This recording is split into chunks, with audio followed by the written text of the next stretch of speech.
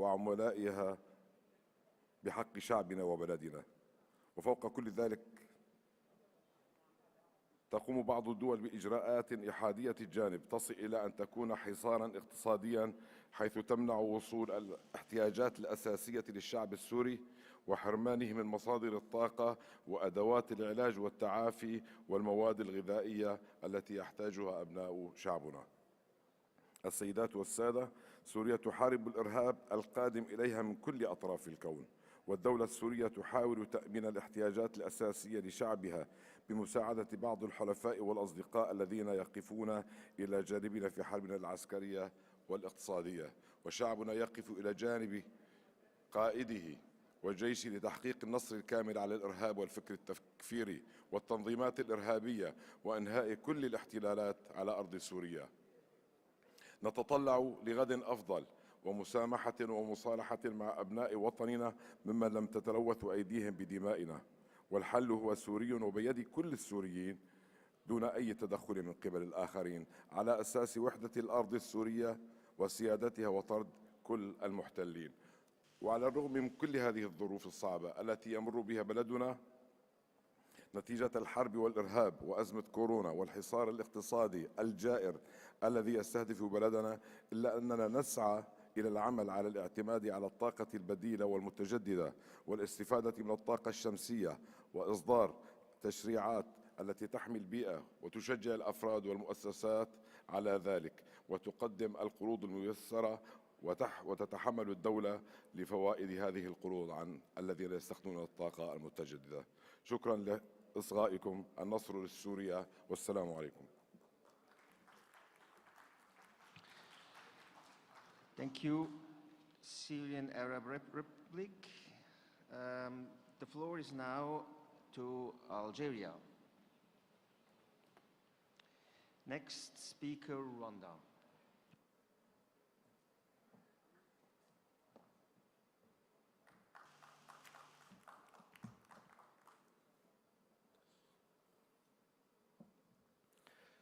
سيد رئيس الاتحاد البرلماني الدولي، سيدة رئيس مجلس النواب الإندونيسية، السيدات والسادة رؤساء البرلمانات ورؤساء الوفود، سيد الأمين العام للاتحاد البرلماني الدولي، السيدات والسادة أعضاء البرلمانات.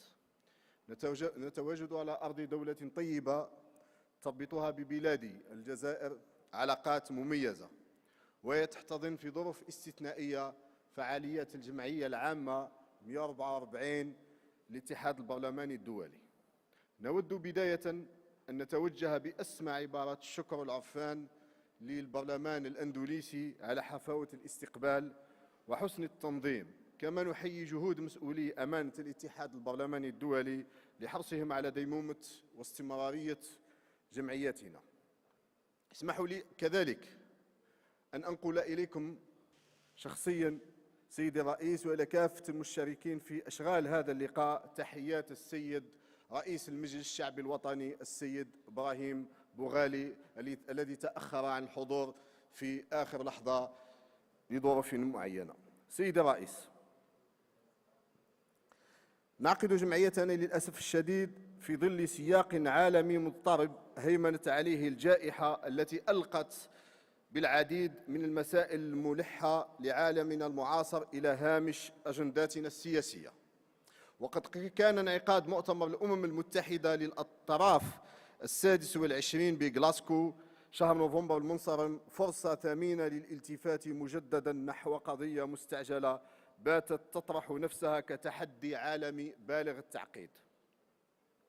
إن التحديات التي فرضتها أزمة المناخ جعلت أغلبية الدول والحكومات، وإن تباينت آراؤها واختلفت مواقفها، تتقاطع عند نقطة مشتركة، وهي إدماج الحالة الطوارئ المناخية واستراتيجيات التكيف معها ضمن أولوياتها.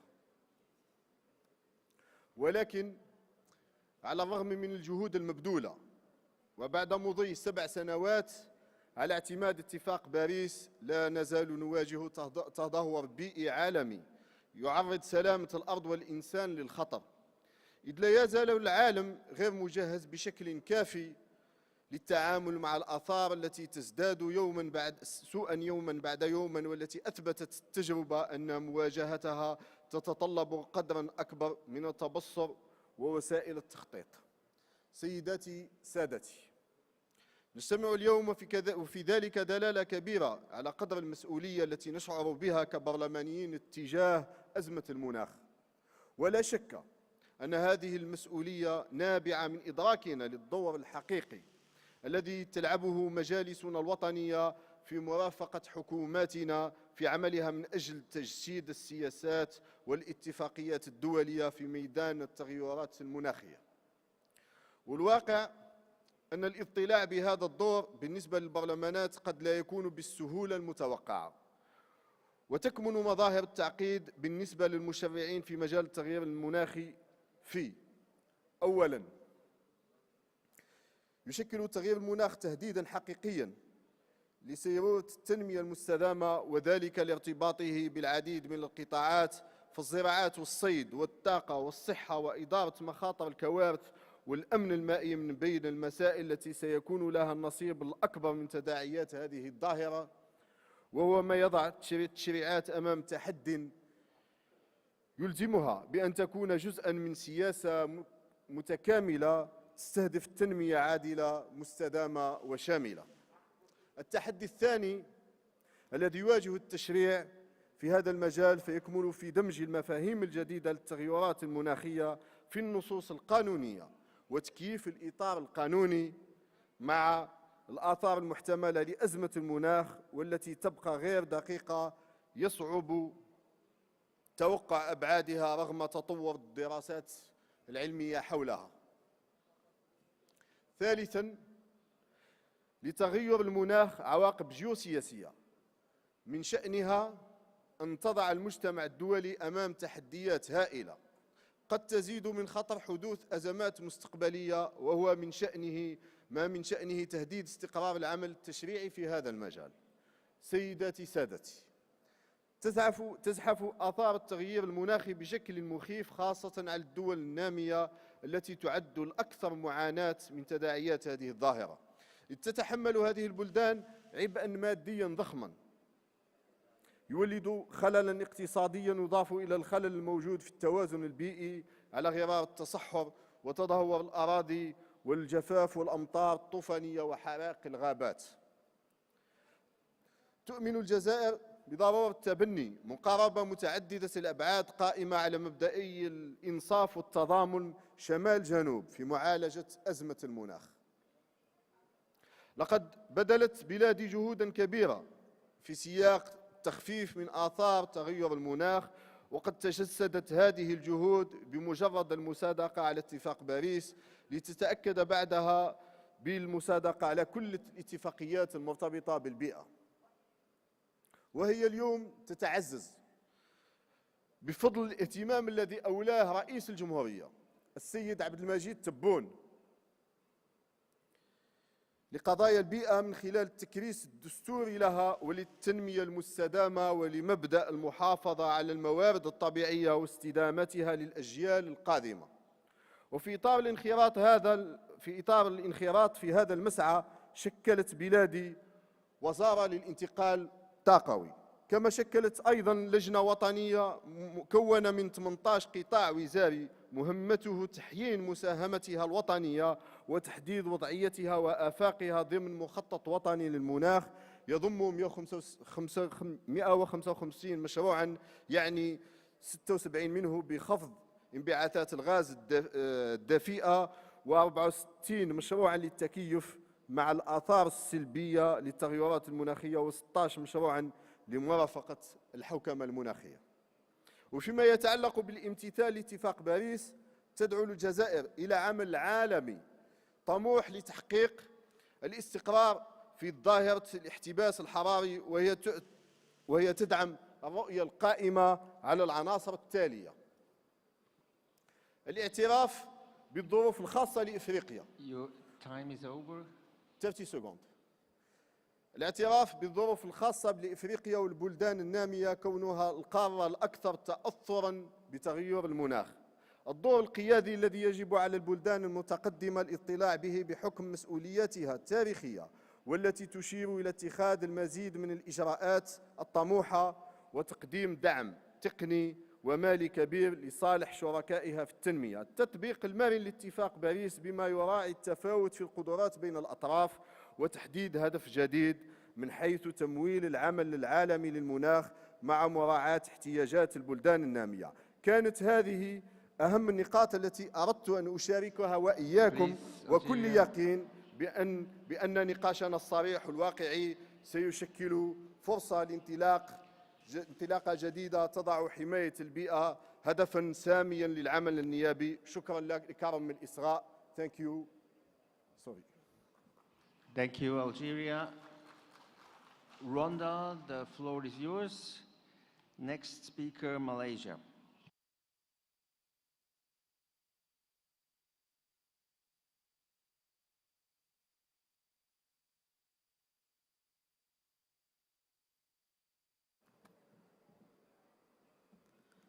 Honorable Chair of this session, dear colleagues, parliamentarians, I would like, first of all, to thank the Parliament of Indonesia for the successful organization of this assembly, and I extend my deepest appreciation to the people of Indonesia for their great hospitality. Let me use this opportunity to thank also the leadership of IPU for choosing Getting to Zero, Mobilizing Parliaments to Act on Climate Change as the theme of this assembly. It is obvious that sustainable development and the welfare of the world population is only achievable if environment is protected and climate change is addressed appropriately. Excellencies, Rwanda is committed to be a country that has a clean and healthy environment with resilience to climate variability in order to support a high quality of life for the citizen. For this purpose, in 2003, the National Environment and Climate Change Policy was adopted and revised in 2019. Rwanda also took a strategic decision to opt for a green growth approach to sustainable development. Thus, a green growth and climate resilience strategy was adopted in 2011, currently under revision to align with the country's Vision 2050. On international level, United Nations Environment Assembly 5 currently adopted a resolution drafted by Rwanda and Peru to begin the process of creating an international legally binding agreement to end plastic pollution. Excellencies, the Parliament of Rwanda has raised its interest in ensuring that government puts in place and implements appropriate legislations and strategies to address climate change. Among pillars of the Rwanda's vision regarding green growth and climate resilience, institutional arrangement and law establishment are key. The Parliament ensured the enacting of different laws on environment, climate change, as well as the ratification of international treaties on environment and climate change, including the Paris Agreement. Among the adopted laws are the law governing the preservation of air quality and the prevention of air pollution in Rwanda, law relating to the prohibition of manufacturing, importation, use, and sale of plastic, carry bags, and single-use plastic items, to name just a few. Using its oversight role, the Parliament of Rwanda conducts activities to assess the government on the implementation of the National Environment and Climate Change Policy and acts for its effectiveness. In addition, a robust institutional framework was put in place to address all matters related to environment and climate change. A national fund for environment, a green fund, was established to ensure financing of projects providing solutions to environmental and climate change problems. Rwanda is one of the pioneer countries for the Task Force on Access to Climate Finance. With current challenges related to COVID-19 pandemic, it is evident that we are urged to stick to principles of green growth and sustainable use of resources in the country's development agenda, and the role of parliaments is crucial. I'm convinced that Parliament's efforts to support government to combat climate change will generate considerable results towards building prosperity on a safe planet for resilient people. Let's have takeaways that will feed in ongoing actions towards successful implementation of COP26 recommendations and appropriate preparations of future climate negotiations to ensure we shift focus from talks to action where it matters most. In conclusion, while Rwanda looks forward to welcoming you all in Kigali in October 2022 for the 145th IPU Assembly, stay safe and healthy. I thank you for your kind attention. Thank you, Rwanda. The floor is now to Malaysia, followed by Pakistan.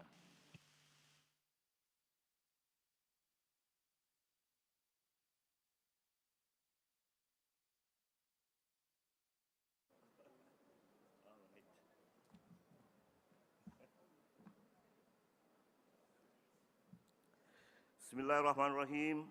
Assalamualaikum warahmatullahi wabarakatuh. Good morning, His Excellency Honorable Chairperson of this session, Excellency Speakers, distinguished guests, ladies and gentlemen.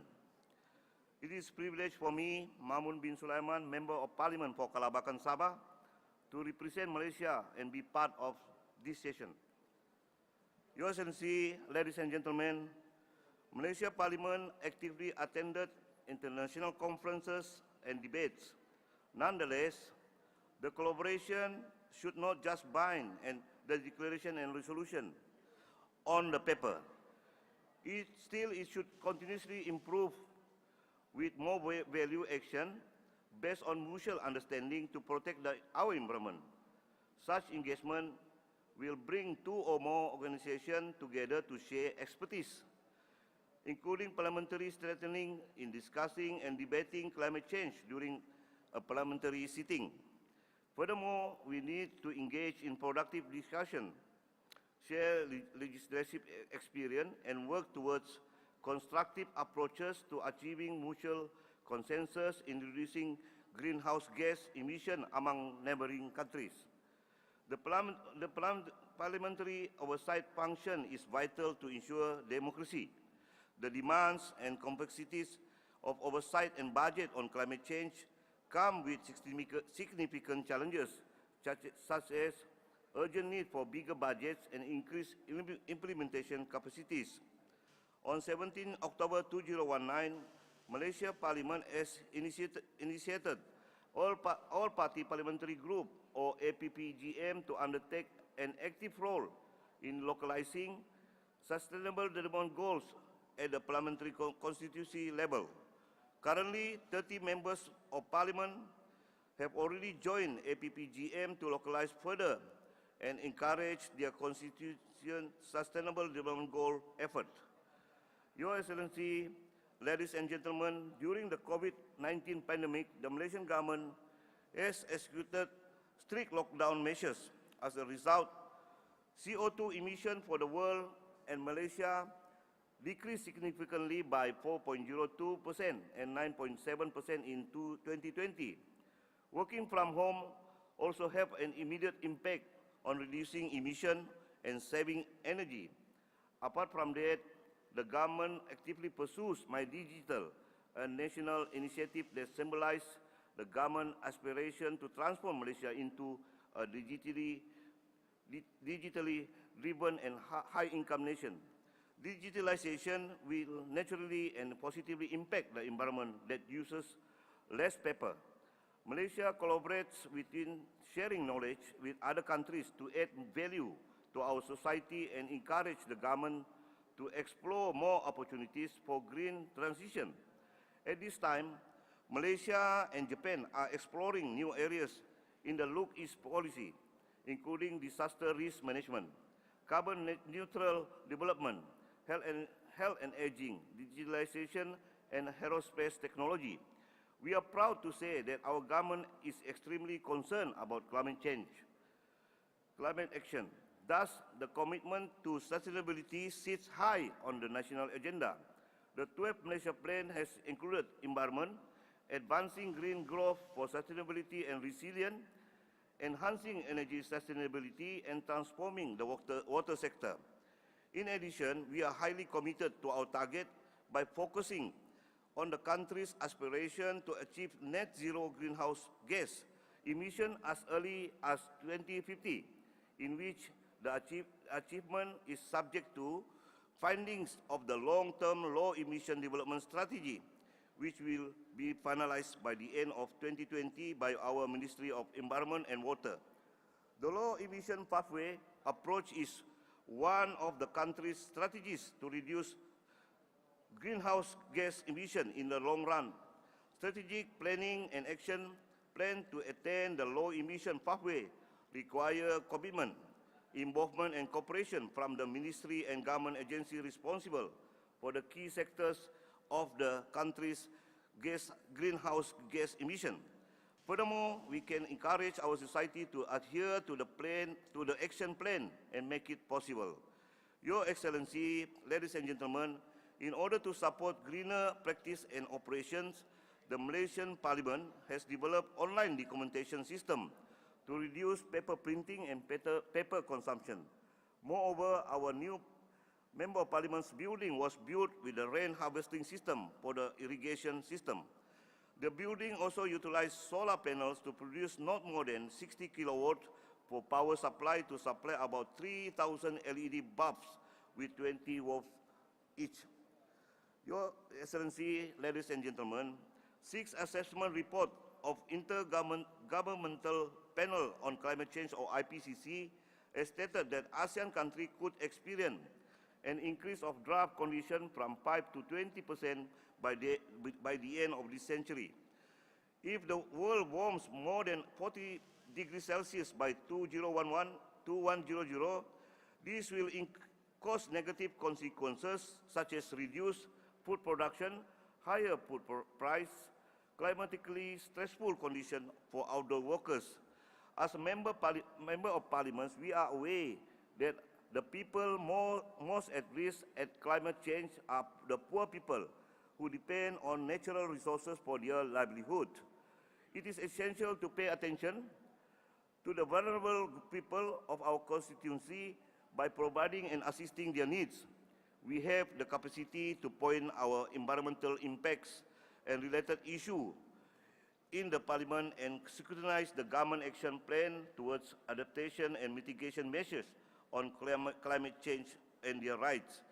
In December 2020, the APPGM on Sustainable Development Goals has completed a pilot project of localizing SDGs in 10 parliamentary constituencies in 7 states in Malaysia, with a theme of leaving no one behind. On 14 September 2020, the effort to localize SDG continued to your time is over. In selected 30 parliamentary constituencies across Malaysia. Therefore, the most at-risk members of the population, including women, youth, and other represented groups in society, are addressed as part of the climate action. To conclude, the Member of Parliament needs to encourage the vulnerable people in the constituency to come forward and assist them by providing free consultation and support mechanism. At the same time, the private sector and NGOs also need to support the implementation of the low-emission pathway to achieve the set targets in line with the whole nation approach in addressing climate change issue. Thank you very much, Mr. Chair. Thank you, Malaysia. Pakistan, the floor is yours, followed by New Zealand.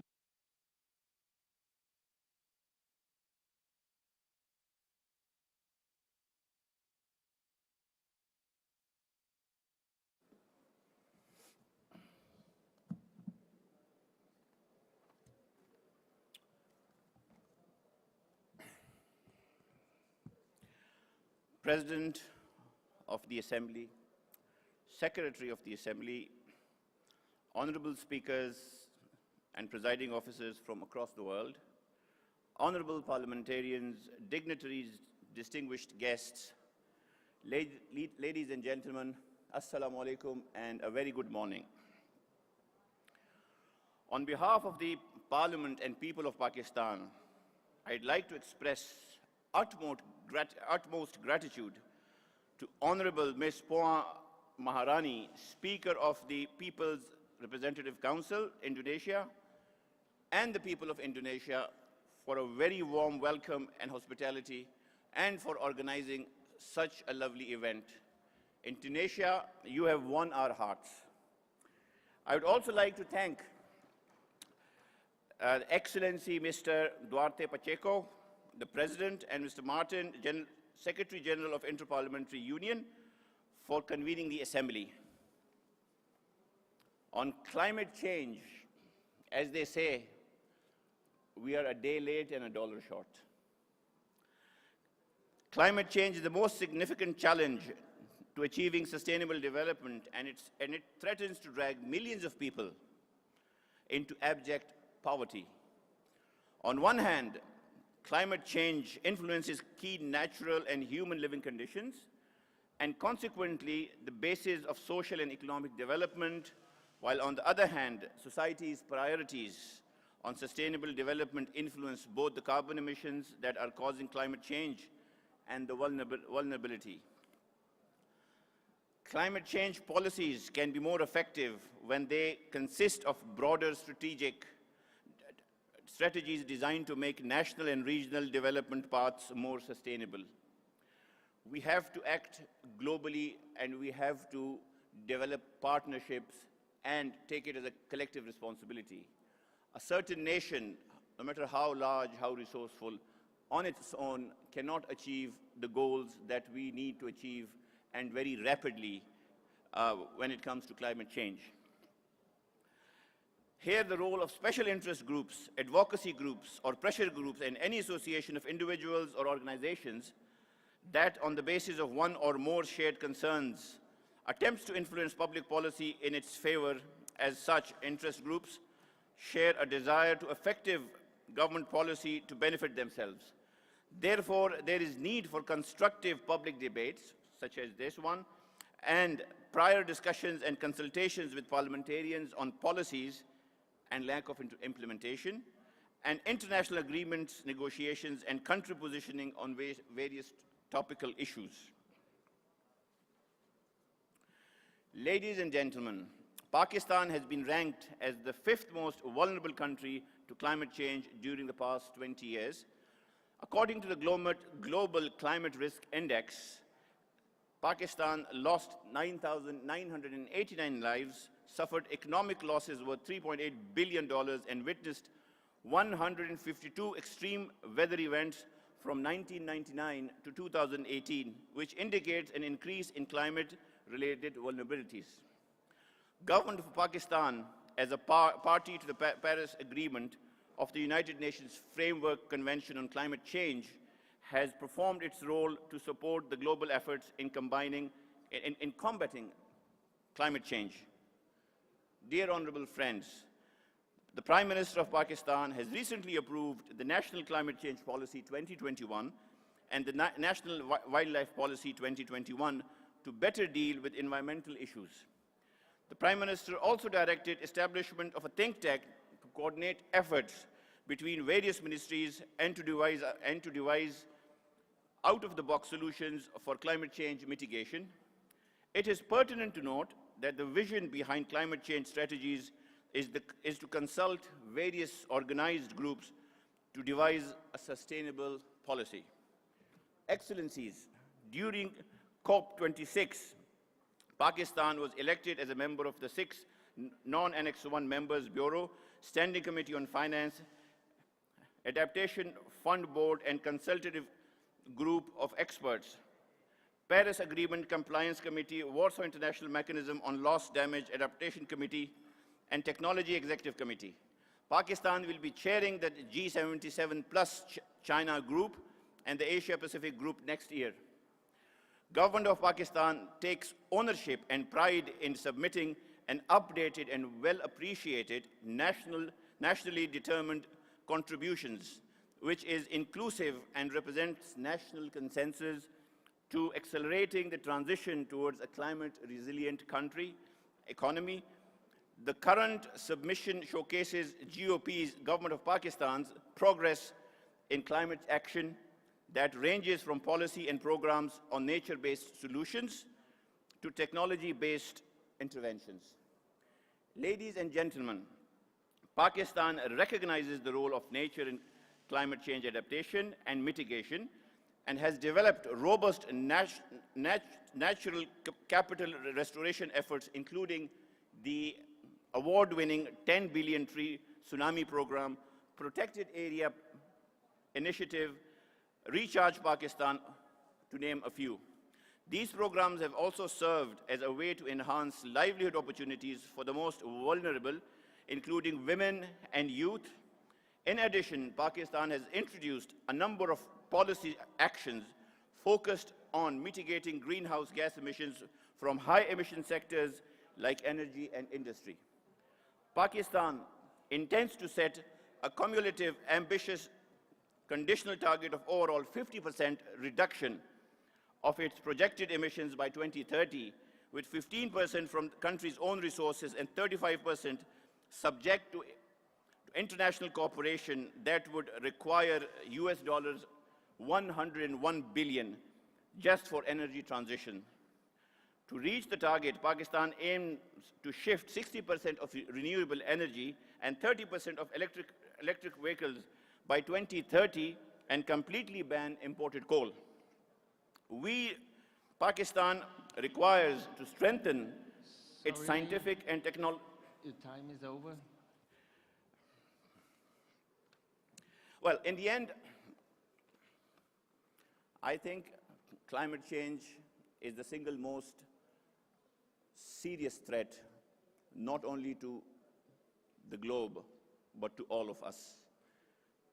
And I think there's no reason why we should not think collectively and take it as a principle of policy to leave everything aside and agree to work in the name of the humanity to ensure that climate change does not affect us as it already has. I thank you all. Thank you very much. Thank you, Pakistan. New Zealand, the floor is yours. Next speaker, Denmark.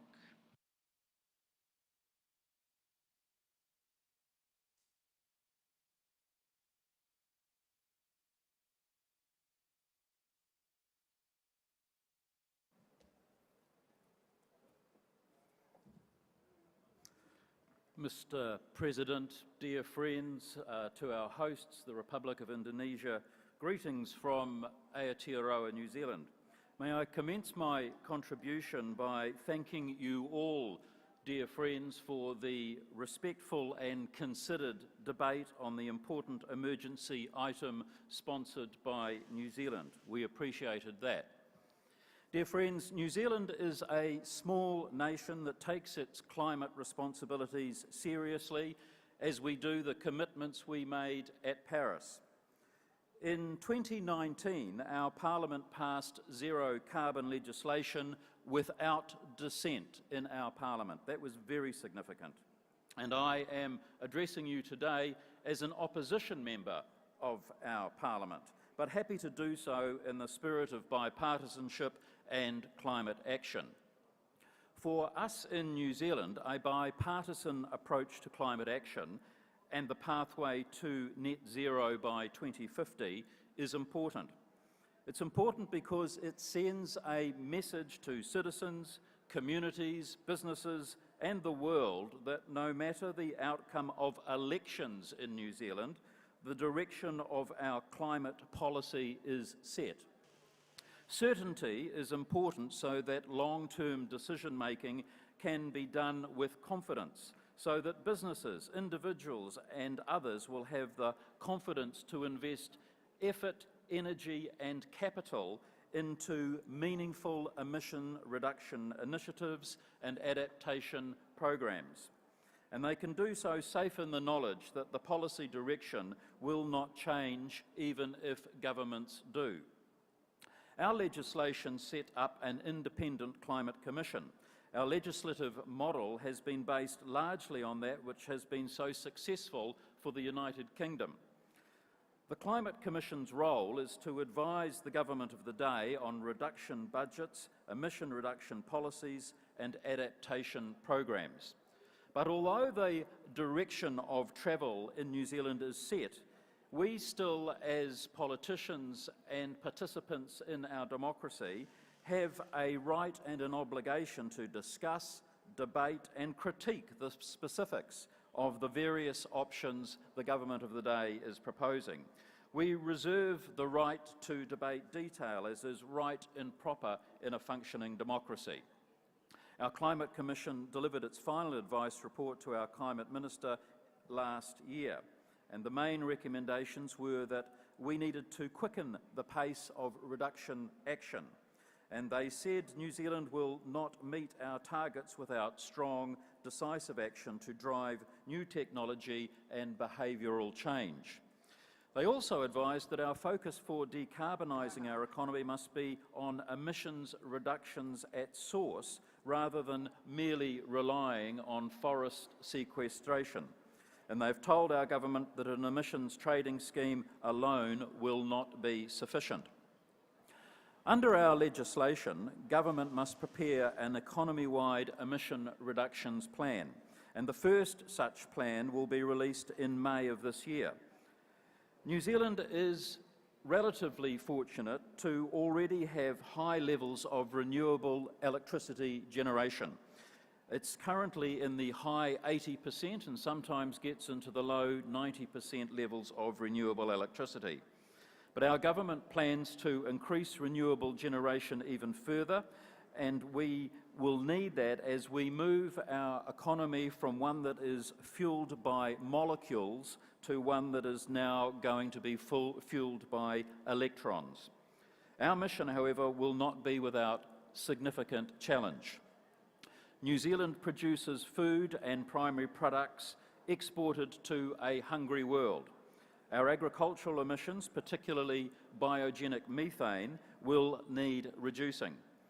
But we must do so without merely reducing production from our already very environmentally friendly and low-emission farmers. The answer, dear friends, lies in science, new technology, improved practices, and a relentless desire to improve. Because if a little nation at the bottom of the South Pacific can solve the issues relating to biogenic methane, then we will not only be doing New Zealand a great favour, but we will be able to transform that information and technological change to a world also seeking answers for the globe.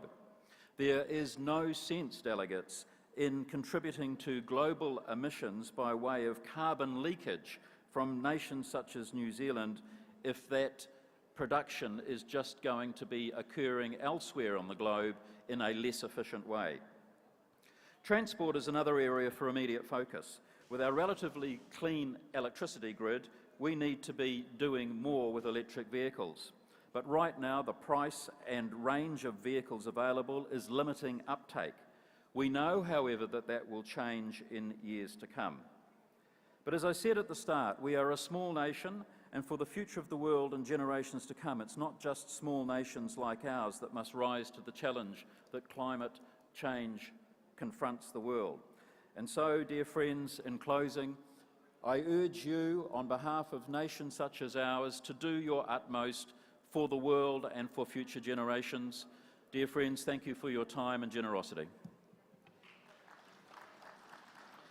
Thank you to New Zealand, Denmark. The floor is yours. Next speaker, Equatorial Guinea.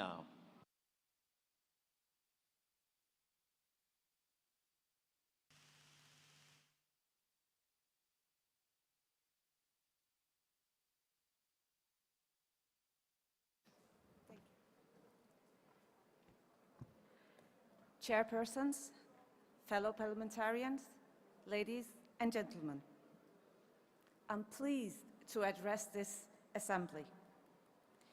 We parliamentarians have a unique opportunity here to discuss the challenges and the solutions of our societies. The topic for this debate is truly a global challenge, and international solutions are required. If we look at the latest IPCC report, it makes it clear that we are facing frightening perspectives and severe consequences if we don't act immediately. I'm representing the Liberal Party, the largest party of the opposition in Denmark. Yet our IPU delegation from Denmark is representing none less than 4 different political parties. It's healthy for the democratic conversation when all perspectives are considered. We can make things happen when we are listening to each other and agree on common solutions. Dear colleagues, when we have something very valuable to lose, we have to dare fight for it too. We have to be committed, we have to be united, and we have to have the courage. And when I say those words, I cannot stop myself from saying, just like the Ukrainian people are doing right now, fighting for what they believe in. They should be an inspiration for us. Around the world, the climate crisis has united people with a common cause, and not least the young generation. In my home country, minority government is typical form for government. The government cannot enact legislation without cooperation with other parties. Cooperation across the political spectrum is necessary when we need to find common, long-lasting solutions. The important agreement on green transition and our ambitious climate goals will remain in place even if or when the governmental power shifts. Nevertheless, the national goals and agreements are not enough on paper if we don't act on them. Dear colleagues, dear parliamentarian, we need to stand united because climate change and pollutant emissions does not respect borders. Therefore, moving the polluters out of our respective countries is not the answer to getting to zero and ensuring the climate action the planet so desperately needs from us right now. We have the possibility to create green transition without renouncing our quality of life. We need to create green, sustainable solutions. We need targets for reducing emissions and setting clear demands to our companies. And let me here be honest. Taking the next step in innovation will not be easy, but I'm confident. I know we can do it if we want. The COVID-19 pandemic has taught us that we are more able to adapt to a changing world than we ever thought was possible. Certainly our working life were changed and our social life were so restricted. The pandemic was tough and the sacrifice was tremendous to too many people. But did we learn from it? Yes, and that we must not forget. We invested resources and developed vaccines faster than ever before. We demonstrated that political will and leadership can make things happen. To evolve to a greener future, we must bear that willingness for innovation, progress, and cooperation in our minds. We did it during the pandemic. Why not now, to the benefit of the climate? We must invest in technologies and solutions and implement and further develop the ones we already have. In Denmark, in my country, we are ready for the next adventure of green growth. We have green technologies from Danish companies, wind turbines from Vestas, thermostats from Danfoss, and pumps from Grundfos. And we need to develop more. For instance, we now establishing a new so-called energy islands. And we believe this is the way to go. Some believe that green technology cannot exist in society with economic growth. I don't agree in that. In fact, we need economic growth in order to finance the green transition. Because we all have a legitimate need to consume in order to have the quality of the life we all seek and to create good quality of life for everyone. Dear colleagues, parliamentarians, let's stand united to create our sustainable green future. We must fight barriers for climate change by providing the action and change demanded by especially the young generation. We need, and they deserve, a future without rising numbers of heat waves, rising sea levels, wildfires, and extreme weather. We need to, and they deserve, a future with clean energy, clean air, clean oceans, and green growth. We have a common responsibility here for the planet and for the future generations. Now, dear colleagues, now is time for action. Thank you all for listening. Thank you, Denmark. Equatorial Guinea, the floor is yours, followed by Japan.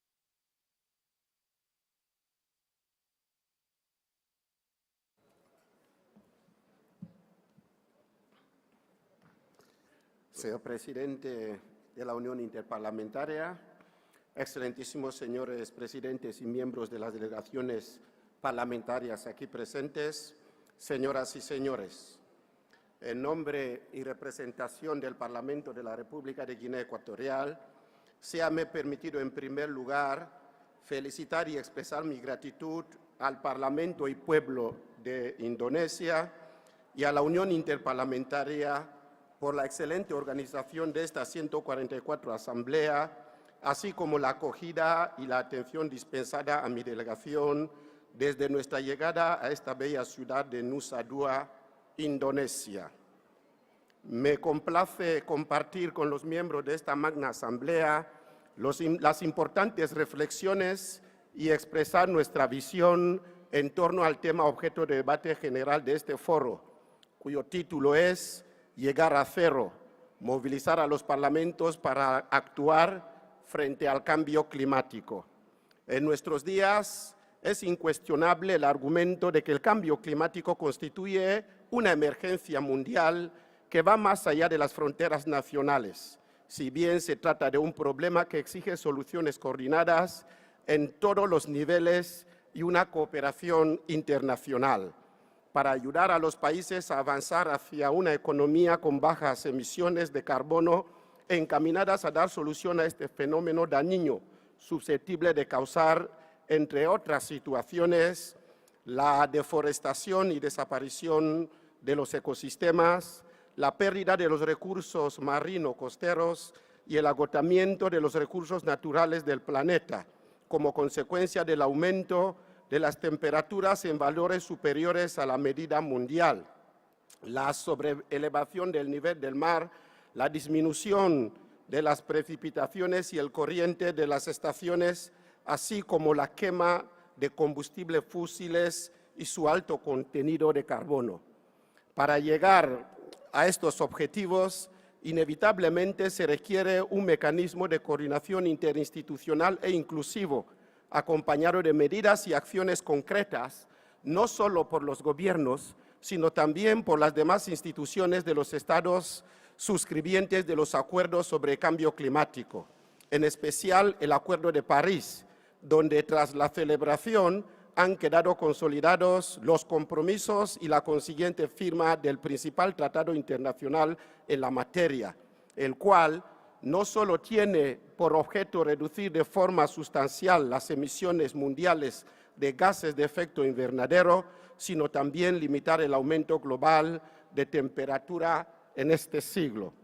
Desde la perspectiva de la potestad legislativa, los parlamentos podrían de forma dinámica activar sus mecanismos legislativos aprobando leyes sobre la lucha contra el cambio climático, orientadas a fomentar la implementación de todos los compromisos contraídos por nuestros estados en los acuerdos celebrados en las conferencias de las partes.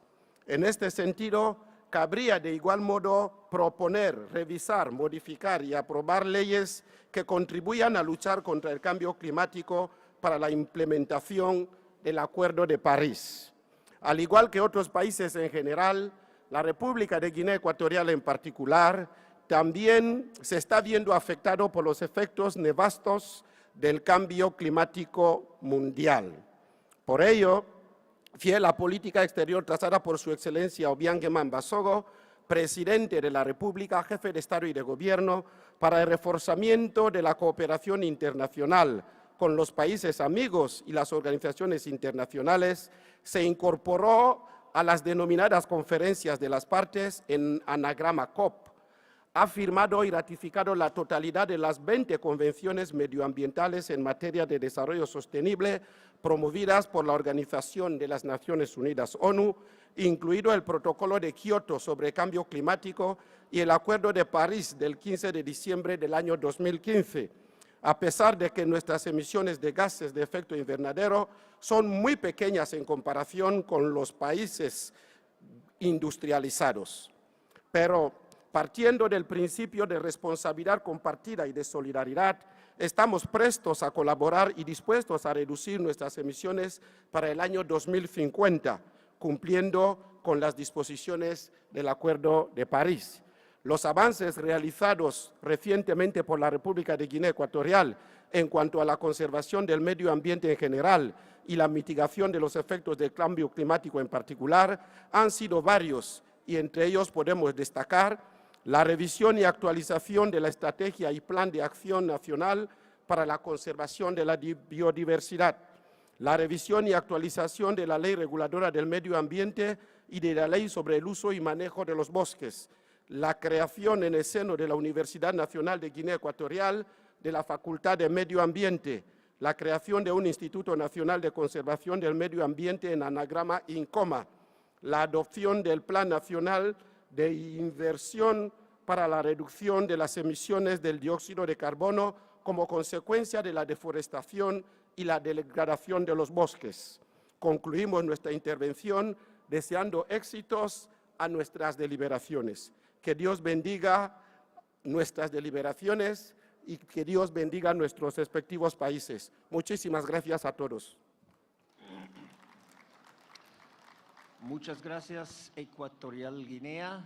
Next speaker is Japan, please, followed by Ecuador.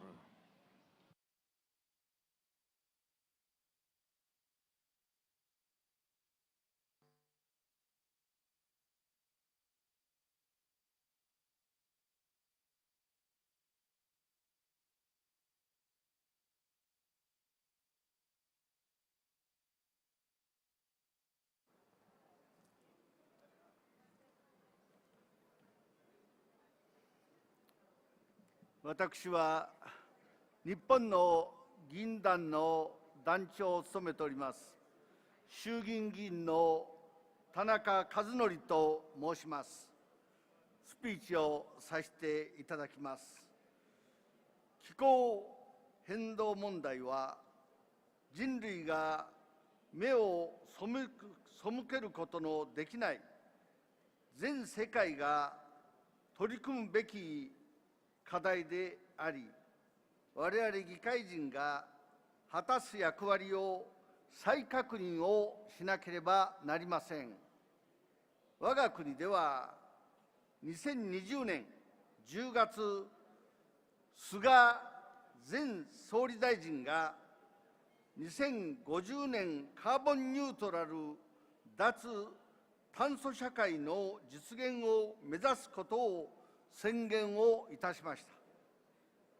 これにも続き、衆議院、参議院、両院は翌月、気候非常事態宣言決議を行ったのであります。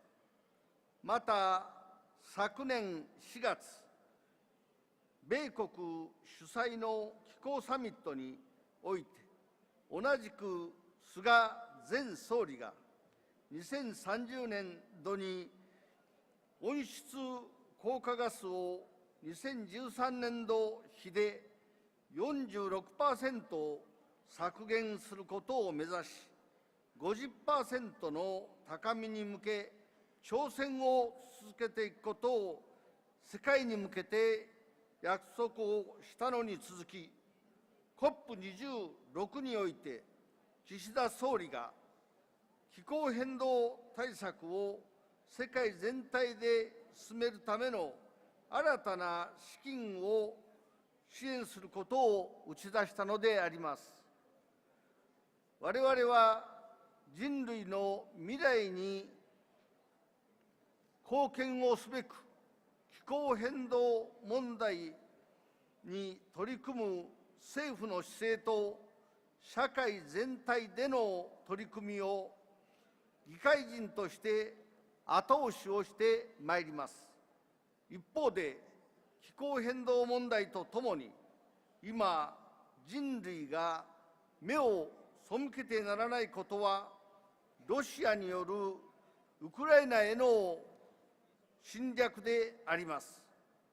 我が国では、これについても今月、衆議院、参議院、両院でそれぞれロシアによるウクライナ侵略を非難する決議を行ったところであります。ウクライナ市民の生活は侵略によって日々破壊され、原発さえ攻撃を受けています。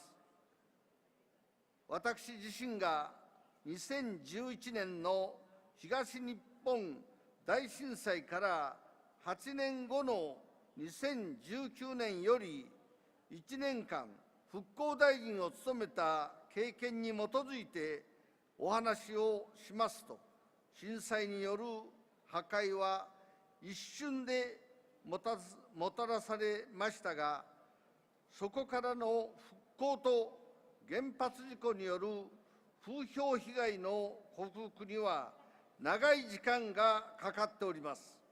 多くの方や命が、また家族を失い、帰る家を失って、仕事も失ったのであります。被災者の心の傷が完全に癒えることはありません。ウクライナでは悲劇が自然現象によってではなく、プーチン大統領により引き起こされているのであります。我が国は最も強い言葉でこれを非難をいたします。また、唯一の戦争被爆国である日本として、核による威嚇にも使用もあってはならないことを強く主張するものであります。今、ここにいる議会人の皆様と共に、ウクライナの平和と国際社会の秩序を取り戻すために、意思を共有をいたしたいと思います。それは今ここで我々が行っている IPU における活動の根幹であることを確認し、私の発言を締めくくりたいと思います。皆さん、ご清聴ありがとうございました。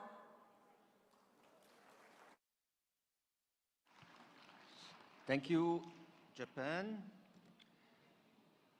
Next speaker, Ecuador, followed by Mozambique.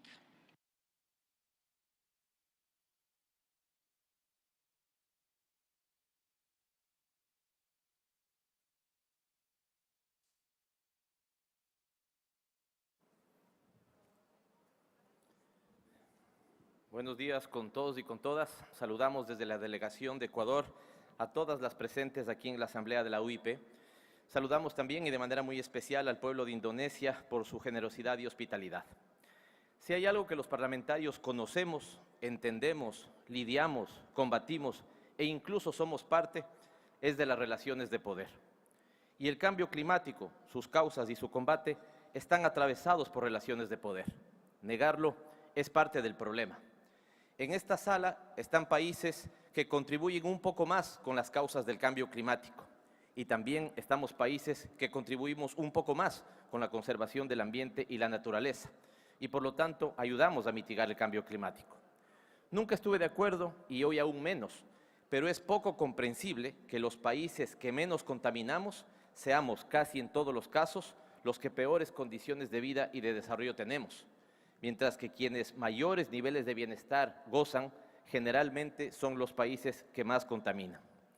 Esto se debe a que seguimos entendiendo o asociando el desarrollo con un crecimiento acelerado, con un consumo sin límites y la paradoja de una concentración excluyente del ingreso basada en una devastación expansiva de la naturaleza. Ecuador ha hecho esfuerzos por romper ese paradigma y por ello en su Constitución reemplaza el concepto de desarrollo por el de buen vivir y garantiza los derechos de la naturaleza.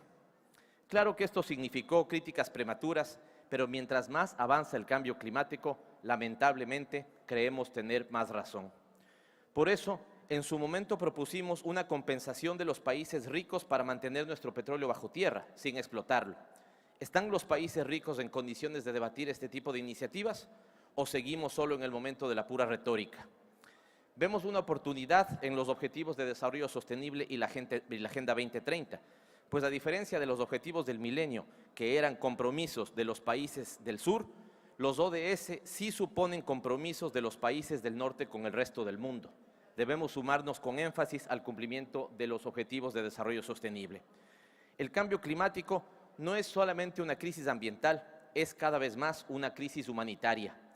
No solo pone en duda el clima y la naturaleza como la entendemos hasta ahora, sino que también pone en duda la vida tal como la entendemos hoy. El aparecimiento del COVID abrió un debate entre dos grandes posiciones. La primera, o el COVID cambiaba el mundo y sus relaciones, o la segunda, radicalizaba lo peor del mundo actual. Temo que se impone la segunda posición y un ejemplo de ello es el actual conflicto militar entre Rusia y Ucrania. Conflicto que no solamente causa muerte, devastación o grandes masas de refugiados, sino que también desata un ajedrez geopolítico por el uso y la explotación de los recursos naturales.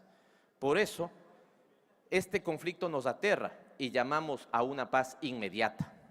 Ecuador ha dado pasos para mitigar el cambio climático, como por ejemplo apostar por una economía circular o ampliar las reservas de área natural y área protegida.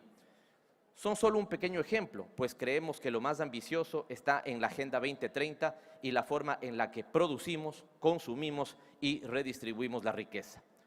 Los parlamentos del sur, de los países en vías de desarrollo, hacemos un llamado a los países del norte, de ese mal llamado primer mundo, para que insten seriamente a sus gobiernos, pero también a sus corporaciones y a sus consumidores, que es momento de usar el extractivismo para salir del extractivismo. Seamos necios y continuemos apostando porque la pospandemia nos permita pasar de la retórica a las medidas y a las acciones concretas para combatir el cambio climático. Muchas gracias. Muchas gracias, Ecuador.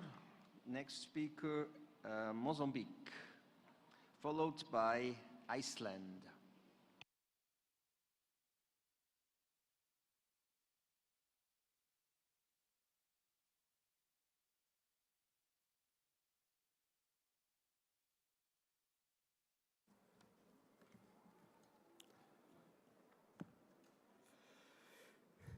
Ilustre Presidente da Assembleia Geral, Excelências, o agravamento das mudanças climáticas e dos riscos ambientais alerta-nos para a necessidade de promover um desenvolvimento com pegadas ecológicas globalmente sustentáveis, protegendo o planeta, as espécies que nele habitam, bem como o futuro da humanidade. Esta situação requer da comunidade internacional uma ação urgente, enérgica, coordenada e solidária, com enfoque no apoio aos países em desenvolvimento, visando a mitigação dos efeitos das mudanças climáticas e a promoção da transição para modelos energéticos, industriais, econômicos e sociais cada vez mais sustentáveis. Excelências, a ação climática está, por isso, estreitamente ligada a um desenvolvimento que medeie as suas dimensões sociais, econômicas e ambientais de forma o mais coerente possível. Ora, os aspectos acima arrolados impelem-nos a uma reflexão nos seguintes moldes. Primeiro, será que as políticas ambientais ou climáticas tomem em consideração os desafios de desenvolvimento e as estratégias verdes equacionam os seus impactos à escala global, sobretudo nas legítimas aspirações dos povos mais pobres a uma vida digna, em busca mais que urgente de uma atuação concertada na universalidade das nações? 2. Estarão os países em desenvolvimento verdadeiramente vítimas a ser devidamente apoiados neste desígnio? Excelências, as alterações climáticas são a maior ameaça ambiental do século XXI. Neste sentido, constituem não apenas um problema ambiental, mas uma emergência humanitária e desenvolvimento com proporções globais, afetando particularmente os mais pobres. A nosso ver, o desafio do combate às alterações climáticas tem dois vetores principais: mitigação e adaptação. Uma combinação eficaz de medidas de mitigação e adaptação pode, assim, contribuir para limitar os seus impactos no futuro e conceber uma multiplicidade de políticas setoriais de agricultura e energia, do ambiente à economia, da ciência e tecnologia às opções de desenvolvimento sustentável aos níveis mundial, continental, regional, nacional e local. A crise climática constitui uma oportunidade para reavaliarmos com profundidade e na essência a nossa visão e paradigma de desenvolvimento que tenha em conta a importância da cooperação e solidariedade dentro dos países e entre si. Devemos também reconhecer que uma verdadeira e responsável abordagem ecológica e sociológica não pode olvidar a justiça nos debates sobre as alterações climáticas. Senhoras e senhores, o desenvolvimento para o bem comum é muito mais do que esverdear o nosso atual modelo de desenvolvimento para reduzir os seus danos ao ambiente. O enfrentamento ao desafio climático terá custos e causará rupturas. Esses custos devem ser suportados de forma justa entre as nações, comunidades e indivíduos, e as rupturas atenuadas e compensadas da melhor forma possível. O Papa Francisco, em Laudato Si 205, lembra-nos, e nós citamos: os seres humanos capazes de tocar o fundo da degradação podem também superar-se, voltar a escolher o bem e regenerar-se, para além de qualquer condicionalismo psicológico e social. Fim da citação.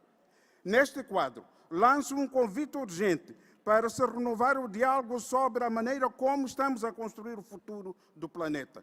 Precisamos de um debate que nos una a todos, porque o desafio ambiental que vivemos e as suas raízes humanas dizem respeito e têm impacto sobre todos nós. Excelências, as mudanças climáticas e os seus nefastos impactos são um facto consumado e uma dura realidade. Moçambique sofre as consequências destas mudanças climáticas. A título de exemplo, só nos primeiros meses do presente ano, o país foi assolado por 2 ciclones, Ana e Gombe, cujo impacto direto é expresso por um número significativo de perdas de vidas humanas, de bens pessoais e meios de subsistência, destruição de infraestruturas essenciais, tais como estradas, pontes, sistemas de abastecimento de água, escolas, hospitais e habitações. A seca e a estiagem cíclicas que se registram em algumas regiões do nosso país são outra face inegável destas mudanças. Excelências, apelo firme dirijo aos parlamentares participantes desta sessão da União Inter-Parlamentar, subordinado ao lema Meta Zero, mobilizando os parlamentos para agirem em relação às mudanças climáticas, para que redobremos a fiscalização ao setor da educação, uma vez ser o único recurso autenticamente inextinguível que garante um ambiente e um desenvolvimento sustentáveis. Somente o conhecimento, acompanhado de um sentido ético do nosso relacionamento com o meio ambiente, pode ajudar a orientar os nossos esforços, tanto no presente como em relação às gerações vindouras. Excelências, em Viena e Madrid em 2021, em Nova Iorque em fevereiro transato, partilhamos convosco sobre a candidatura de Moçambique a membro não permanente do Conselho de Segurança das Nações Unidas. Nessas ocasiões, esgrimimos os nossos fundamentos da nossa decisão e agradecemos os países do mundo inteiro que já tinham manifestado simpatia para o caso Moçambique. Hoje, apenas lembramos que a nossa posição mantém-se firme e contamos convosco em junho próximo. A vitória de Moçambique será também vossa e o Conselho de Segurança das Nações Unidas ganhará certamente com a experiência de Moçambique na gestão de conflitos, que sempre apostou um diálogo aberto e permanente como arma principal para o alcance de consensos para a paz e concórdia no país, na região, no continente e no mundo. Senhor Presidente, muitas graças pela sua compreensão e muito obrigado a todos vós que me acompanharam nesta nossa intervenção. Thank you, Mozambique. The floor is now to Iceland. Next speaker, Niger.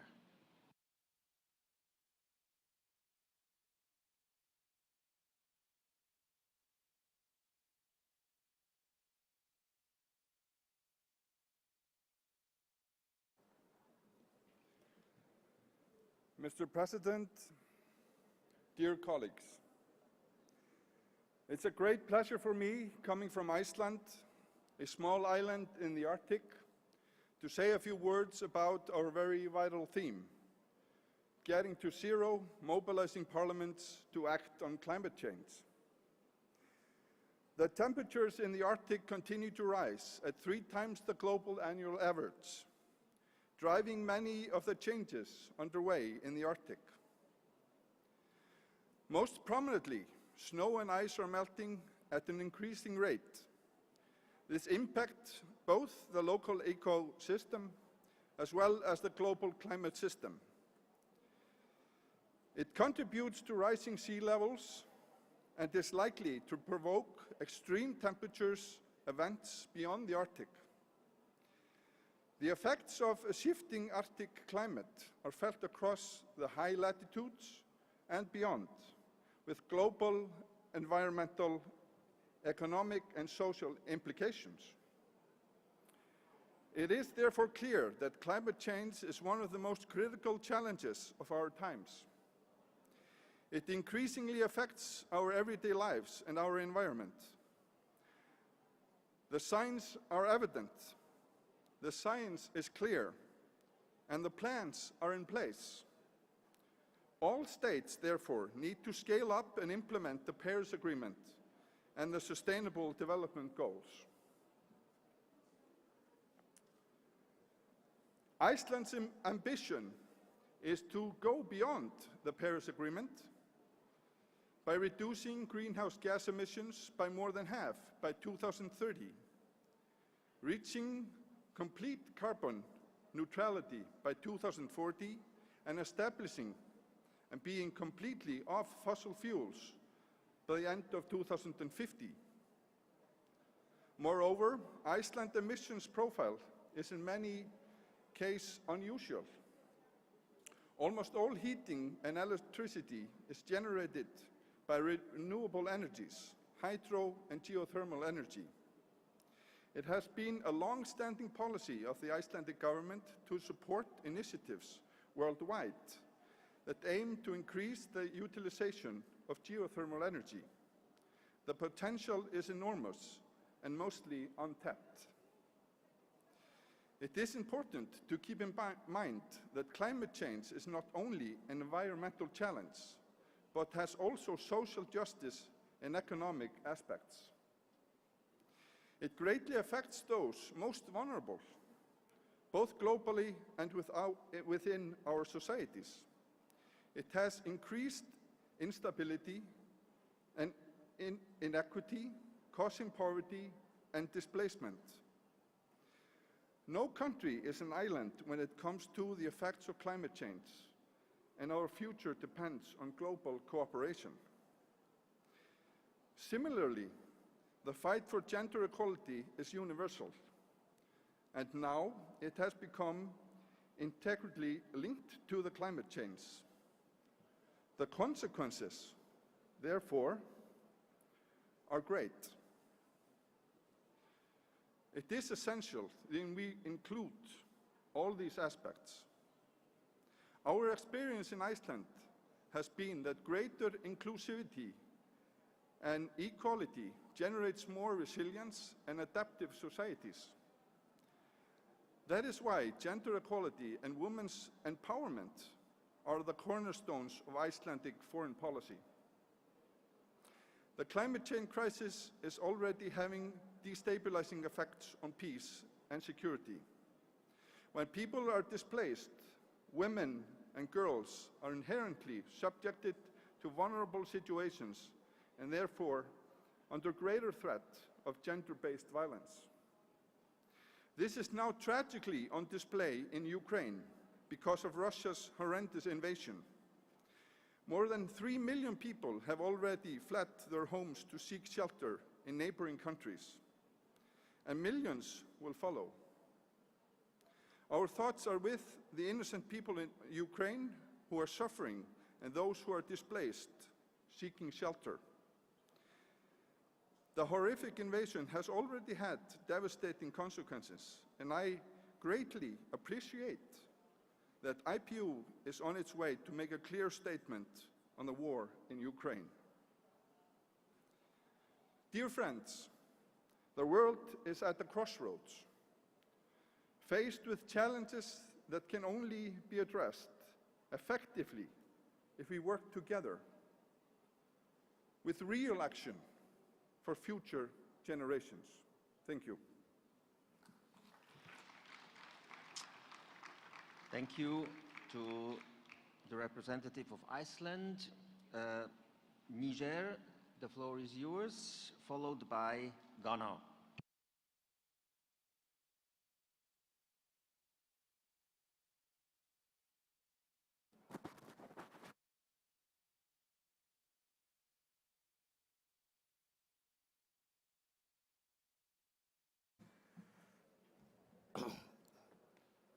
Merci, Monsieur le Président.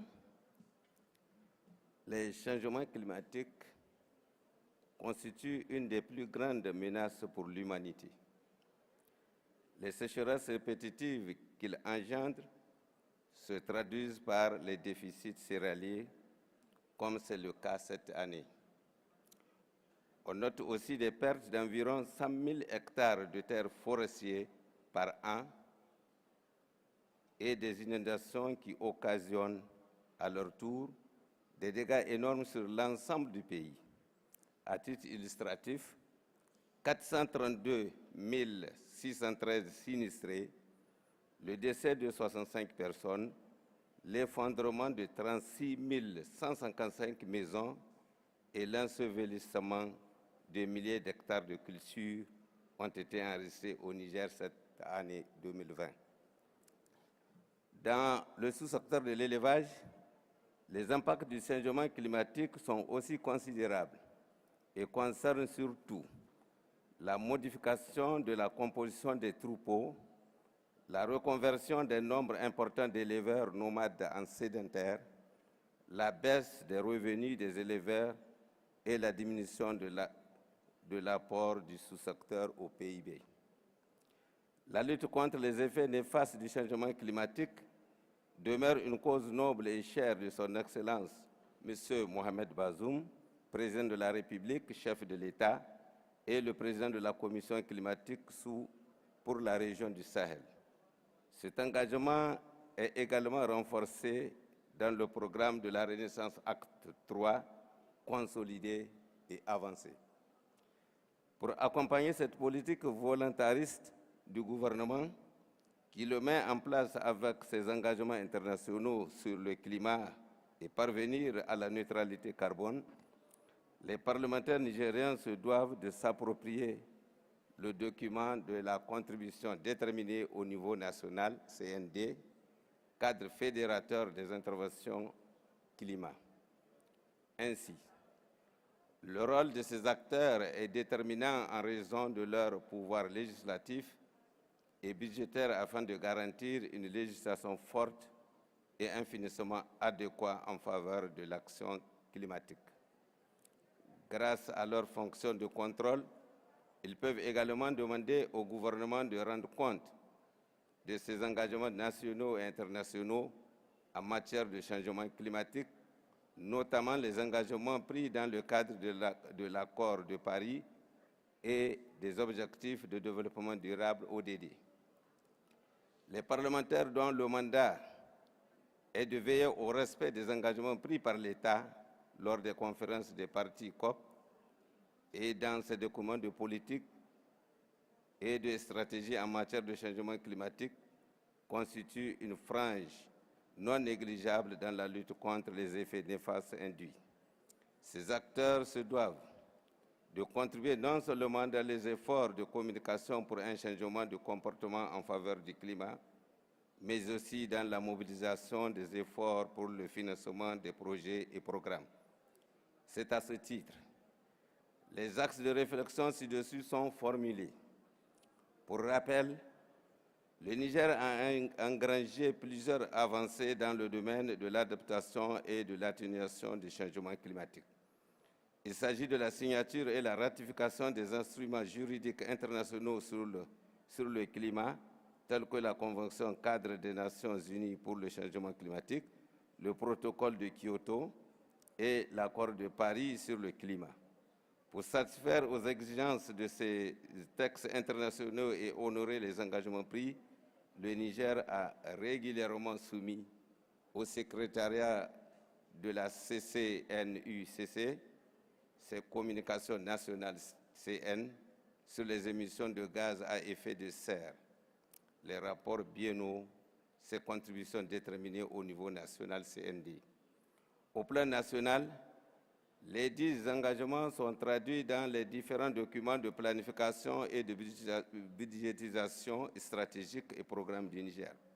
En l'occurrence, la stratégie nationale de croissance inclusive 2035 et le programme de développement économique et social, la stratégie de l'initiative 3N, la CND, ainsi que les documents de stratégie sectorielle agriculture, foresterie et autres urtications des terres et au secteur AFACT et énergie. Le Niger a en effet retenu ces deux secteurs en termes de priorité pour les actions climatiques eu égard à leur grande vulnérabilité aux effets néfastes des changements climatiques et leur contribution aux émissions de gaz à effet de serre. C'est dans ce sens que la phase de mise en œuvre des projets et programmes met l'accent sur le renforcement de la résilience des communautés et des écosystèmes. Malgré la volonté politique croissante, quel obstacle constitue d'entraver la mise en place d'une action climatique efficace et l'application des accords sur le climat? Parmi les obstacles qui continuent d'entraver l'action climatique malgré la volonté politique affichée, on peut noter la faible mobilisation des ressources de la finance climatique, l'insuffisance de la coordination et la synergie d'action climatique au niveau des acteurs, l'insuffisance de suivi, évaluation, d'apprentissage des actions climat qui ne permet pas d'avoir une meilleure visibilité sur les efforts consentis dans ce domaine. De quelles capacités supplémentaires a-t-on besoin, y compris au sein des parlementaires, pour renforcer la lutte contre les changements climatiques? Il faut renforcer les capacités des cadres chargés de suivre et évaluer l'action climat. Cela implique le renforcement des compétences dans le domaine de suivi et évaluation, de mobilisation de la finance climatique et l'évaluation de la vulnérabilité et de la dotation en équipement adéquat. Comment mettre à profit la période de reprise post-Covid-19 pour accélérer la transition écologique?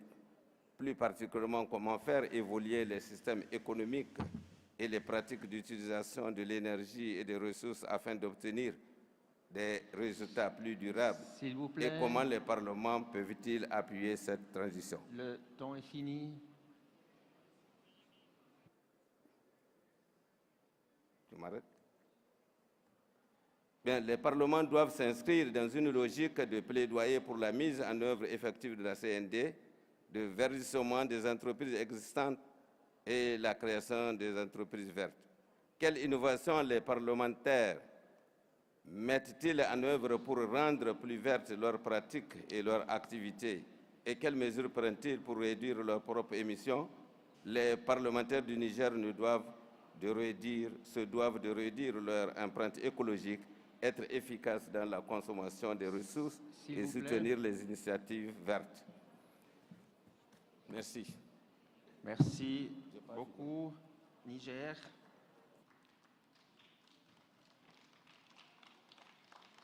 Ghana, the floor is yours now, followed by Belgium.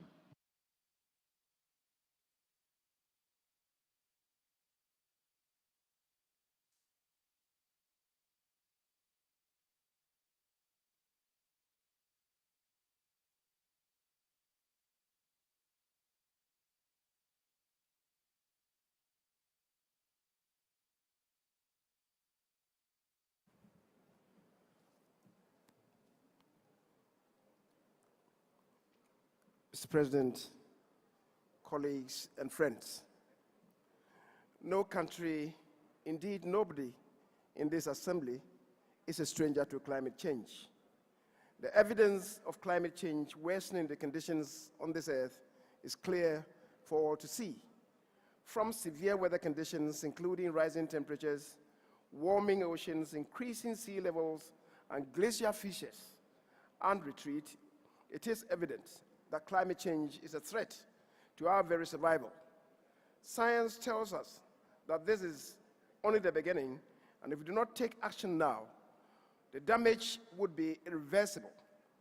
In February 2022, Working Group 2 of the United Nations Intergovernmental Panel on Climate Change released its report assessing the damage of climate change, and the conclusion is crystal clear. We are simply not doing enough. The report suggests that we are at a point where adaptation is becoming more feasible than mitigation. In the words of the United Nations Secretary General Antonio Guterres, adaptation saves lives. Climate change is affecting the world faster than hitherto anticipated. Human activity is the main contributor to global warming, and yet we are behind in our efforts to control the situation. Continuing on this path would further exacerbate the rise in temperatures, changes in precipitation patterns, more frequent and intense droughts, heat waves, and so on. Countries have continually pledged to work towards mitigating climate change. What is required, however, is decisive action. Financial constraints to tackling this issue now are often cited. And yet, paradoxically, it will become much more expensive to deal with this in future if we do not curb the menace now. As parliamentarians, through our legislative, representative, and oversight functions, we can effect changes which would secure for ourselves and posterity equality of opportunity and prosperity. The unique ability of Parliament to pass laws allows us to formulate legislative frameworks which are consistent with national climate goals and international climate agreements such as the Paris Agreement. There is the need to reassess existing climate policies, identify gaps, and make the appropriate amendments where required. Effective climate legislation, therefore, should be based on extensive research which hinges on the effects of such legislation on the environment, as well as the socio-economic well-being of the people. Climate legislation should therefore take into account economic structure, the legislative culture, climate exposure, and also the social conditions of the people. Parliamentarians are representatives of the people, and it is important that we use our leadership positions to increase awareness of climate change at the local level. Strong dialogue between us, the members of Parliament, and the people we represent would accentuate their appreciation and buy-in of the crisis. Understanding government policies and what the people can do, both as individuals and as collective, to support this cause can only be achieved through consistent and persistent interaction between us parliamentarians and the people. Parliamentarians can hugely impact information dissemination by supporting information campaigns and holding stakeholder engagements. Parliaments, including the relevant parliamentary committees, have to share findings and reports with the public, in addition to holding direct consultations with citizens and key stakeholders such as civil society organizations, non-governmental organizations, the media, and in our case, for example, our chiefs, as well as faith-based organizations. These stakeholders should have access to Parliament and parliamentarians to share concerns and observations in the full recognition that their experience, research, and expertise can aid the work of Parliament in the fight against climate change. Parliamentarians bear the responsibility of holding the executive arm of government accountable in the latest bid to fulfill its objectives according to legislation and budgetary allocations. Oversight is an important aspect of our job as it allows us to scrutinize performance of our governments as they implement national climate-related policies and honor international commitments. Therefore, parliamentarians must be committed to ensuring transparency and accountability using all appropriate vehicles, including questions, motions, statements, petitions, and the committee systems.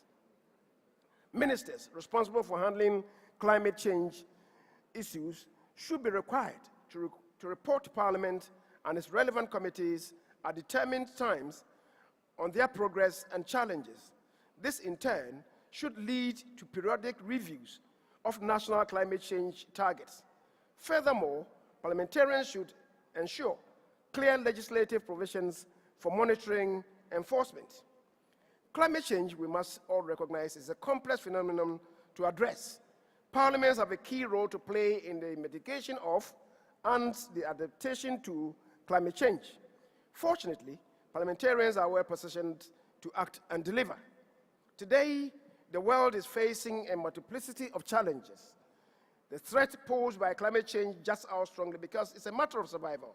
The world must come together to respond to the use of sustainable fuels because coal and fossil fuels are releasing pure acids into the atmosphere.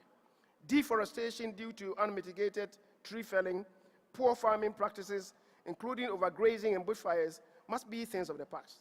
Manufacturing industries and transportation are necessities of life, but the homicidal emissions must be done away with by resorting to renewable energy sources. Dear colleagues, significant medium and long-term planning is required to deal with climate change. Should we ignore this call, the risk of floods, droughts, heat waves, rising sea levels, Air, water, and food pollution, among other dire consequences, will increase the plague all living creatures until we become extinct. Thank you very much for your attention. Thank you, Ghana. Belgium, the floor is yours. Next speaker, Guinea.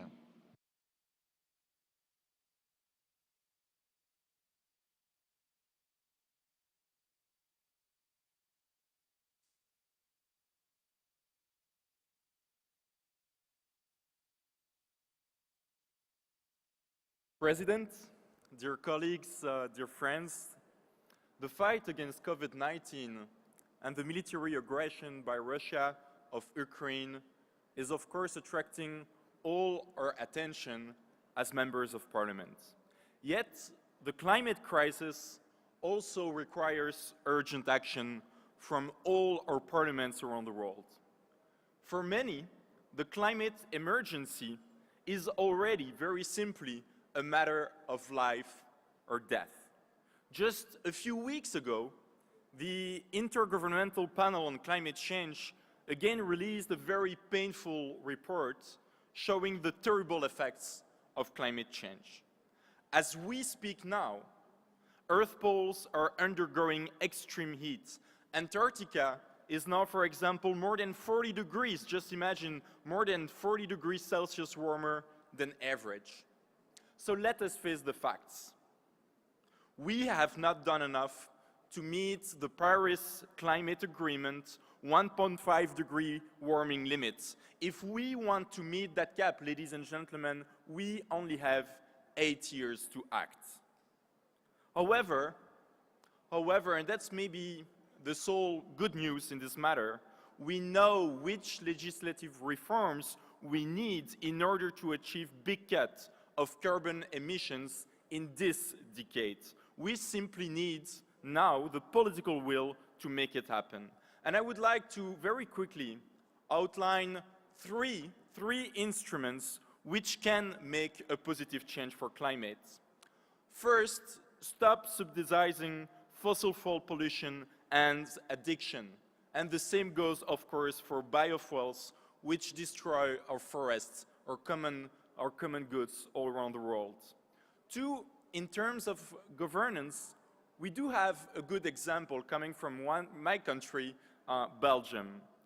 For the first time in history, my parliament will not only control and scrutinize the budget of the government in sole monetary terms. For the first time in history, my parliament will also control the budget of CO2 emissions of every Ministry of Agriculture, Economy, Defense, and so on.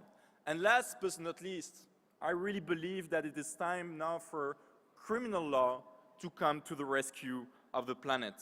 We must protect nature and future generations in much stronger terms, in more enforceable ways. And I'm very proud to say that my parliament, Belgium, has committed to adopt and reform the criminal codes by adopting a new crime of ecocide, not only at the domestic level, but also at the international level of the Rome Statute of the International Criminal Court. And you remember that just 1 year ago, our IPU assembly also called every single parliament in the world to recognize this new crime of ecocide. Ladies and gentlemen, I entered politics with one leitmotif, the strong belief that we must do everything faster and bolder to save our planet. Now it is time in every single parliament in the world to rise up, think big, and unite. Thank you. Thank you to Belgium. Guinea, the turn is yours, followed by Monaco.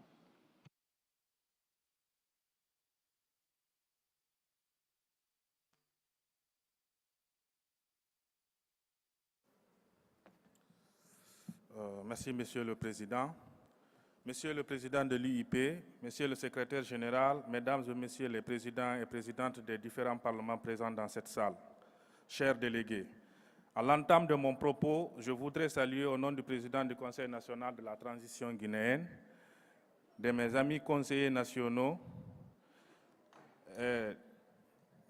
pour l'accueil chaleureux et le cadre agréable qu'ils nous ont offert pour la réussite de cette 144e Assemblée générale. Chers parlementaires, pour aborder le sujet qui nous réunit ici, je commencerai par rappeler que mon pays, la Guinée, est l'un des pays de l'Afrique de l'Ouest les plus riches en ressources du sous-sol, notamment en bauxite et l'or. À cet égard, ces dernières années, elle est devenue la ruée des entreprises minières qui se livrent à une exploitation anarchique, engendrant ainsi une dégradation abusive de notre environnement. Ce qui dénote l'intérêt particulier que nous accordons aux thématiques liées au réchauffement climatique. À l'instar de tous les pays de la sous-région de l'Afrique de l'Ouest, la Guinée fait face depuis les années 70 à de nombreuses perturbations et variabilités climatiques qui se manifestent par des inondations précoces et fréquentes, des perturbations du régime hydrologique des chenaux et marées, des baisses du niveau des nappes phréatiques, des tarissements des cours d'eau, etc. Le changement climatique touche ainsi tous les secteurs du développement du pays. Les aléas climatiques sont aggravés par des facteurs anthropiques qui menacent la survie des populations. Dégradation des écosystèmes forestiers et pratiques agricoles non durables. L'exploitation minière industrielle et artisanale généralisée, élevage extensif, pêche illicite non déclarée, dégradation des têtes de sources et des berges. C'est pourquoi la Guinée a ratifié la Convention cadre des Nations Unies sur le changement climatique et le protocole de Kyoto respectivement en 1993 et 2005. Elle a depuis élaboré des stratégies en matière de lutte contre les changements climatiques, parmi lesquelles sa communication nationale initiale et sa seconde communication nationale, son plan d'action national d'adaptation au changement climatique, la stratégie nationale de changement climatique, la contribution déterminée au niveau national CDN 2015, la contribution déterminée au niveau national CDN 2020. Elle est actuellement engagée dans le processus d'élaboration de sa troisième communication nationale TCN et son plan national d'adaptation PNA, qui devraient respectivement être achevés en 2023 et 2024. Pour rappel, l'idée d'élaboration des contributions déterminées au niveau national CDN est née lors de la 19e session de la conférence des parties, COP29, tenue à Varsovie en novembre 2013. Les pays parties se sont engagés à préparer leurs contributions déterminées au niveau national avant la conférence des parties à la Convention cadre des Nations Unies sur le changement climatique qui s'est tenue à Paris en 2015. Ces contributions déterminées au niveau national CDN ont été élaborées par les pays, devraient servir de rapport clé aux négociations devant aboutir à un accord sur le climat en 2015 à Paris. Accord qui permet à la Guinée d'avoir un accès facile aux données scientifiques sur l'évolution du climat, de contribuer aux efforts de réduction mondiale des émissions de gaz à effet de serre, d'être éligible au mécanisme de financement institué dans le cadre de l'accord de Paris pour appuyer les pays membres, surtout les pays les moins avancés, dans la mise en œuvre de leurs programmes et projets qui feront l'objet de soumission au Fonds vert pour le climat et au Fonds de l'environnement mondial. Les engagements de la Guinée. La République de Guinée, après avoir ratifié l'accord de Paris le 22 avril 2016, a ratifié et renforcé son engagement à contribuer à la riposte mondiale contre la menace des changements climatiques à travers la révision de sa CDN soumise en 2015. La CDN de la République de Guinée prévoit une réduction relative des émissions de gaz à effet de serre d'ici 2030 dans différents secteurs de l'économie par rapport aux émissions projetées. Elle est constituée d'une contribution inconditionnelle et d'une contribution conditionnelle CDN+. La République de Guinée établit son objectif inconditionnel à 20% de réduction des émissions brutes en 2030 par rapport au scénario tendanciel. L'objectif conditionnel CDN+, l'établit à 49% par rapport au scénario tendanciel. Pour atteindre ces objectifs, 10 engagements sont inscrits dans la CDN de la République de Guinée, 7 dans l'atténuation et 3 dans l'adaptation.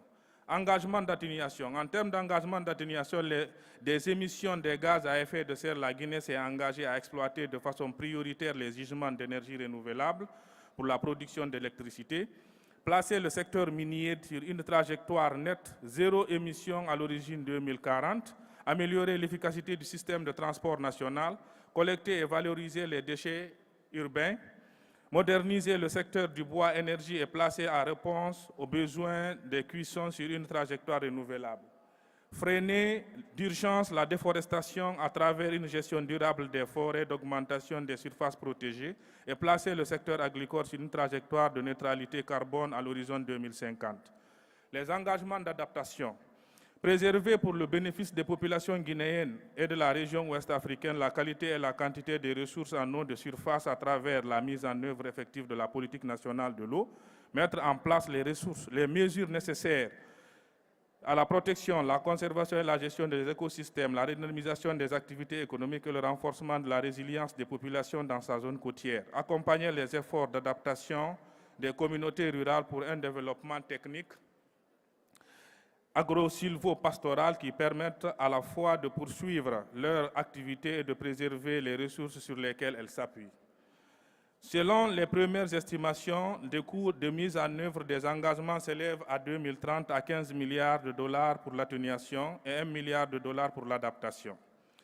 Dans le cas de la République de Guinée, le coût total d'inaction climatique face à ces impacts se situerait entre 1,91 milliard de dollars et 4,37 milliards à l'horizon 2050. À cela s'ajoute le manque de soutien de la communauté internationale pour faire face aux besoins d'urgence d'adaptation du pays, ainsi que les difficultés d'accès au financement du Fonds vert climat. Plaidoyer. La levée de ces moyens massifs passera par une diversité de sources de financement, budget national, financement climat public et bilatéraux et multilatéraux, mais également privés compte tenu du secteur économique ciblé par la CDN mine, énergie, forestier. La République guinéenne en appelle donc au soutien technique et financier de la communauté internationale pour faire face aux engagements soutenus par la contribution. Une minute. Je ne saurais terminer mon intervention sans vous rappeler que la République de Guinée participe à cette 144e Assemblée générale dans un contexte de régime exceptionnel. En effet, depuis le 5 septembre, la Guinée est dans une transition conduite par le Comité national du rassemblement et du développement, qui a à sa tête le colonel Mamadi Doumbouya, président du CNRD, chef de l'État. Dès sa prise de pouvoir, le CNRD s'est inscrit dans la logique d'une refondation de notre État et une réforme constitutionnelle et institutionnelle. C'est dans cette optique que les organes de la transition en général et le Conseil national de la transition représentant l'organe législatif de la transition ont été mis en place. Je profite de l'occasion qui m'est offerte du haut de cette tribune du Parlement des parlements mondiaux pour lancer un appel à l'ensemble des invités ici présents d'accompagner la Guinée pour la réussite de cet autre grand rendez-vous de l'histoire de notre pays pour un retour normal et apaisé à l'ordre constitutionnel. Je vous remercie. Merci Guinée. Monaco, c'est votre tour, suivi par l'Organisation mondiale des parlementaires contre la corruption.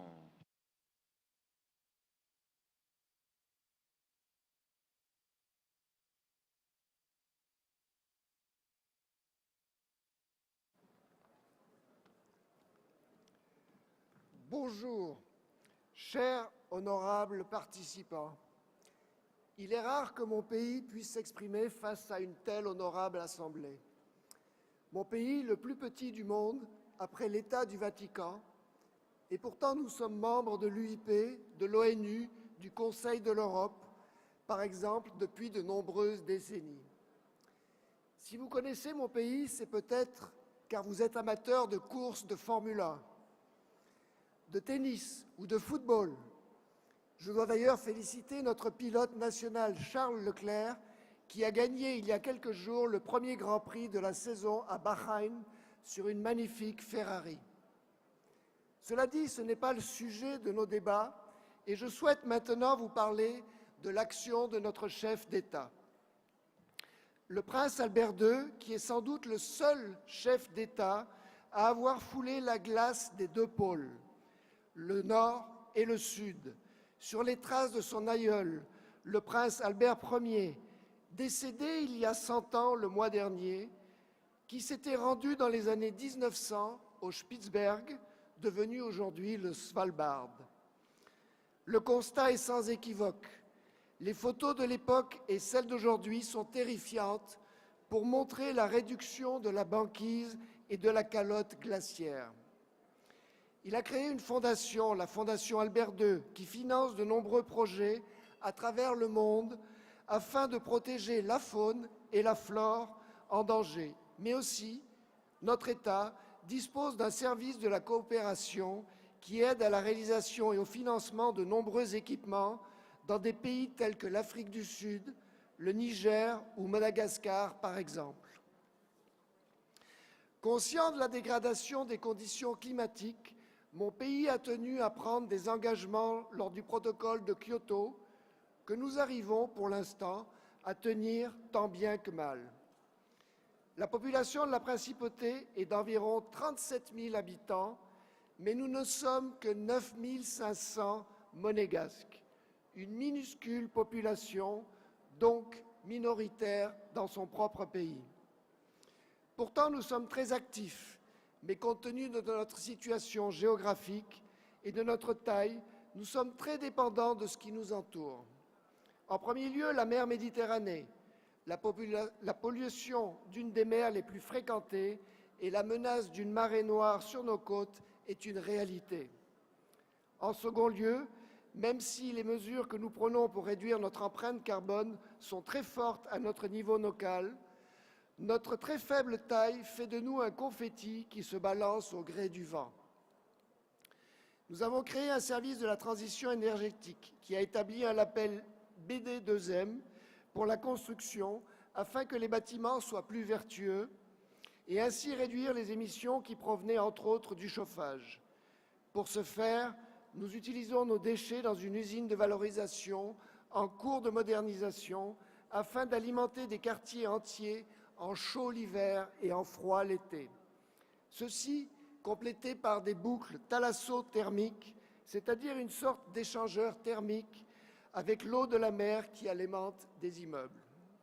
Enfin, nous créons ce que nous appelons des parkings de dissuasion afin de limiter, avec le développement des transports en commun, bus ou métro ou télécabines, la circulation dans notre ville. En effet, pour les besoins de notre économie, chaque jour, plus de 50 000 travailleurs pendulaires viennent exercer leur art et avec les 30 000 véhicules immatriculés dans notre pays, c'est finalement là que nous rencontrons le plus grand problème pour respecter notre engagement du protocole de Kyoto. Mon Parlement, le Conseil national, soutient grandement l'action de notre chef d'État, le prince Albert II, et de son gouvernement en votant chaque année la loi de budget de l'État qui permet le renforcement des administrations en charge des projets ou par d'autres lois directement les projets de développement qui peuvent apporter une meilleure qualité de vie pour les résidents. Ceci répond donc à notre thème d'aujourd'hui et au rôle des parlements dans chaque pays pour agir auprès de la population et en aidant les gouvernements à leur donner les moyens d'engager des politiques fortes pour agir sur la protection de l'environnement et réduire l'impact sur les changements climatiques. Je souhaite aussi remercier notre hôte, l'Indonésie, d'avoir organisé cette magnifique réunion de la 144e Assemblée de l'UIP. Je vous remercie. Merci beaucoup, Monaco. We pass now to the Speaker of the Global Organization of Parliamentarians Against Corruption, followed by the World Health Organization.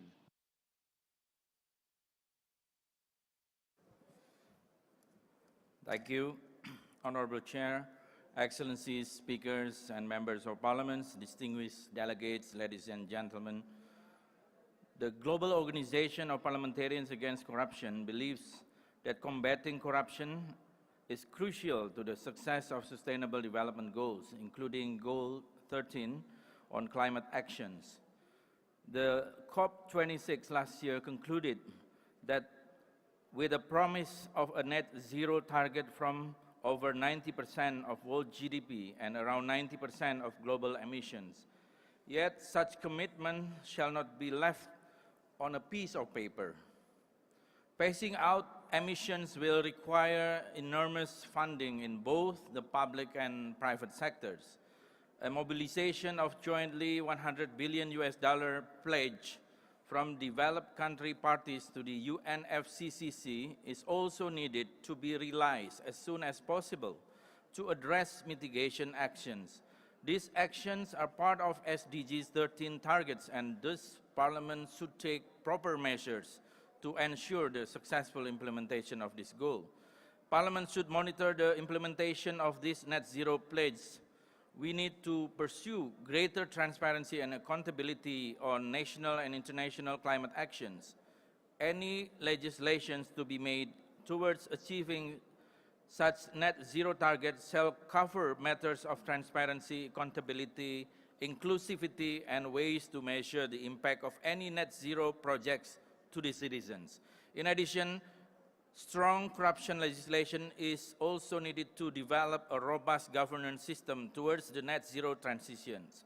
GOPEC also highlights that any transition projects are not immune to corruption. Green projects or not, they are susceptible to corruption offenses such as bid rigging, undue influence, bribery, or infrastructure markup. Thus, an active and ongoing parliamentary oversight mechanism against climate actions implementations is crucial. Distinguished delegates, in the efforts to successfully implement the SDGs, including SDG 13 on climate actions, GOPEC within the past years developed an SDGs handbook for Parliament. The handbook, which was jointly developed by GOPEC, the Islamic Development Bank, and the UNDP, aims to equip Parliament with guidance, good practices, and tools from around the world that can be adapted as needed depending on the national context by the Parliament to implement the SDGs successfully. It is designed as an easy-to-use resource that can help parliamentarians and parliamentary staff members play an effective role in implementing the SDGs, including SDG 13 on climate actions. So, GOPEC encourages parliaments around the world to make use of this parliamentary handbook so that Parliament can ensure that the net zero pledges as part of the SDGs commitments are not just merely a talking shop at the international level. Our gathering here at the 144th IPU Assembly emphasizes how the choices we make today will resonate for decades to come, and changes must be made if we want to secure our Earth for generations to come. Thank you very much. Merci beaucoup. Avant de suivre dans la liste des orateurs, j'invite maintenant à Madame la Présidente du Parlement de l'Indonésie de prendre la présidence.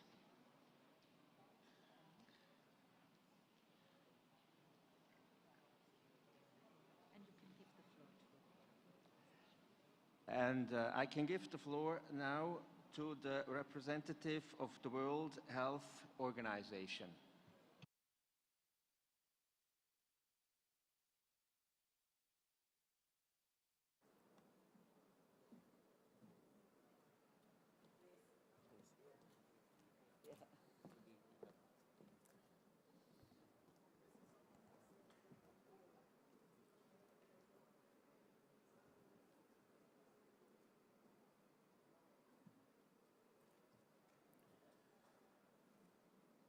Madam President, honorable members of Parliament, it is a pleasure to represent the delegation of the World Health Organization at this 144th Assembly of the Inter-Parliamentary Union. We are living through a triple societal and health crisis. The COVID-19 pandemic is no way finished, and we must reach the target of vaccinating 70% of the population in all countries.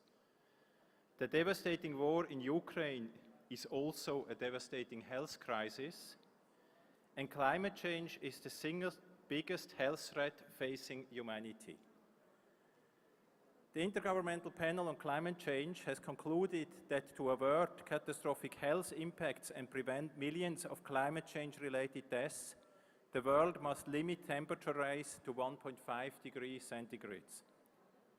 Tackling all these crises takes the three ingredients which also embodied IPU: political leadership, collaboration, and solidarity. In 2020, at the height of the pandemic, WHO launched a manifesto for a green and healthy recovery from COVID-19. It provided policy recommendations to help guide short and long-term recovery. Since then, many governments have made significant change to their economic system and their approach to energy and resource use, and are turning the green and healthy recovery into reality. But much more needs to be done. While mitigating the climate change by getting to zero, countries must also build climate-resilient health systems and sustainable low-carbon health systems. At COP26, UN Climate Conference last year in Glasgow, more than 50 countries agreed to work together to transition their health system to the climate-resilient and environmentally sustainable as part of COP26 health program. WHO, the UK government and others will be working closely together to help governments implement their commitments and to invite more governments to join this initiative. I look forward to hearing from other delegates on how we can continue to work together to accelerate the green transition and build a more healthy and resilient society. Thank you.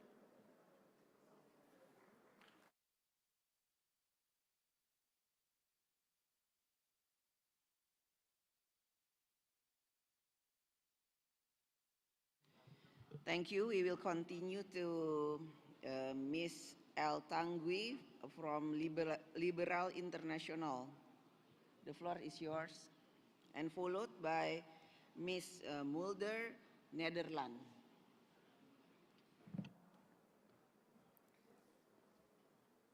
Madame la Présidente, chers collègues, le dérèglement climatique auquel nous faisons face constitue un bouleversement sans précédent pour l'histoire de notre planète et compromet l'avenir de l'humanité. Depuis plus de 3 décennies, la communauté scientifique tire les sonnettes d'alarme et multiplie les appels au sursaut sans succès.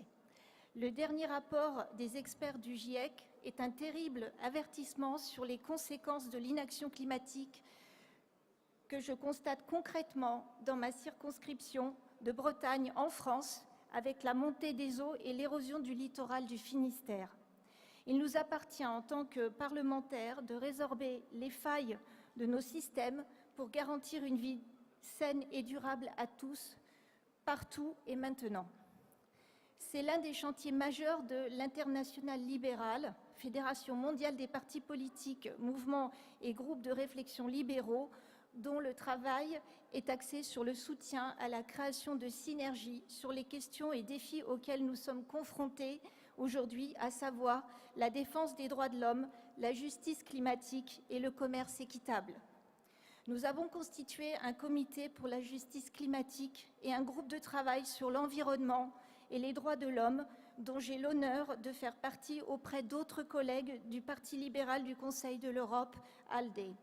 Notre groupe de travail a rédigé un rapport tout particulièrement destiné aux parlementaires souhaitant faire progresser l'action climatique et la protection de l'environnement dans le monde.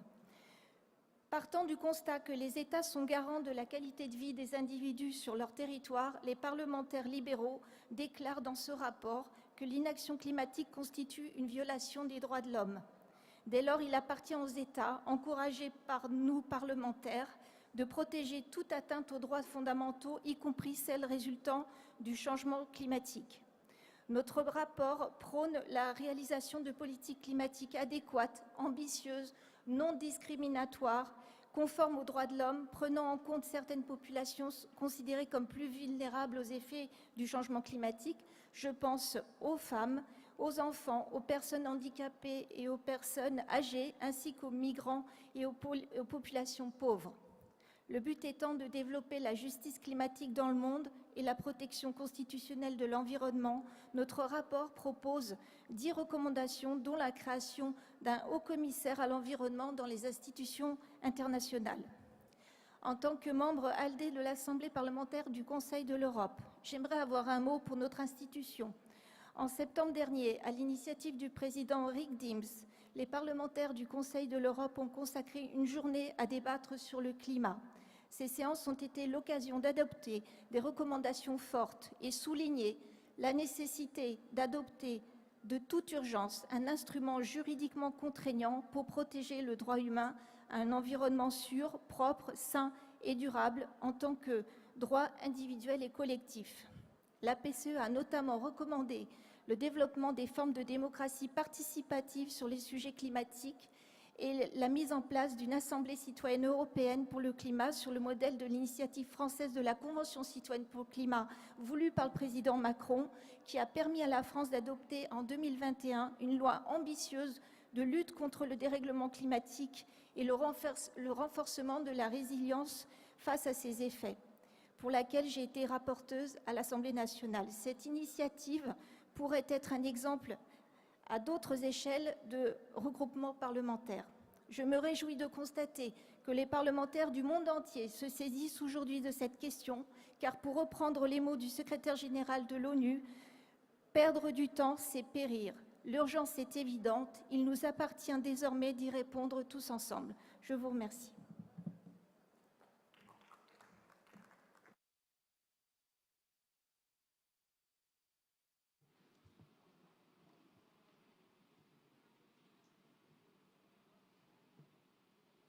Ms. Mulder from Netherlands, please. Mulder. Honourable Madam Chair, fellow parliamentarians, ladies and gentlemen, here at the 144th Assembly of the IPU. Coming from a country with a delta, the Netherlands realizes what the effects can be of global warming to our country and to all of our countries. Since the Paris Agreement, a lot has happened and still a lot needs to be done. As a member of 12 Plus Group, I've been active in the Standing Committee on Sustainable Development. Chairing it now is a great honor for me, and I would like to hear from the members how they see that we can act on the new IPU strategy. In this strategy, climate change has such a prominent role. Together with one of the Standing Committee presidents, I'm looking at more informal ways of exchanging information and how we can learn from the experience, good and bad, from other parliaments. And at the same time, the meetings of IPU at the Conference of Parties, of course, will continue. And as a member of Dutch Parliament, I've been one of the rapporteurs on climate change the last couple of years. And we aimed to increase the amount of CO2 reduction in Europe from 40% to 55%. And thanks to the pressure of so many national parliaments in Europe and the European Parliament, this goal of CO2 reduction is now agreed upon in Europe. And the European Commission started the so-called Green Deal, and the Green Deal will be put into legislation. And the Netherlands already have a climate law. And the initiative for this climate law came from the opposition parties. And all the other coalition parties agreed on it as well. Only a few don't agree. So now Europe is responsible for 8% CO2 reduction of the global emissions. And in Europe, we know we cannot make this change alone. We need each other to achieve the Paris goals. And I call upon all of you nations here today to do so. We only have one world. Many of the youth protested loud and clear on our streets, and we invited them in our parliament to have an open dialogue. It's about their and it's about our future. And as the Netherlands did not do enough, we need to step up our investments in clean energy, reducing CO2, and make our economy a circular economy.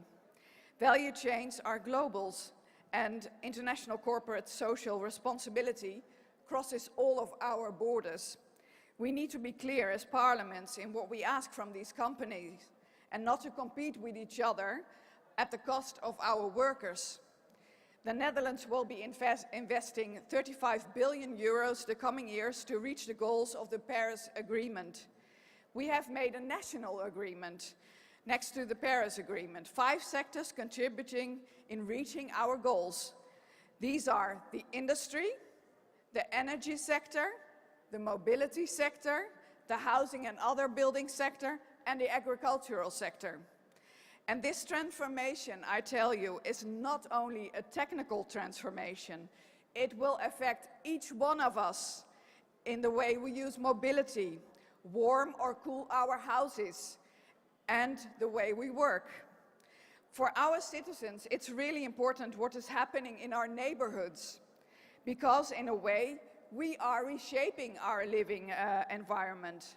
And this has a huge impact on us all. That is why we have so-called regional energy strategies. And we try to make regional and local agreements on where to put the windmills or the solar fields. We are practicing with climate deliberations panels to involve our citizens more.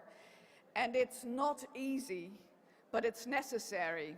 We need to share the burden and the benefits equally. And we also should have better monitoring agreements. As Western countries, we should deliver what we have promised. Our parliament checks whether our ministers deliver or not. We have debates on climate energy in our parliament regularly, and they are about adaptation and also mitigation plans. And together with our industry, we want to make the change happen. We want the employees of the companies stepping up, and it's a good sign that they are doing so. People want to work for companies that make a positive impact on our world today. Parliaments should give clear directions and norms that the companies should meet. And these norms need to exist worldwide, otherwise the change will not happen. We urge our colleagues to join us, and let's have an open discussion the coming years on how to improve our efforts, because we will make mistakes, things will go wrong, but as we learn, we want to become stronger and resilient, and we'll change the world for the better. The crisis in the Ukraine makes it very clear that sources of energy need to be diversified, and they need to be more of a renewable kind. Dependency is never a good thing. I wish all of us today and the coming years the wisdom and the courage to do what is needed so much. Thank you very much.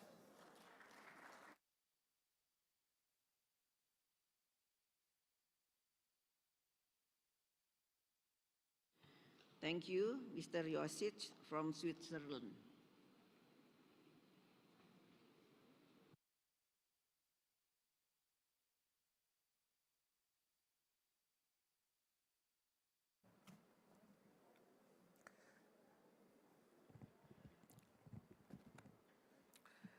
Madame la Présidente, chers et chers délégués, le changement climatique est un problème mondial que nous ne pouvons pas résoudre à l'échelle nationale.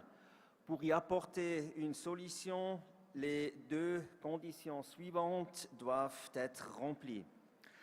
Premièrement, nous avons besoin d'accords internationaux qui reposent sur une stratégie commune et qui respectent la diversité des conditions de développement et des forces économiques tout autour du globe.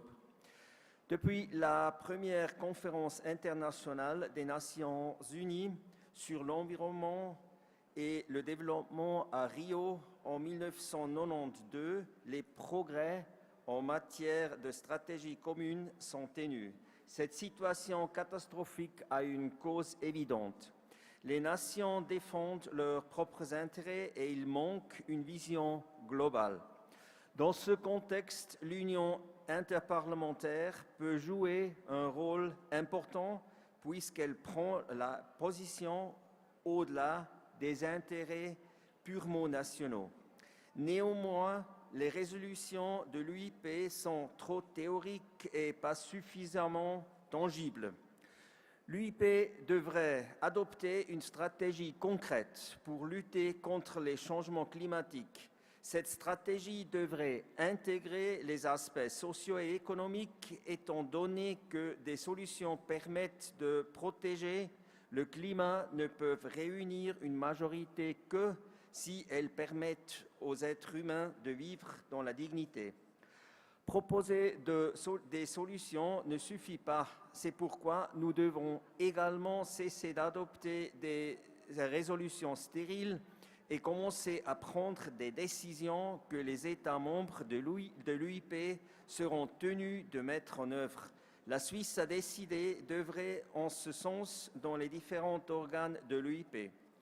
Pour donner plus de force contraignante aux décisions de l'UIP, on pourrait obliger les parlementaires délégués à les transposer dans leurs parlements nationaux.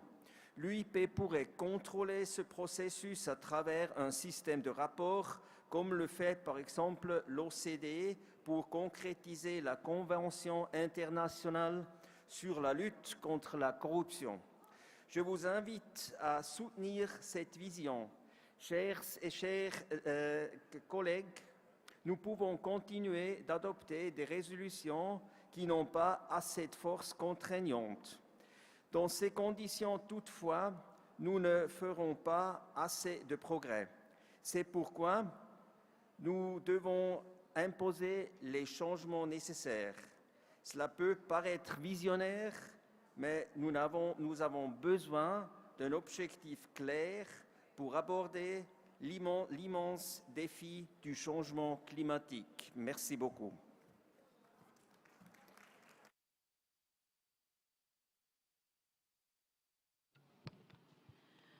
Thank you. Now we will continue to the general debate to the second speaker from the delegation.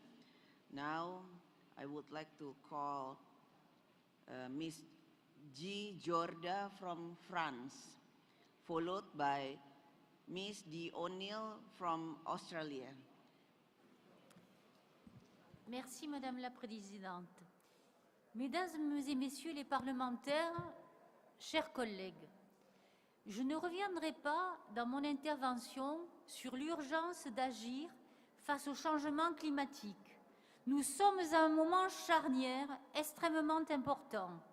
Impact sur les ressources en eau, pollution de l'air, pollution des sols. Nous connaissons ici tous les effets dramatiques du réchauffement climatique qui affectent toutes les régions du monde, et en particulier les pays de l'hémisphère sud. Ainsi, l'Indonésie se classe parmi les pays les plus vulnérables du fait de la montée du niveau de la mer et de la déforestation. Le dernier rapport du GIEC, publié le 28 février, dresse un tableau très alarmant des effets du changement climatique sur les humains et les écosystèmes. Pour reprendre les paroles de son président Essing Lee, la hausse des températures va menacer notre existence. Sur la planète, les effets du réchauffement climatique seront bien plus graves que ce que nous pensions auparavant.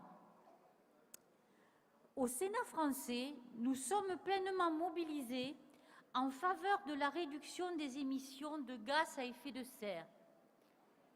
Nous avons voté en 2021 la loi Climat et Résilience et adopté le 2 novembre 2021 une résolution en vue de la COP de Glasgow. Au travers du pacte vert pour l'Europe, la France et l'Union européenne ont pris des engagements forts pour réduire leurs émissions de gaz à effet de serre d'au moins 55% d'ici 2030 et viser une neutralité climatique d'ici 2050. Sous présidence française, l'Union européenne vient aussi d'approuver le principe d'une taxe carbone aux frontières. Après le succès de l'accord de Paris, la COP 2026, qui s'est déroulée à Glasgow à l'automne dernier, a eu un bilan très mitigé. Si elle a maintenu L'accord de Paris, en parachevant les règles d'application et en offrant aux États un cadre propice à leur ambition climatique, l'espoir de respecter la cible d'un réchauffement des températures de 1,5 degré en fin de siècle s'amenuise grandement. D'après le GIEC, il faudrait baisser les émissions de gaz à effet de serre de 45% pour maintenir le réchauffement à 1,5 degré Celsius. L'engagement de consacrer 100 milliards d'euros par an pour aider les pays en développement à décarboner reste encore loin des objectifs visés et fixés. Cela malgré l'action de la France et de l'Union européenne, premier contributeur pour l'aide aux pays en développement avec 23 milliards d'euros. Mes chers collègues, face au réchauffement climatique, il est plus qu'urgent d'agir. Il en va de notre responsabilité pour les générations futures, mais surtout vis-à-vis de l'avenir de l'humanité, de notre planète, de ses écosystèmes. Plus que jamais, nous nous devons de prévoir l'avenir et de protéger les générations futures, donc, puisque c'est pour eux que nous travaillons et que nous sommes ici présents.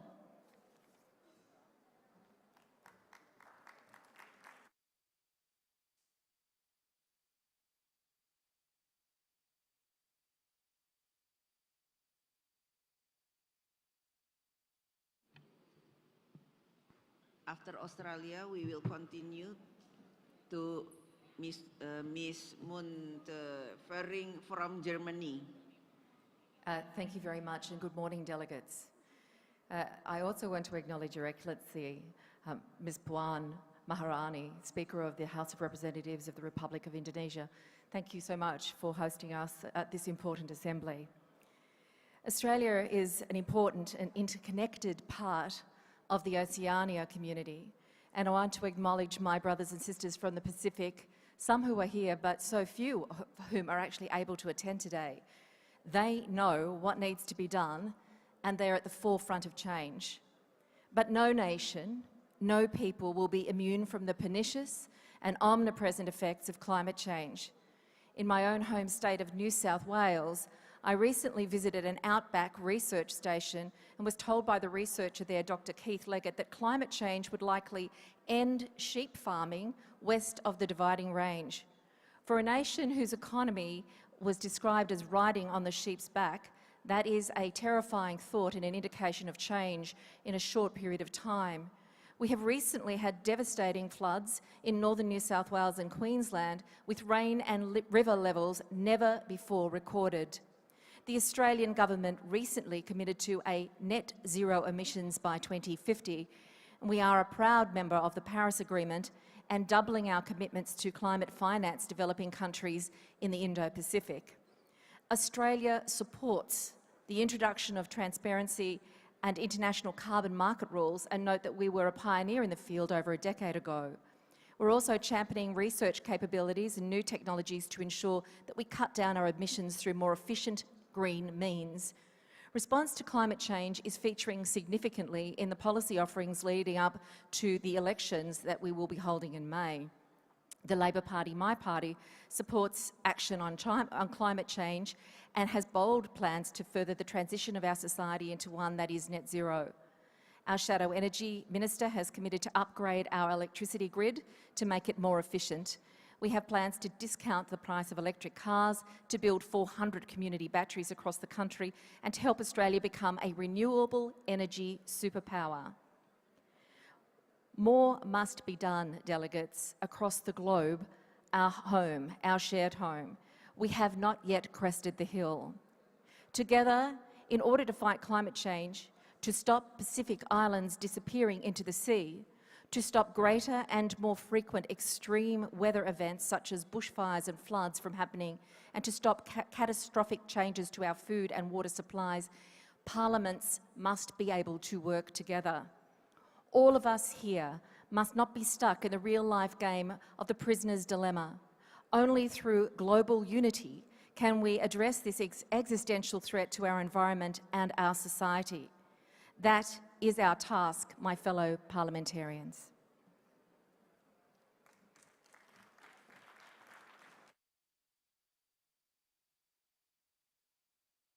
After Germany, Mr. Nakanishi from Japan.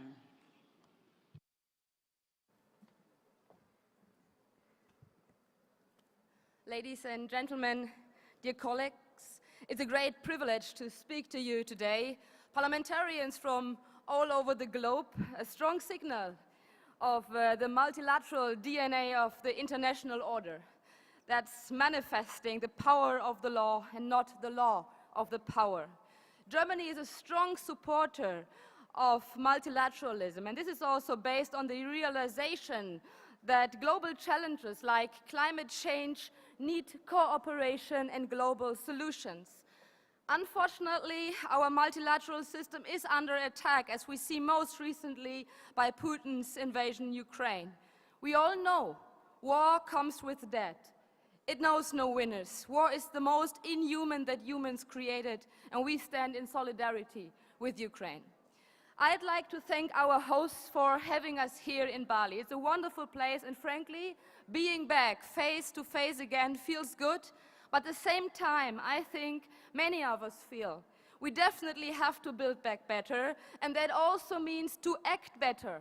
Dear colleagues, in the end of 2020, the biggest international Arctic expedition of all times returned to its home port Bremerhaven in Germany 6 days ahead of schedule. Simple reason, where in the past eternal ice made it difficult to maneuver, there was now only the open sea.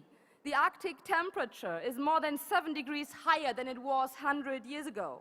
This warming has vast implications, for example, floods, tropical storms and droughts all around the world, as we heard.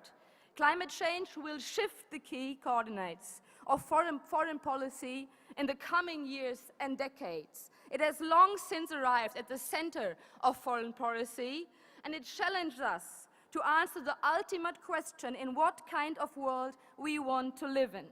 In my opinion, foreign policy is climate policy, and climate policy is foreign policy, because climate change, population growth, and involuntary displacement are interconnected.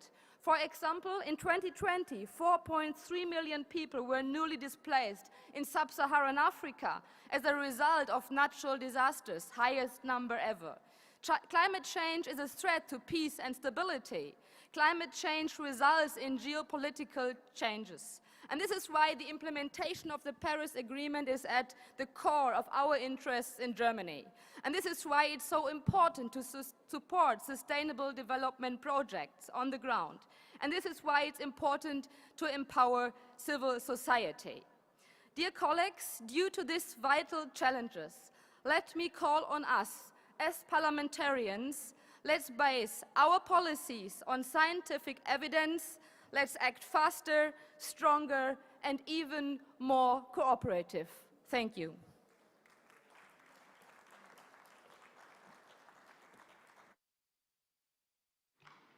After Mr. Nakanishi from Japan, Mr. M. Nadal from Guyana, followed Ms. Campo from Mexico. 日本国会代表団副団長の中西聡と申します。まず、ロシアによるウクライナ侵略について一言申し上げます。今、この瞬間も、大勢のウクライナの人々がロシア軍の攻撃の恐怖にさらされております。力による一方的な現状変更は断じて認められません。日本はロシア軍による侵略を最も強い言葉で非難するとともに、改めてウクライナおよびウクライナ国民と共にあることを表明いたします。続いて、新型コロナウイルス感染症のパンデミックという非常に厳しい状況下にもかかわらず、IPU 会議を開催してくださったインドネシア国会に敬意と感謝を表します。気候変動問題は、我々が直面する多くの課題の中でも、最優先かつ喫緊の課題であり、この歩みを止めてはなりません。より良い環境を次世代を担う世代に引き継いでいくことは、我々世代の責任です。2020年10月、日本は2050年までにカーボンニュートラル、脱炭素社会の実現を目指すことを宣言しております。この宣言を受け、政府はもちろん、地方自治体レベルにおいても、脱炭素に向けた取り組みを進めています。例えば、私の地元である高知県宿毛市では、昨年4月、2040年までに二酸化炭素の排出量実質ゼロを目指すゼロカーボンシティを宣言いたしました。政府目標を10年前倒しするという野心的な目標を設定し、その実現に向けさまざまな施策を講じています。具体的には、公共施設における再生可能エネルギーの導入や LED 化による省エネの推進、市民や観光客に自転車の活用を促す施策に取り組んでいます。このような自治体の取り組みと国レベルの政策は、地球温暖化を食い止めるための車の両輪であると確信しています。我々議会人は、目標達成に向けて、自国の政府の取り組みを厳しく監視するとともに、地方レベルと中央レベルの取り組みがうまく連携できるようサポートする役割も担っています。気候変動問題は一国だけでは対処することができないグローバルな危機です。同僚議員の皆様、共に手を携え、カーボンニュートラルの世界の実現へ向けて力を尽くしていこうではありませんか。ご清聴ありがとうございました。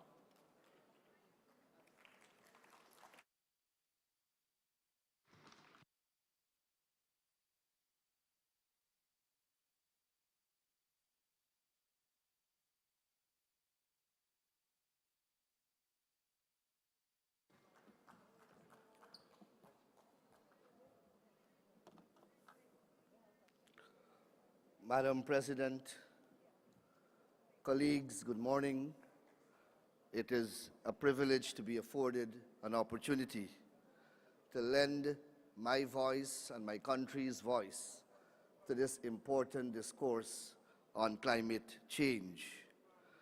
The climate crisis has issued us an ultimatum. Either we take immediate and drastic action or subject ourselves to an infernal global disaster. Indifference and inaction equal nothing short of destruction. Already we are far behind in limiting temperature rise to 1.5 degrees Celsius. The coming decade, therefore, must be the decade of decisive action.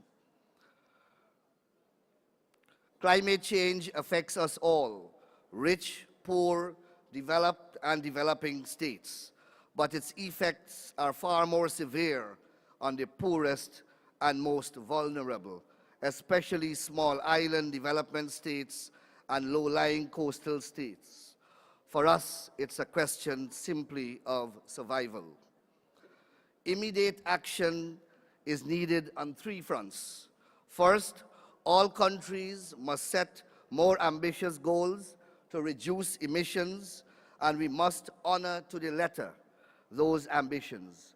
All countries have an obligation to act, but the world's foremost polluters have a greater duty to institute steeper emission cuts. Second, the pledge of $100 billion US per annum made 1 decade ago to support climate action must be met.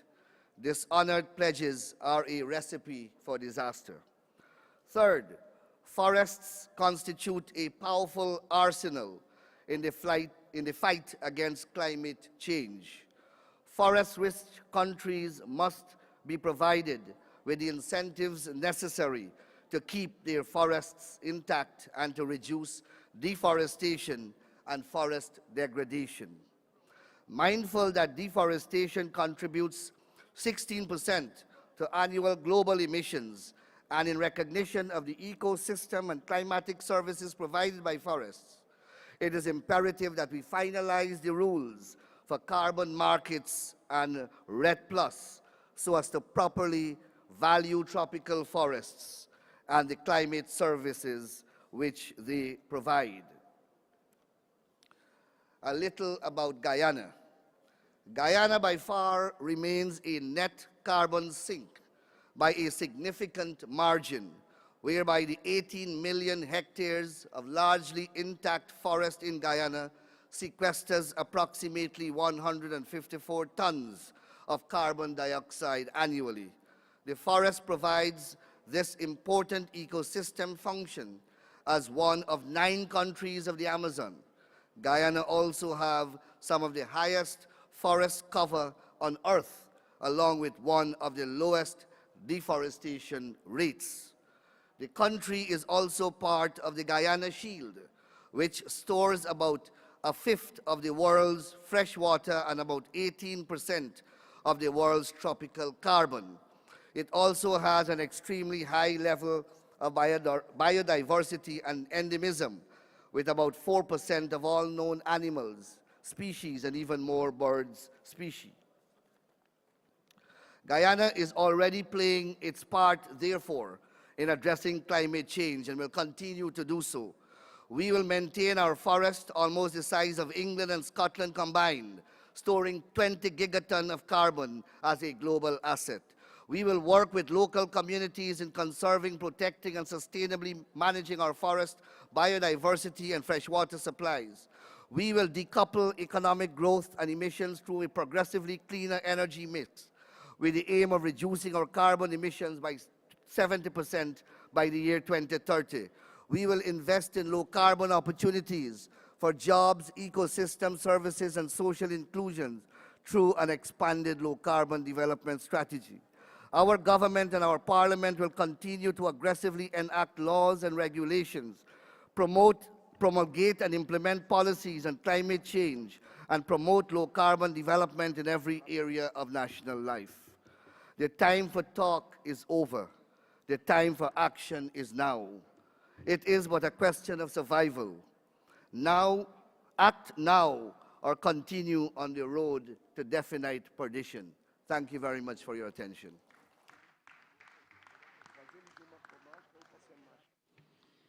We will continue to Ms. Campo from Mexico, followed by Mr. Griffroy from Belgium.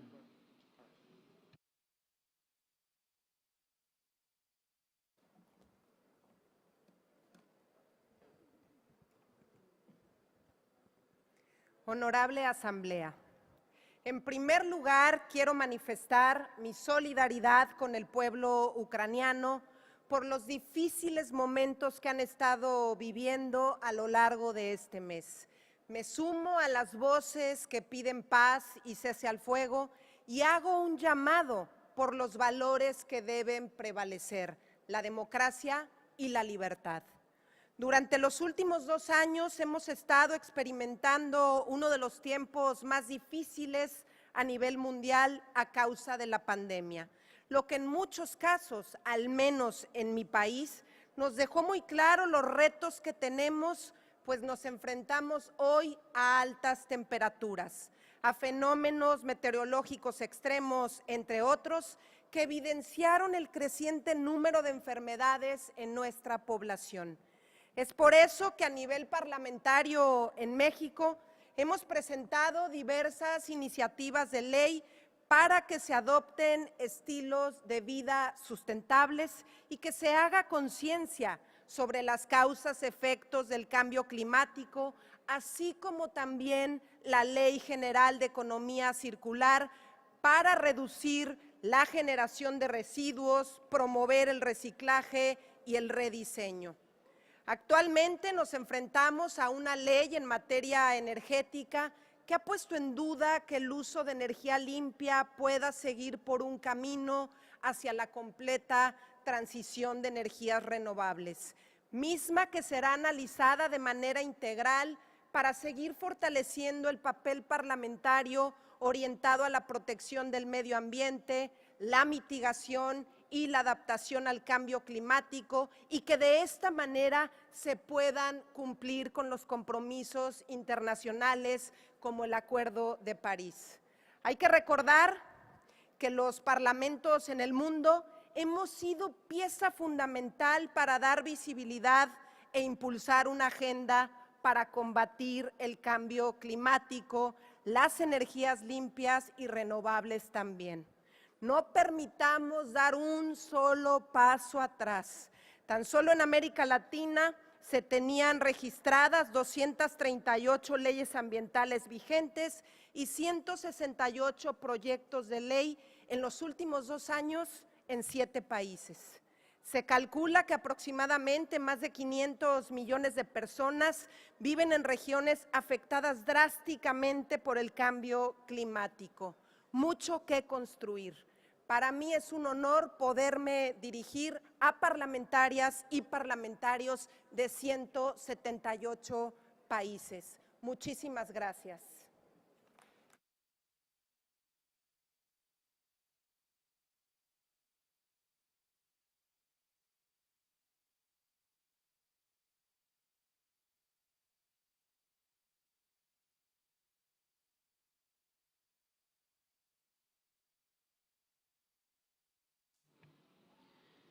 After Mr. Griefroy from Belgium, we will continue to the young parliamentarians. Mr. Islam from India.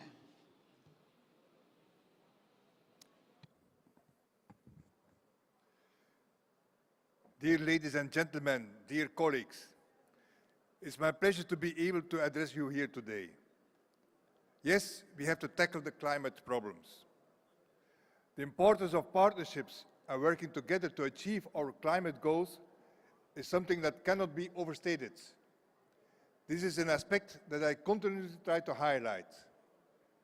A key element of success is multi-level governance with well-functioning cooperation that involves all levels of government. This includes subnational governments who face the biggest part of the climate change impacts. At the same time, subnational governments are a large part of the solution. We cannot only work from the top down. A bottom-up approach is needed. A one-size-fits-all principle is not the preferred one. Our role is to try and ensure subnational governments such as regions, towns, rural areas and their citizens have a place in the climate debate. That we facilitate things for actors that want to take the initiative. We want legislation to be as simple as possible for them. And for that, there are 5 key principles that I believe should guide and inspire how we have to act, how policies, legislations, frameworks, guidelines has to be. The first one is subsidiarity.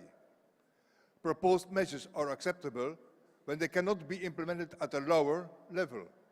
I think it's important that as we assess what we need to do, that we take into account the territorial impact of the proposed measures and take into account the diversity of our territories, their different potential and their challenges. The second principle is the bottom-up. Within the existing legislative framework, there must be room for local action. Policies, guidelines, legislation should enable innovation. The third one is efficiency. We must assess proposals against the criteria of both cost efficiency and resource efficiency. Resources are scarce and raw materials are not endlessly available. It is therefore important that we promote circular models as much as possible, and particularly to reduce waste. 4, inclusive. It is important that any new measure is inclusive. This means that it must not favor any particular target group. New measures have to be accessible to everyone. This applies also to technologies. Legislation should let all available technologies compete equally without excluding others. If, of course, and this is very important, they prove to achieve high greenhouse gas reductions. The last key principle is it has to be smart. We shall make maximum use of the available technology by using smart applications. And these elements combined will create a stable setting for partnerships to emerge, grow and evolve to help us towards our final goal, a sustainable, healthy environment and climate. Thank you.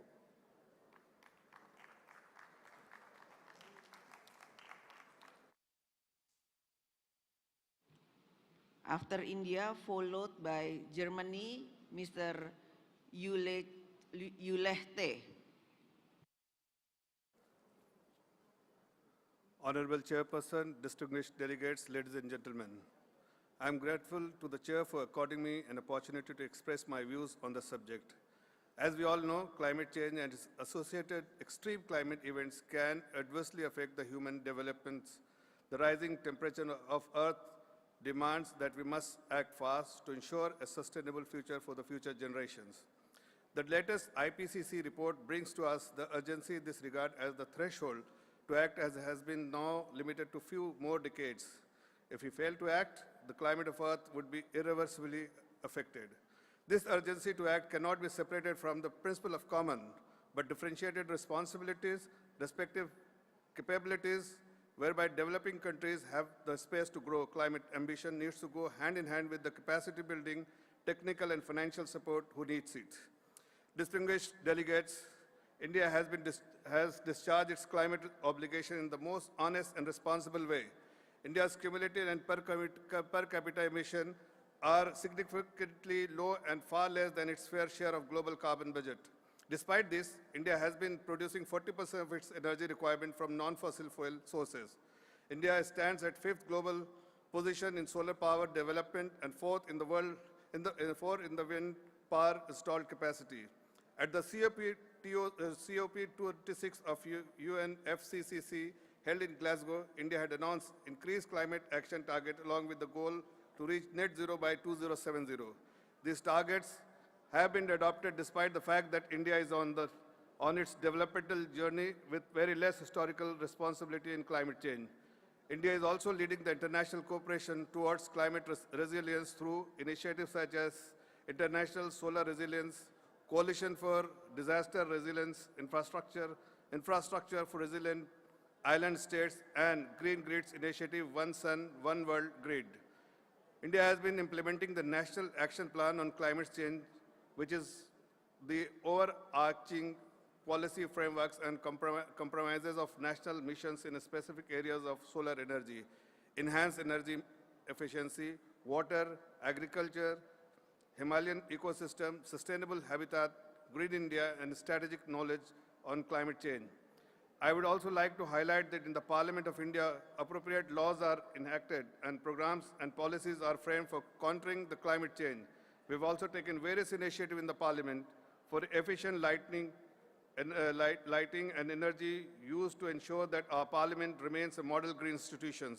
As parliamentarians, we have a big responsibility in addressing the global challenge on climate change, which we could help through our oversight, budgetary and legislative functions. Let us all join hands together and strive for concerted efforts for a successful climate mission. Thank you.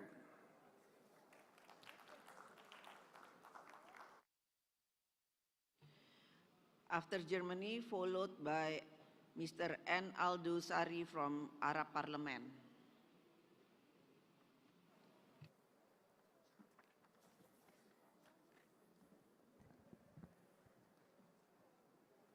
Honorable President, distinguished colleagues, ladies and gentlemen, before I come to the subject matter, please allow me to strongly condemn Russia's war of aggression against Ukraine.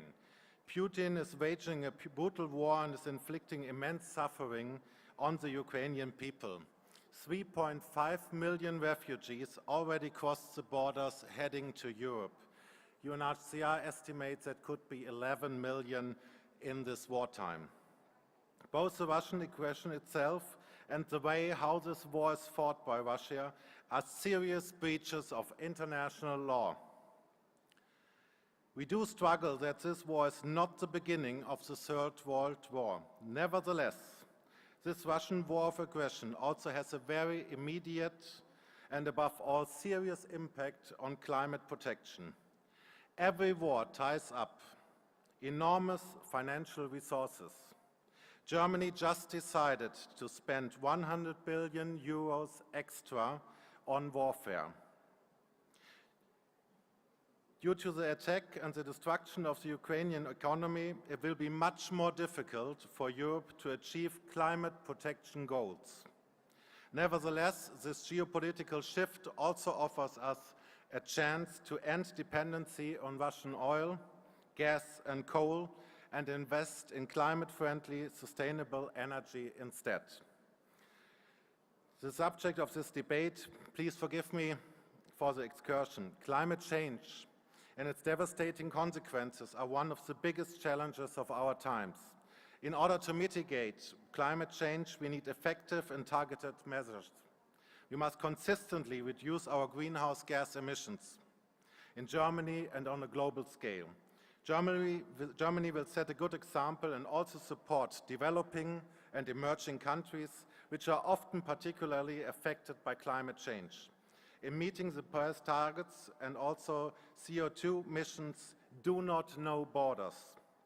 They are a global problem that we can only solve together.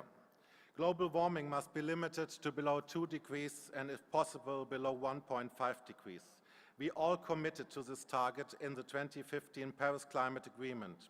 In Germany, we want to reduce our greenhouse gas emissions by 65% by 2030 compared to 1990 levels. For 2040, we have a reduction target of at least 88%. We intend to achieve greenhouse gas neutrality by 2045. All of this will only be possible if we achieve our goals not only nationally, but also globally. Internationally, for example, we still see significant opportunities in reforestation and the protection of existing forests. We need to preserve our valuable forest ecosystems and peatlands worldwide.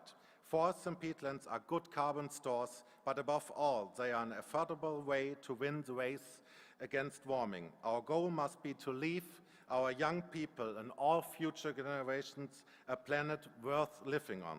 Thank you very much for your attention. Because Arab Parliament isn't here, so we continue to Ms. Ernst Zitzik from Austria and followed to Mr. Erhal Langhoff from Denmark.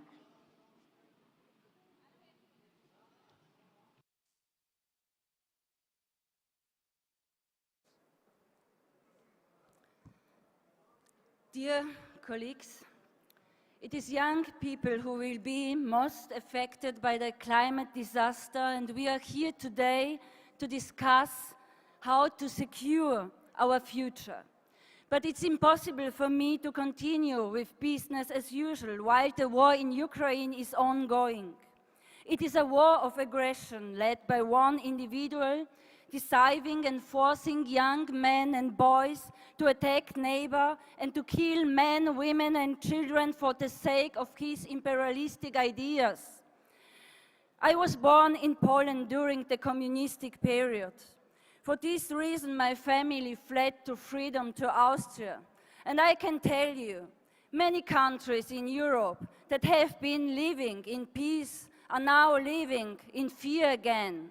And to make it clear, it's not only an European issue, it's an international danger because the war will also have effects on the global economy and people's livelihoods. Both Ukraine and Russia are important wheat and fruit producers for markets such as Egypt. And also Yemen, Somalia, Syria, Afghanistan will be affected as well. With the war ongoing, this year's harvest will likely fail, driving up prices and leaving many people unable to afford food. This is the first issue we need to tackle. Secondly, we must prove that crimes like this will never go unpunished. We must prove that international law is more than just words on a piece of paper. We must prove that it will be enforced by standing united in showing Putin all the consequences to his actions. He may have thought that he was too powerful and too rich in oil and gas to cause a strong reaction. I think we were able to surprise him, and it's necessary as well, because there is no future on a dead planet, but the planet will die when there is no peace. Thank you very much.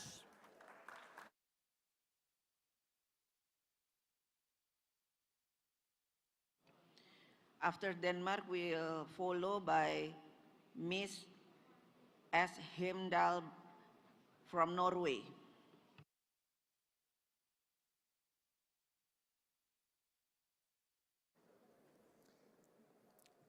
Dear colleagues, this is my first IPU session and I am grateful to have the opportunity to address this assembly.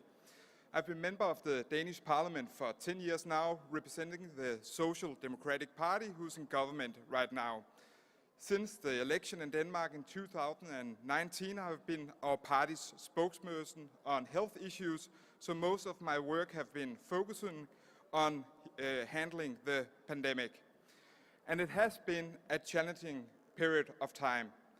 The pandemic was a setback for several of our sustainable development goals. Lockdowns hit the poor and vulnerable groups hardest.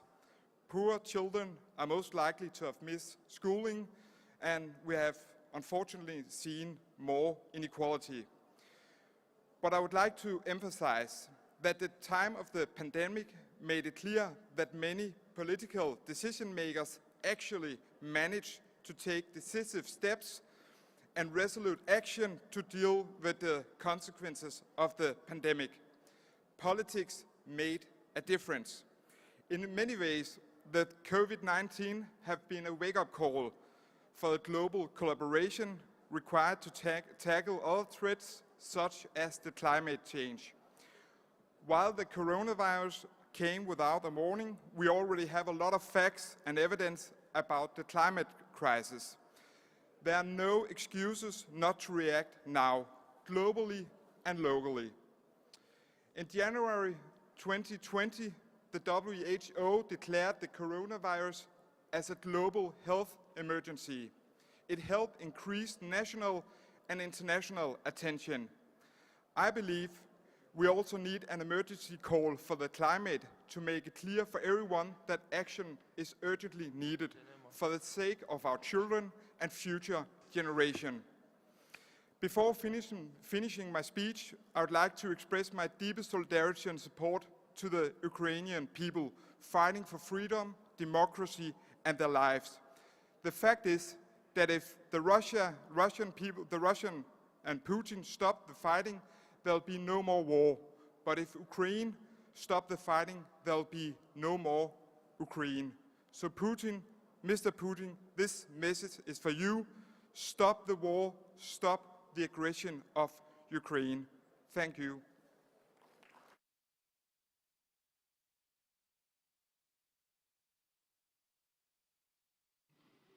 After Norway, we will followed by Bangladesh and Guyana.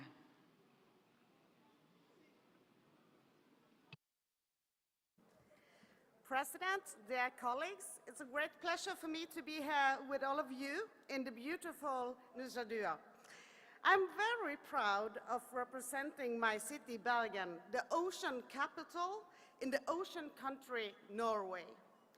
Far up in the cold north, where we have a long history and tradition of seafaring and harvesting from the sea. For us Norwegians, the ocean is the most important source of income. We have to take good care of the ocean while we harvest from it in a sustainable way. We must be able to do both at the same time.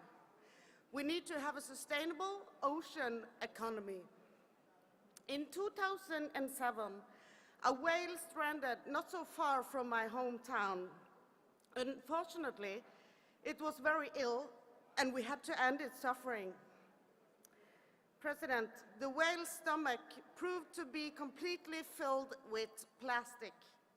More than 40 plastic bags, to be more specific.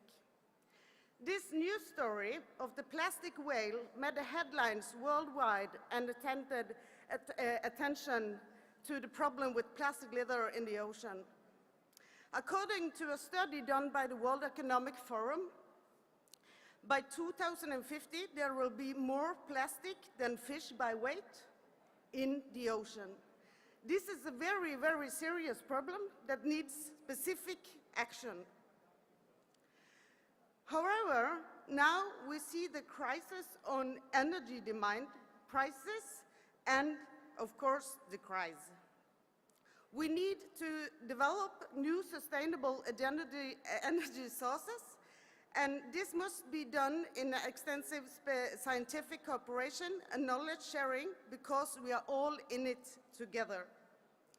In Norway, almost every energy supplies are renewable. But I have to admit, of course, the fact that Norway is a great producer of oil and gas, and I am actually quite proud of the way we are able to do it in a very well-regulated way without hurting, for instance, our important fish stock.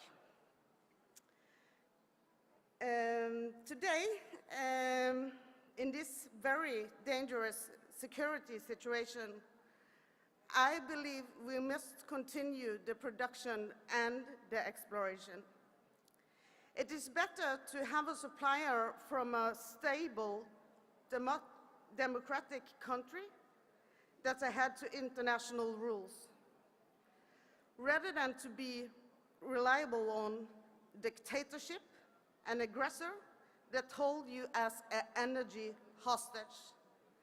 Dear colleagues, this is the situation we now see with Russia and, for instance, with the situation in Ukraine.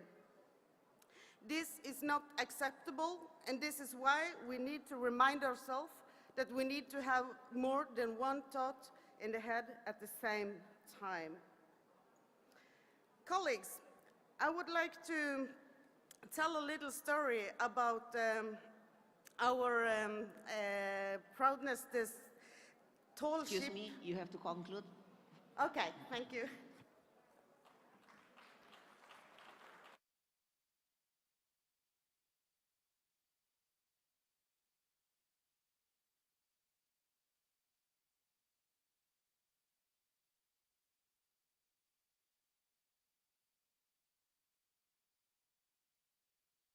Bismillahirrahmanirrahim.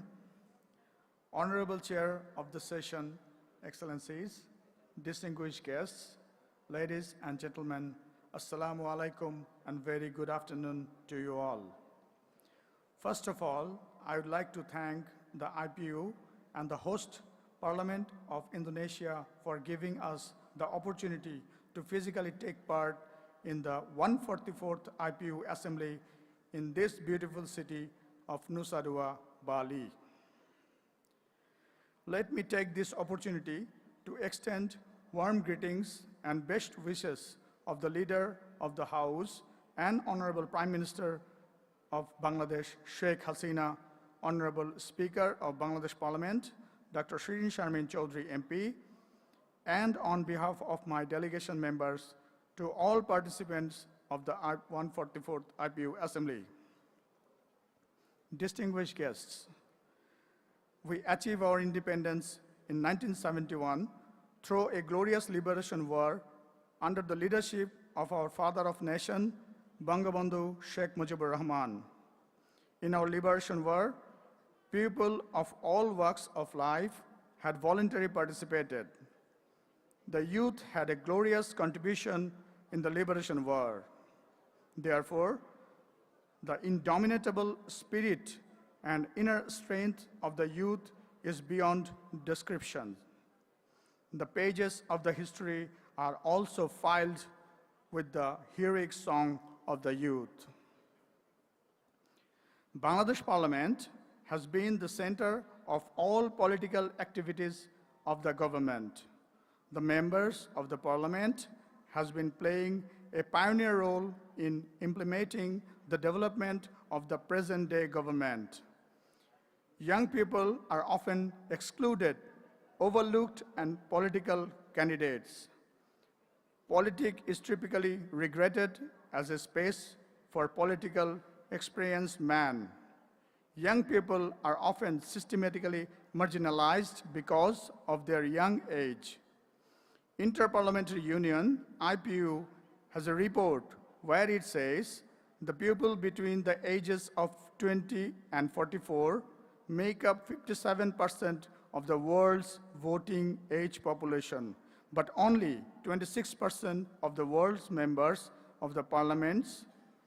Young people under the age of 30%, 1.9 of the world's MPs, and more than 80% of the world upper house of Parliament have no MPs aged under 30.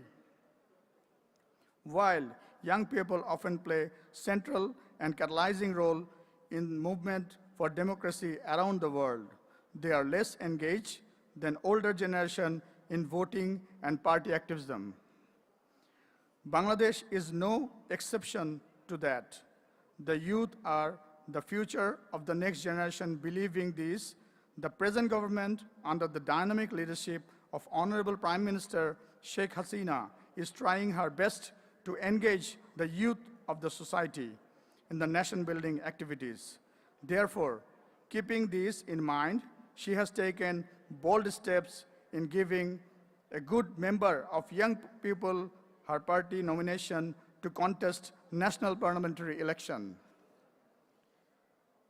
I firmly believed that it is important to involve youth as key stakeholders and decision makers. There can be no strong democracy, no lasting peace, and no sustainable prosperity without the contribution of young people, who represent a major segment of the population all over the world. All societies need the power of youth to achieve a better future. Young people have a long life ahead of them and must consider World Forum and long-term perspectives. This means the youth empowerment can be enhance the sustainability of our communities and our world. We emphasize the need for democracy to be more representative of young people. It is my hope that the young people become a parcel of political decision-making process and the legislative and governmental level, as well as the national and local level. For this, we need to start your empowerment in political in the early years of schooling. As Parliament, we have a critical role to play, ensuring the balanced and inclusive participation of the youth in parliamentary and political issue. With this hope, I conclude my speech. Thank you all for giving a patient hearing. Joy Bangla, Joy Bangabandhu. Thank you. After Guyana, Mr. C. Jones, we will follow Mr. D. Cardin from United Kingdom and followed by Mr. G. Haltberg from Sweden. And remember, your time only 2 minutes, please, to be punctual. Much, Madam President. Distinguished delegates from parliaments around the world, I am certain that many of us have seen the devastating effects of climate change and rising sea levels. It is important to note that my country, Guyana, 80% of its population lives below the coastal regions. And I'll repeat this. My country, Guyana, is one of the countries of the world that is vulnerable to climate change and rising sea levels. It is important to note that close to 80% of Guyana's population live in the low-lying coastal regions. The capital city of Georgetown relies on seawalls for protection. Madam President, it was the Intergovernmental Panel on Climate Change, IPCC, in its 2021 report, has Georgetown listed as one of 9 cities that will be underwater by 2030, a mere 8 years from now.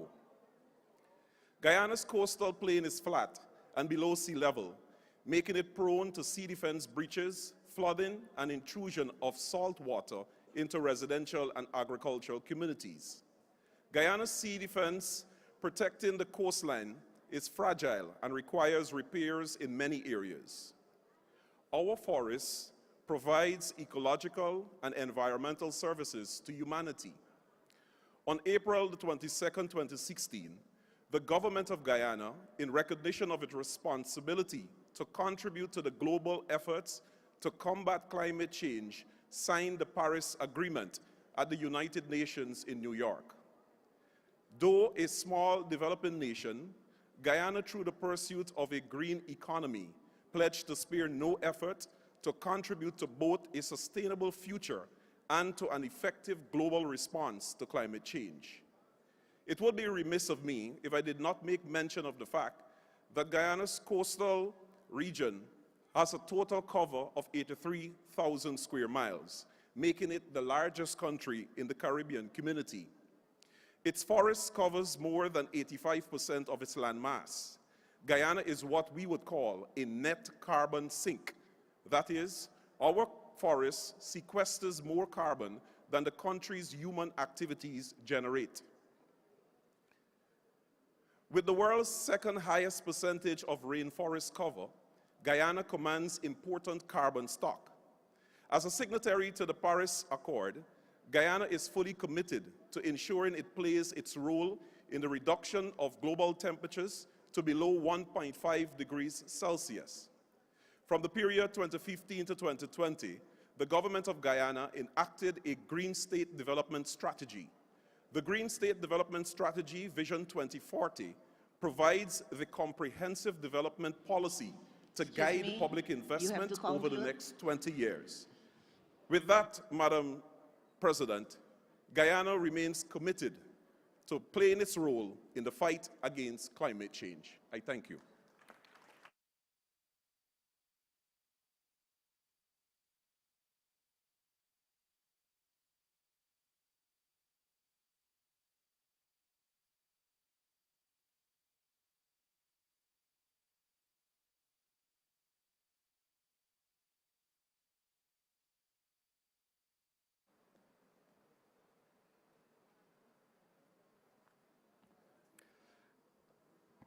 Dan Carden, United Kingdom Parliament. Thank you, Madam President and fellow delegates. I can only stand here today as the Member of Parliament for Liverpool Walton because 180 years ago, my great-great-great-great-grandfather, Thomas Carden, emigrated from Ireland to escape famine. He left Ballina in County Mayo with his young wife, crossed the Irish Sea and made Liverpool his home. Liverpool is one of the great ports of the world, known for music, for football, for culture. We are home to the oldest black community in the UK, the first Chinese community in the whole of Europe, and England's first mosque. We are a city of migrants that looks outwards to the world. And I'm all too aware that my role as a Member of Parliament is to carry forward the hopes and aspirations of the people I represent. But I see the possibilities of this Assembly, of parliamentarians from 178 nations, to renew the fight for freedom, justice, and peace in the world, promised in the Universal Declaration of Human Rights adopted in 1948 after the atrocities of the Second World War. And if we want freedom, justice, and peace in the world, we must guarantee those promises in the lives of each person and every community in each of the nations that we represent here today. But in a rapidly changing world where climate catastrophe, food insecurity, poverty, inequality, conflict, and war drive further political and economic instability, imperil the future of our planet, displace hundreds of millions of people from their homes, we must go further. We must reaffirm the roots of human rights in the inherent dignity of every human being, if we are to rise to the challenge of mass displacement. The brutal war in Ukraine has already created 4 million refugees. A 1 meter rise in sea level would displace 40 million people in Bangladesh alone. And globally today, there are 281 million displaced people already. And so the challenge is not just how we speak for those who elect us, but how we defend those people with no voice, with no home, and with no hope. We must guarantee the rights and give dignity to every man, woman, and child on the move. Face up to the reality of mass migration, not deny it, and that means strengthening the resolve of our international institutions and rejecting the anti-migrant, racist rhetoric at home that provides no answers to the challenge at hand. The root causes of mass displacement will only be addressed through cooperation and solidarity, and everyone here today has a role in playing to build it. Thank you.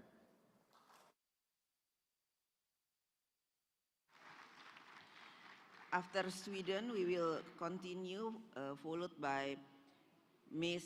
Zeti Dilts from Turkey, and followed by Mr. K. Edmit from Morocco. Thank you, Madam President, dear colleagues, ladies and gentlemen. There ain't no such thing as a free lunch. Everything has a cost that someone, sooner or later, always must pay for. This also applies to climate emissions. It is therefore a very serious problem that polluters today rarely need to pay for the emissions and the consequences they cause. Today, only about 1/5 of the global emissions are covered by carbon pricing. Should we have any chance of meeting the Paris Agreement, then we must use the most efficient, the most powerful tool in the toolbox, namely carbon pricing. Carbon pricing drives innovation and technological development and create what is always needed for change, incentives. Dear colleagues, millions and millions of people are already deeply affected by the consequences of climate change. And for the future generations, the consequences will be absolutely devastating if we do not quickly succeed in reducing emissions and increasing the pace of conversion away from fossil energy. We, as parliamentarians, must act to put a price on emissions. And at meetings like this, when we meet from all across the world, we should take the great opportunity to discuss how a global price on carbon can be introduced. To reach zero emissions, we need to rapidly move away from zero cost on emissions. The polluter pay principle needs to be implemented globally. Otherwise, we will miss both the 1.5 and the 2-degree targets, with costs and consequences for the world that is hard to even imagine. There ain't no such thing as free emissions. Let the polluter pay. Thank you.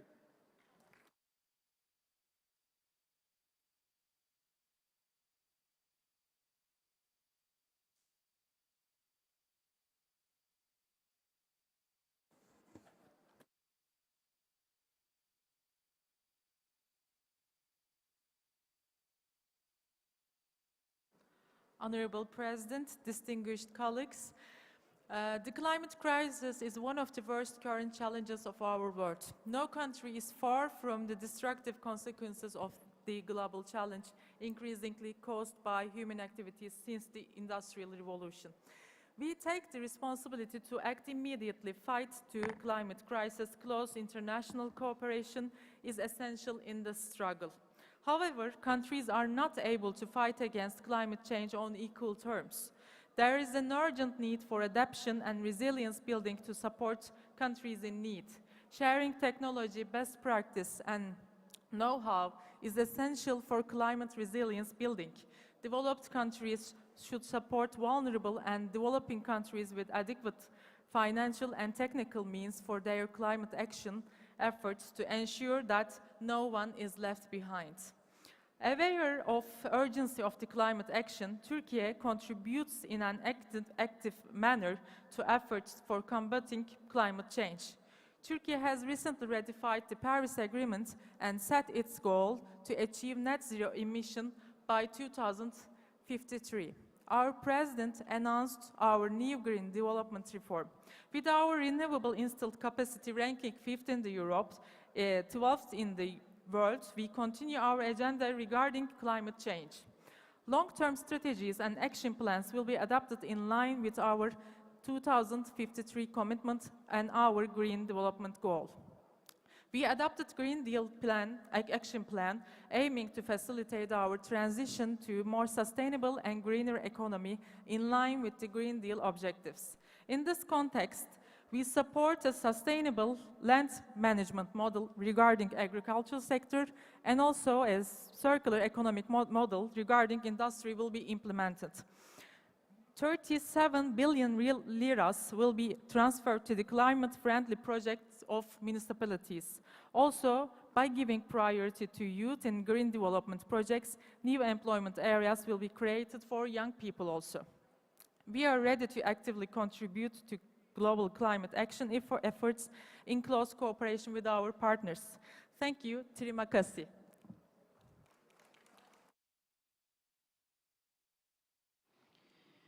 After Morocco, followed by Ms. Azad from Iran and Mr. F.F. Muyumba from Democratic Republic of the Congo. شكرا السيدة الرئيسة. اسمحوا لي في البداية أن أؤكد أن الشباب اليوم هم أكثر تضرراً وتعرضاً لضرر المناخ من آبائهم، مما يحفز الكثير منهم على مواجهة التحدي المتمثل في تقليل آثار انبعاثات ثاني أكسيد الكربون. وإلى جانب الضغط على الحكومات من أجل تفعيل سياسات عمومية فعالة لخفض الانبعاثات الدفيئة، يمكن للشباب اليوم والأجيال القادمة المبادرة بإجراء تغييرات سلوكية فردية في أنماط حياتهم. فبصفتنا برلمانيين شباب منخرطون بقوة في العمل بشأن تغيير المناخ، فإننا ندعو إلى أولاً انتقال عاجل ومتنوع وشامل للطاقة بحلول عام 2030 يعطي أولوية ناجعة للطاقة وللطاقة المستدامة، مع إبقاء هدف 1.5 دغري في متناول اليد. كما نؤكد على أهمية تمويل بناء القدرات والبحوث ومشاركة التكنولوجيا لضمان انتقال طاقي يوفر وظائف لائقة، وكذا تقديم الدعم الكافي لجميع الفئات الاجتماعية الهشة المتأثرة، والتي من بينها بشكل خاص الشباب والنساء والمجتمعات المحلية ولاجئي المناخ. ثانياً ندعو الحكومات إلى البدء سريعاً في إلغاء الصناعات المعتمدة على الوقود الأحفوري مع التخلص التدريجي الكامل منها بحلول عام 2030 على أبعد تقدير، وتأمين انتقال طاقي عادل بشراكة مع القطاع الخاص والنقابات العمالية وجميع الفئات الاجتماعية الهشة. ثالثاً نطلب من المؤسسات والبلدان ذات الصلة ضمان الهادفة لمشاركة الشباب في جميع عمليات صنع القرار. أخيراً ندعو الاتحاد البرلماني الدولي والبرلمانات الوطنية إلى إنشاء شبكة برلمانية للشباب بشأن العمل المناخي، وستعمل كشبكة أساسية لتلهم وترصد الإجراءات التي تتخذها السلطات الوطنية للوفاء بالتزاماتها التي تعهدت بها فيما يتعلق بأزمة المناخ. أخيراً اسمحوا لي أن أبلغ أن البرلمان المغربي بهدف تقليص استخدامه للكهرباء جهز مقره مؤخراً بمنصة للطاقة الشمسية، وذلك في إطار تنفيذ التزامه بالعمل بشأن تغير المناخ على النحو الموصى به لجميع البرلمانات الوطنية في اجتماع البرلماني لعام 2016 بمناسبة COP 22 المنعقد في مراكش. شكرا لكم.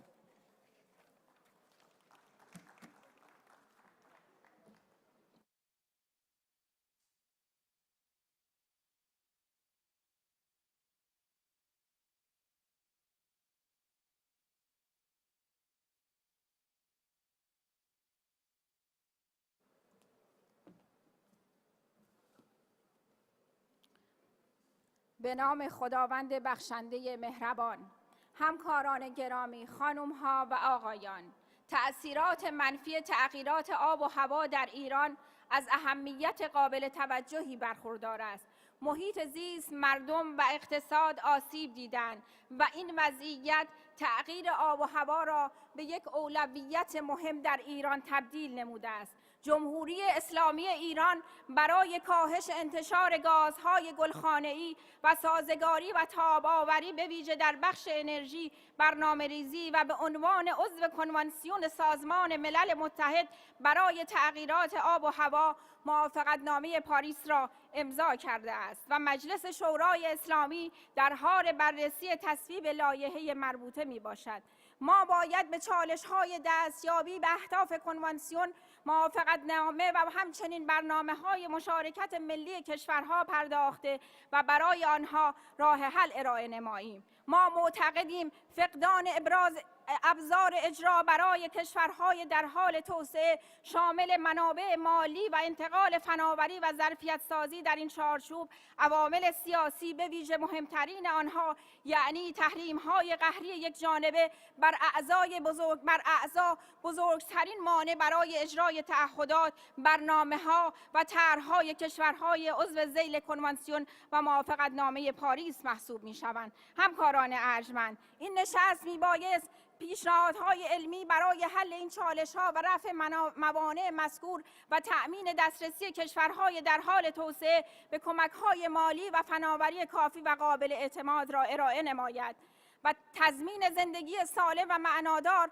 برای نسل آینده اصلی مهم و انگیزه بخش است که باید در اولویت‌های انسانی قرار بگیرند. امروزه جوانان بیشتر از هر زمان دیگری در تاریخ بشر با یکدیگر و نیاز سیاره خود ارتباط و هماهنگی دارند. همانطور که می‌دانیم ما در حال مبارزه برای نجات بشر از انقراضی واقعی هستیم و نیازمندیم که سیاستگزاران این سیاره نیز به این درک جمعی برسند. همین امروز هم اقلیم تغییر کرده است. پس ما به عنوان نمایندگان پارلمان‌ها به تصویب و اجرای فوری سیاست‌های اقلیمی در سرتاسر جهان نیاز داریم. در پایان به عنوان نکته آخر مایلم بار دیگر به اوضاع و شرایط خاص و ویژه جمهوری اسلامی ایران به دلیل اعمال تحریم‌های غیرقانونی، ناعادلانه، قهری و یک جانبانه اشاره کنم و تأکید نمایم که جمهوری اسلامی ایران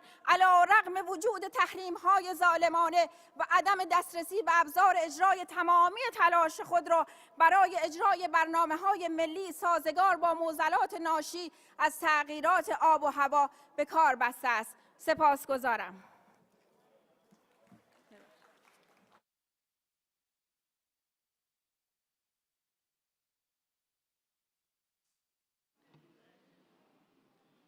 After Democratic Republic of Congo, we continue to Messi I. Lopez Castro from Mexico and Mr. Tinkinen from Finland.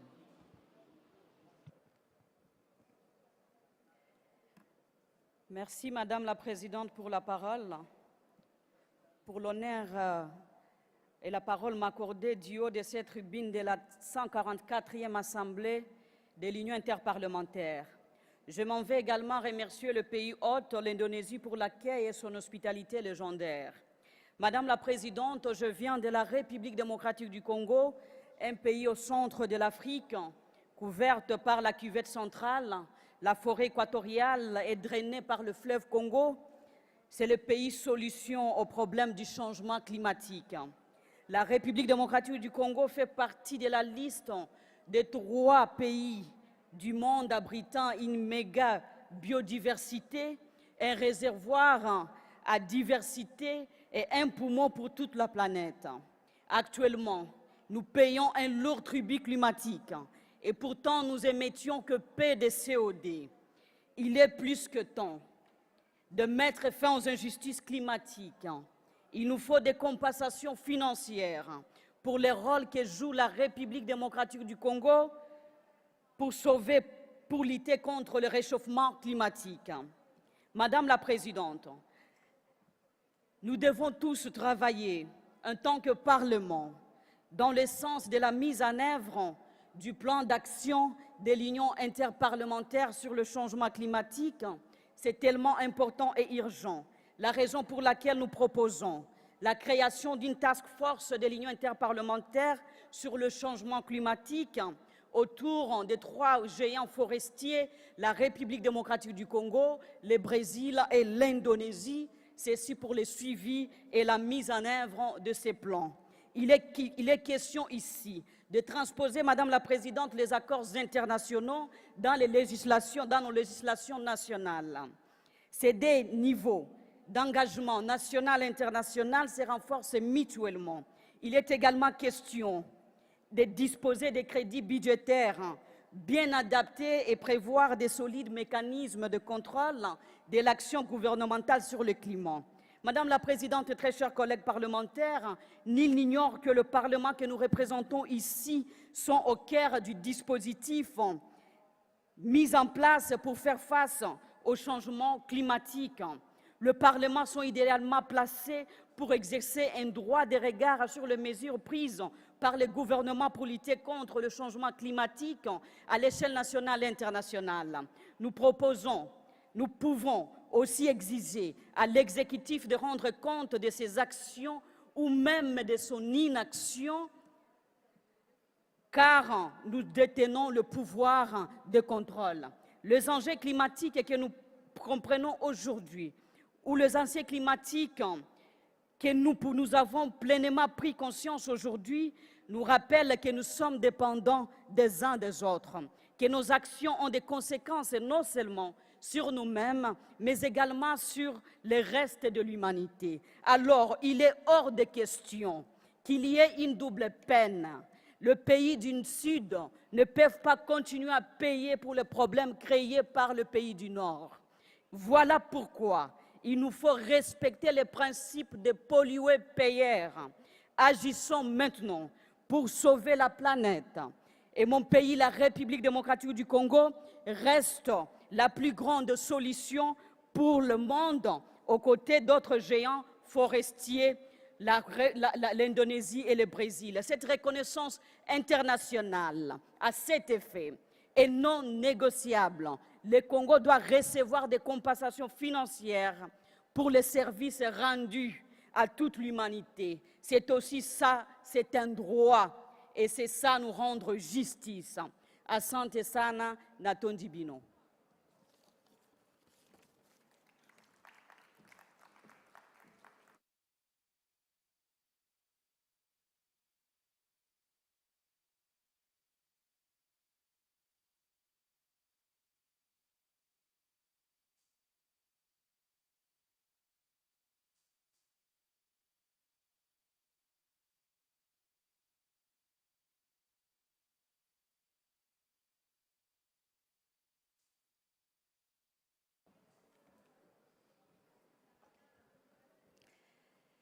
First of all, I want to express my solidarity as a Mexican with Ukraine.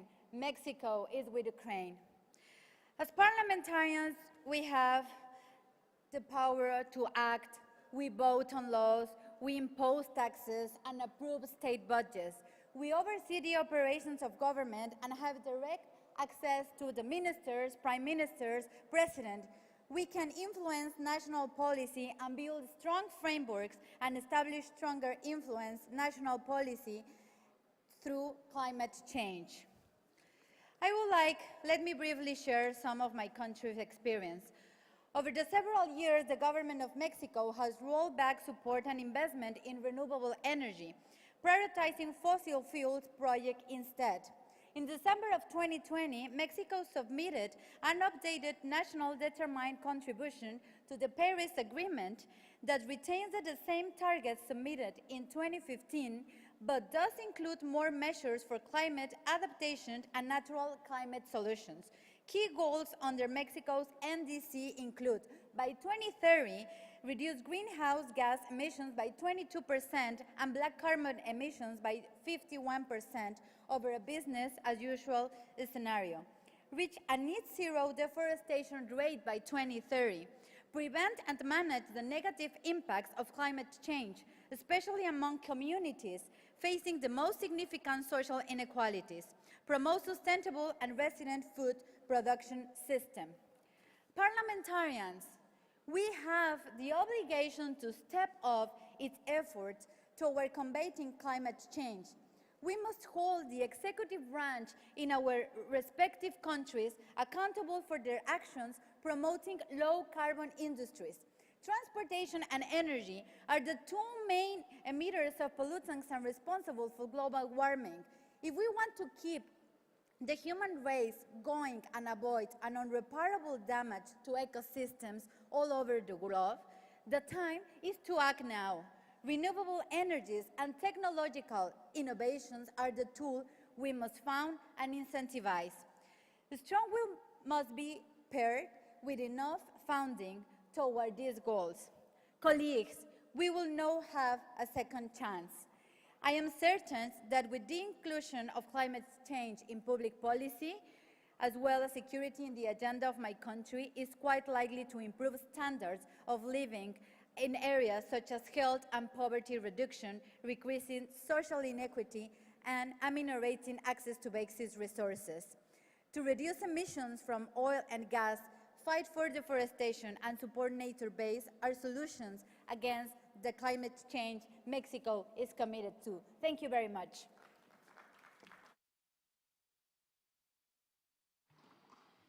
After Finland, followed by Mr. Bako Afriafani from Benin.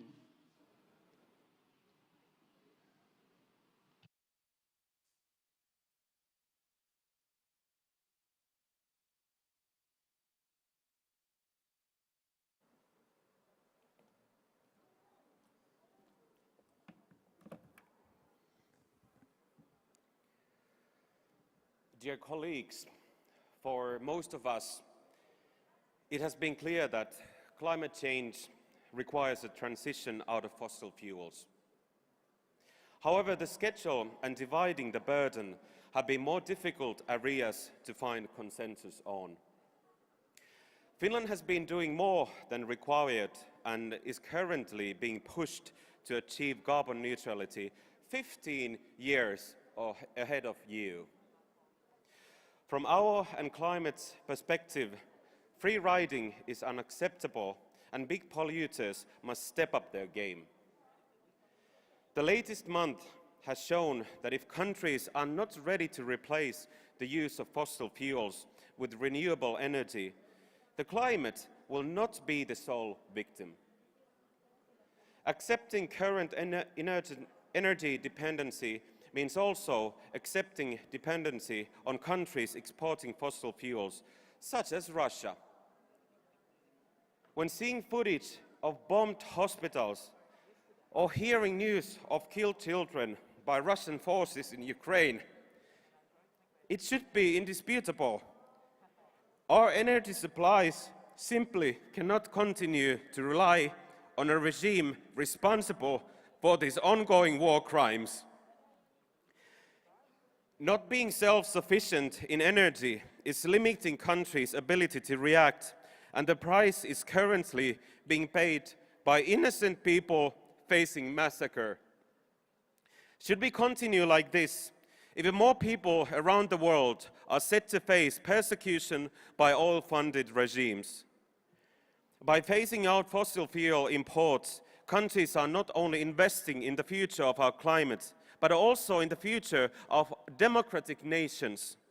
It would mean depriving the strongest tool of extortion from those who wish to use it against the democratic world and peace. Thank you.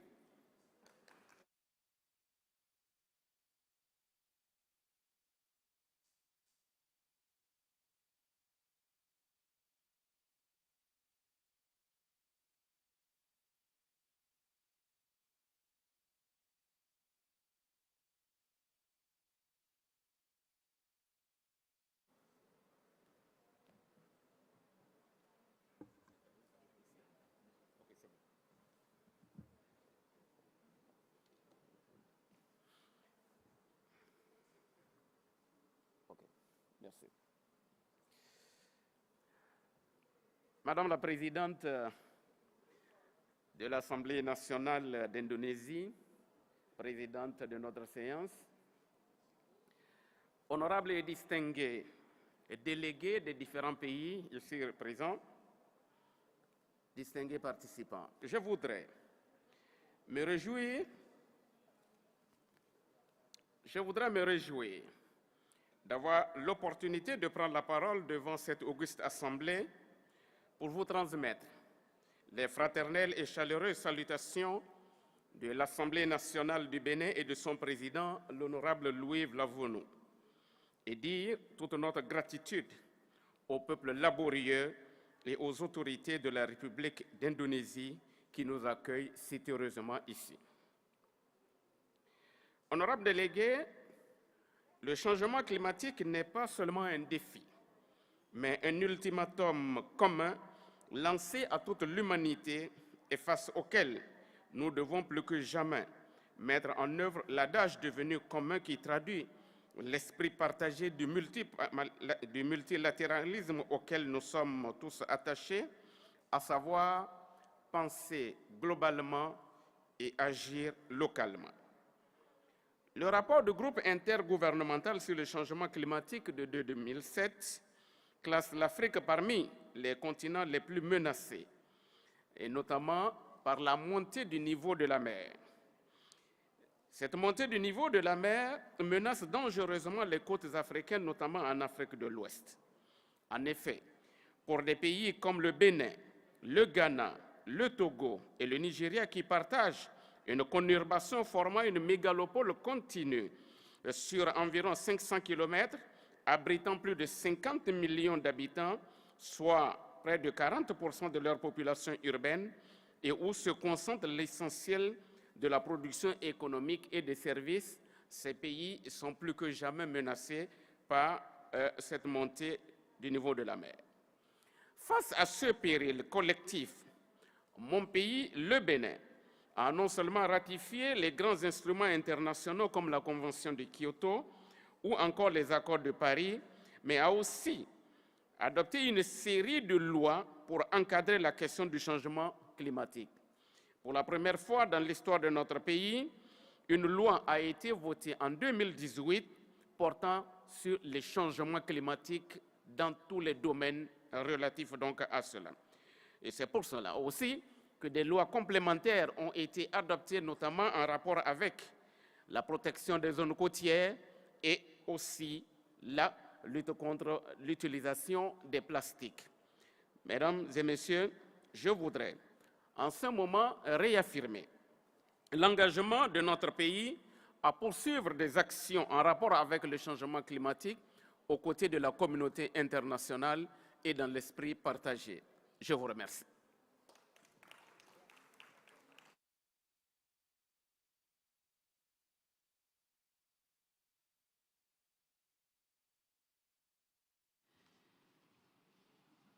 Ladies and gentlemen, this concludes the list of speakers on general debate. We will resume at 2:30 p.m. with the adoption of the emergency item. Thank you. We will see you at 2:30 p.m. this afternoon.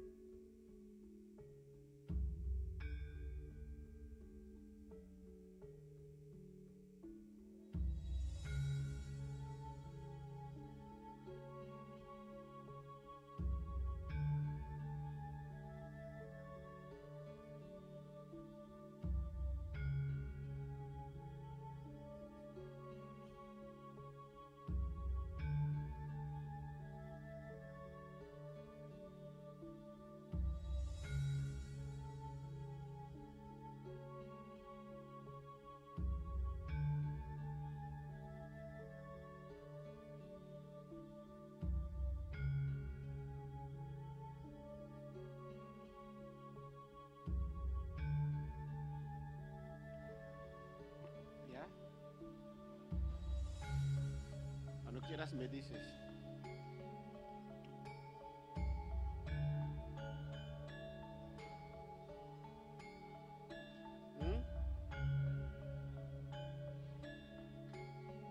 No sé si tiene problema.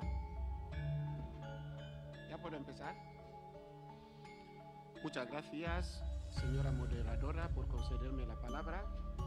Mi país, la República de Guinea Ecuatorial, bajo el incuestionable liderazgo de Su Excelencia el Presidente de la República, ha depositado siempre por el principio de respeto a la soberanía de los pueblos, la paz y el diálogo como vías de solución de los conflictos y la no proliferación de armas de destrucción masiva, incluidas las armas nucleares.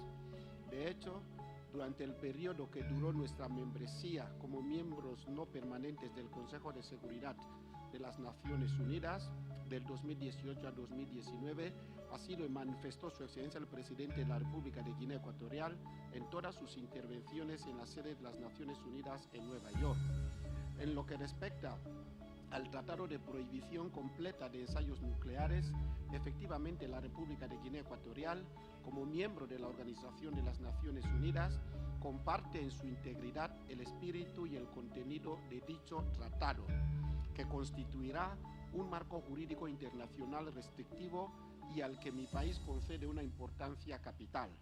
En efecto, estamos en la última fase de los procedimientos administrativos internos con el Ejecutivo, con miras a que la notificación sobre el depósito del instrumento de ratificación se haga efectiva. Que Dios bendiga a la humanidad. Muchísimas gracias.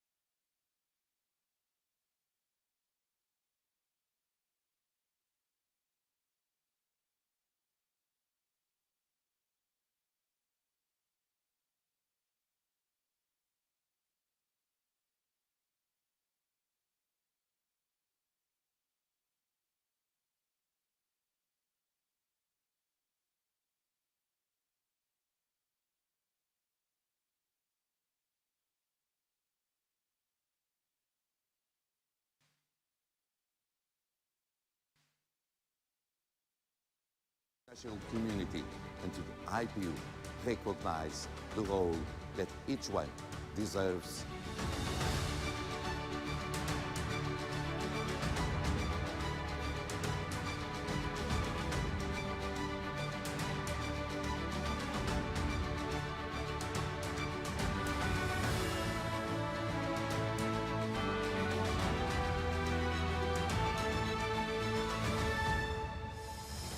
Each year, we will give this award to one parliamentarian.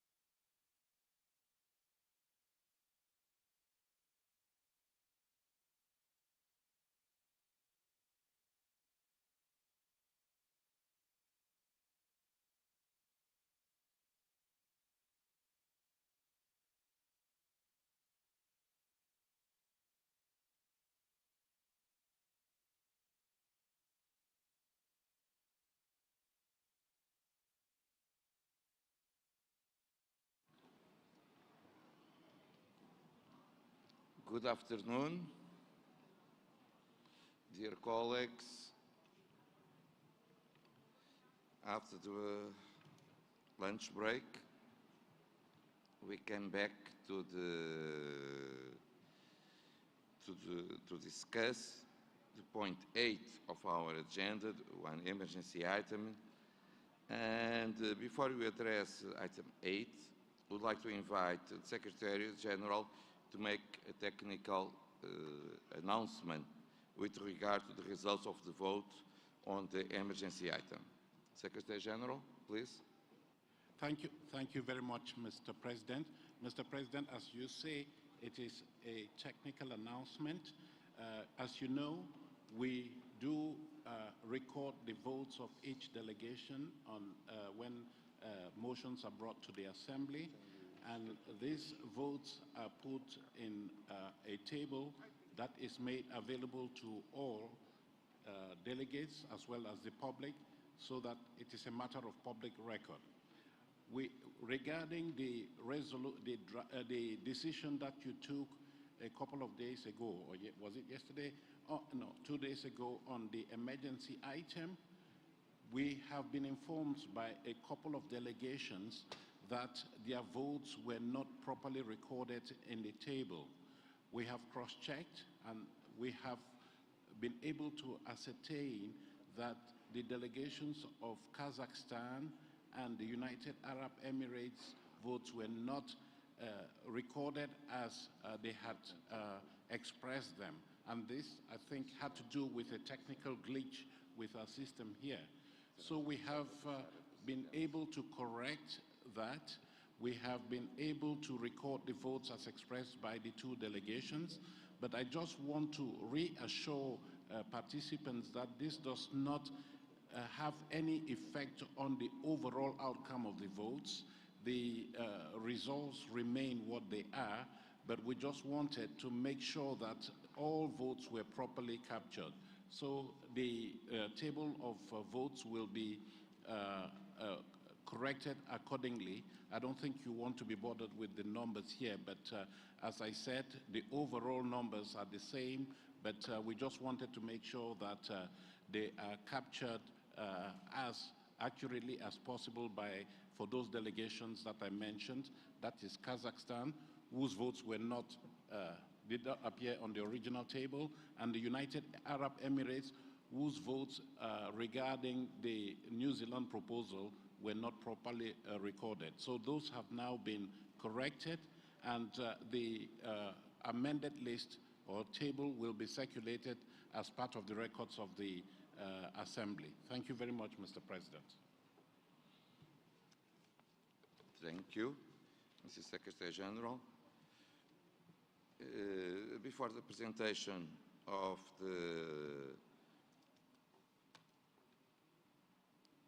the text of our resolution, allow me to say one special thanks to all members of the draft committee.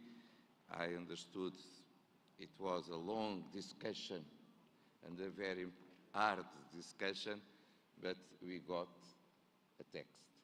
And so I will invite Mrs. Jane Mahmoud of the Maldives, rapporteur of the drafting committee on the emergency item, to present the report from the podium on the draft resolution on the item peaceful resolution of the war in Ukraine, respecting international law, the Charter of the United Nations, and territorial integrity. You have the floor, please.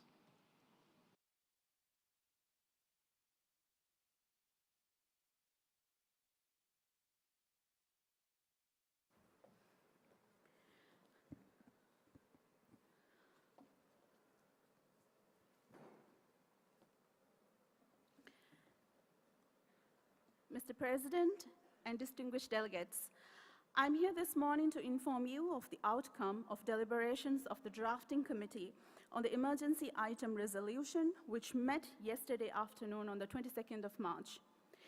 The item before you is the outcome of a proposal submitted by the delegation of New Zealand.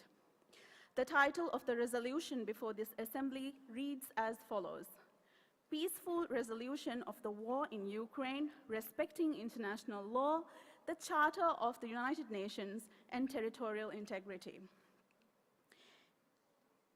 On the morning of 22nd March, the plenary debate on the resolution provided the opportunity for exchanges of genuine and growing alarm among all participants.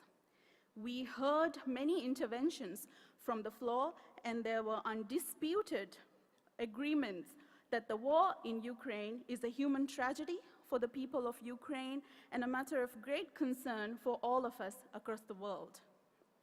We agree, too, that in order to preserve world peace, it was critical to live up to our commitments as enshrined in international law. We heard a clear call for parliaments and parliamentarians to play their role and act now. We agreed that we needed to look forward constructively and find avenues for de-escalation and peaceful resolution. The IPU in particular, as the global organization of parliaments, should play a key role in mediation efforts, facilitating dialogue. The delegations represented on the drafting committee were those of Belarus, the Democratic Republic of Congo, Indonesia, Kazakhstan, Kuwait, Mexico, Poland, South Africa, the United Kingdom, Uruguay, and my own, the Maldives. I thank Ms. Marcela Guerra from Mexico for her capable chairing of the committee proceedings and getting us through several trying moments. I also thank the committee for its work that saw us overcoming differences and finding compromise.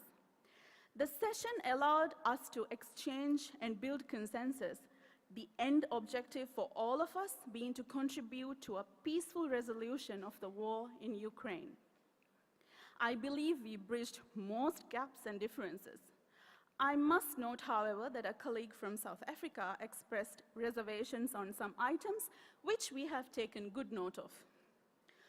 While we may have differences of opinion on certain terminology, I believe that we can all agree that any aggression, war, or conflict against human beings is just wrong and inflicts untold human costs.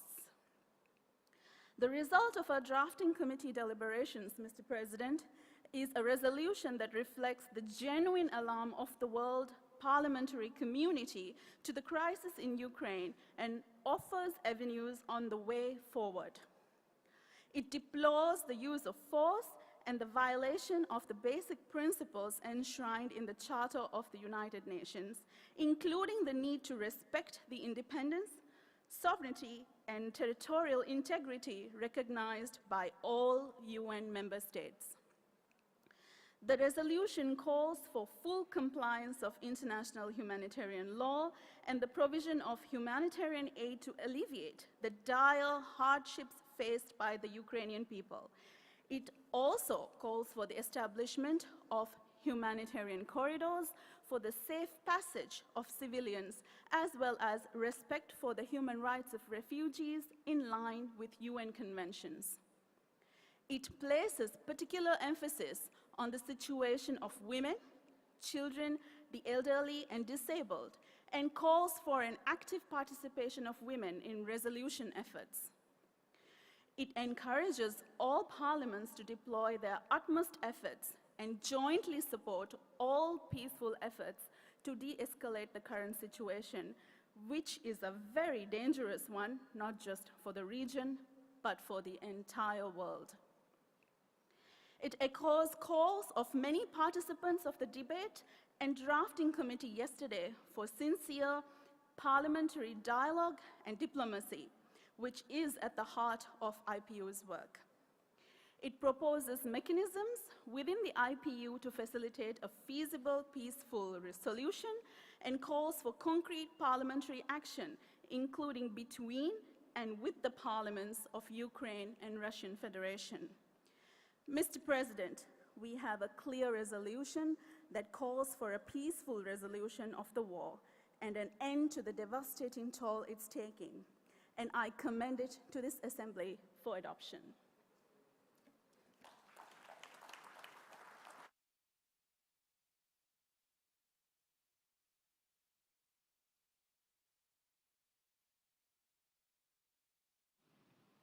Again, thank you so much, Madam Reporter, but also all the members of the draft committee for your work and for the conclusions that was possible to achieve. So, I invite the delegates to adopt the resolution. I would like to recall that according with our statutes, after the adoption, if a delegation has a reservation, may present it, but we need to adopt first the resolution. And so, if there is no objections,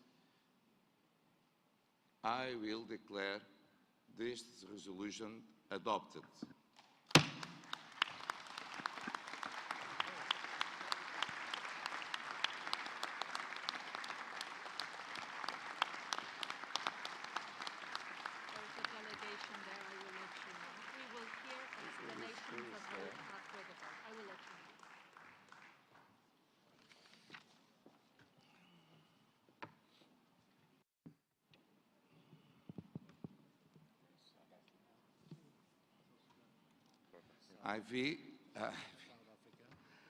I am seeing some countries that wish to express the reservations.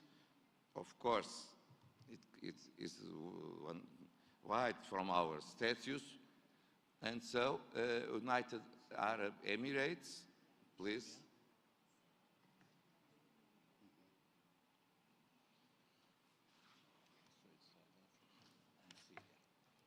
السلام عليكم. نشكر لجنة الصياغة على كل جهودهم. وتتحفظ الشعبة البرلمانية لدولة الإمارات العربية المتحدة على البنود التالية من مشروع القرار: 2 3 4 و8. شكرا.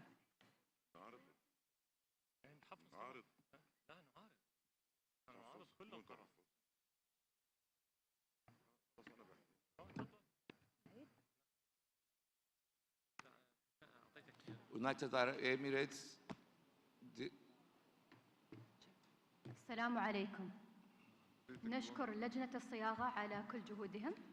وتتحفظ الشعبة البرلمانية لدولة الإمارات العربية المتحدة على البنود التالية من مشروع القرار: 2 3 4 و8. وشكرا. Thank you so much. South Africa.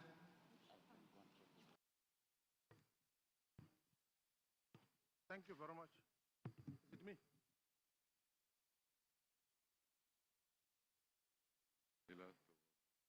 South Africa, please. No, thank you very much, Chair. Looks like this microphone is not good. Thank you very much, Chair. It's perhaps better that we give context of the areas of disagreement that happened in the drafting committee in terms of finalizing this resolution. And the basis of these disagreements is based on two parts of the resolution.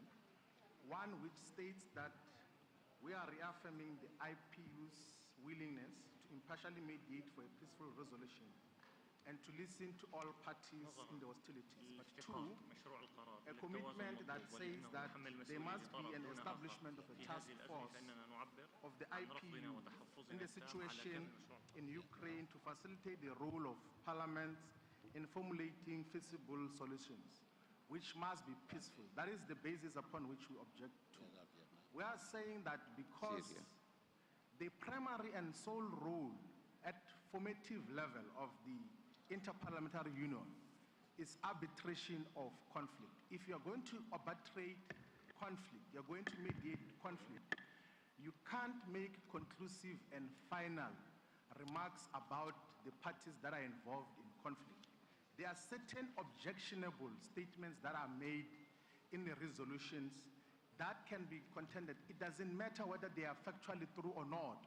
What is of matter is the fact that they are objectionable and will weaken the integrity of the IPU from mediating on the conflict between Russia and Ukraine. To wholly say that the Russian Federation is using artilleries and missiles to destroy civilian units and population, it is using missiles to destroy medical units and personnel, will not be an adequate basis for a mediation, because the Russian Federation, like it was done at the beginning of this conference, will express a view that the IPU already has passed a judgment on its activities without having created a platform for mediation. I want to remind you in conclusion, President, that in the 111th Assembly of the IPU, which took place in Geneva, there was an ongoing war in Iraq, which was led by the United States and the coalition partners. In the resolution of the IPU in that assembly, there was not even one accusatory or conclusive statement that was made against the United States and its allies, because the IPU had set itself a task of mediation. We do not think that in the manner in which this resolution is phrased and in the manner in which it is being presented here, there will be an adequate and believable impartial space for the IPU to lead mediation in the Russia-Ukraine war. That is why we reject the manner in which this draft resolution is presented. We must not present a picture that there's unanimity in the manner in which this is phrased. There is no unanimity. We cannot be forced to be part of a master narrative that reinforces the views of certain countries, particularly in Western Europe and the United States of America. Thank you very much. Thank you. Before I give the floor to Bahrain, I will say that the resolution was already adopted, and the majority of the draft committee agrees on that and also refer to facts and not imagination. Now to Bahrain.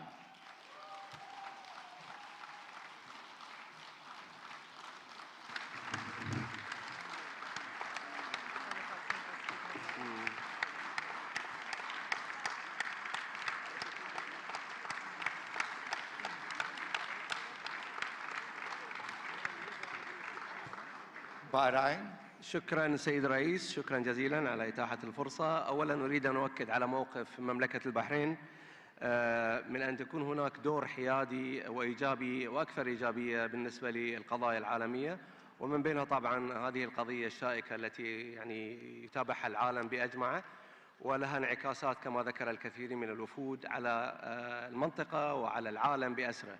أعتقد في هذا الإطار نحن ندعم موقف دولة الإمارات العربية الشقيقة فيما يتعلق بالبندين رقم 2 رقم 3 ورقم 4 من أجل أن يكون هناك قرار وموقف محايد أكثر للIPU. شكرا. Thank you, dear colleague. Turkey.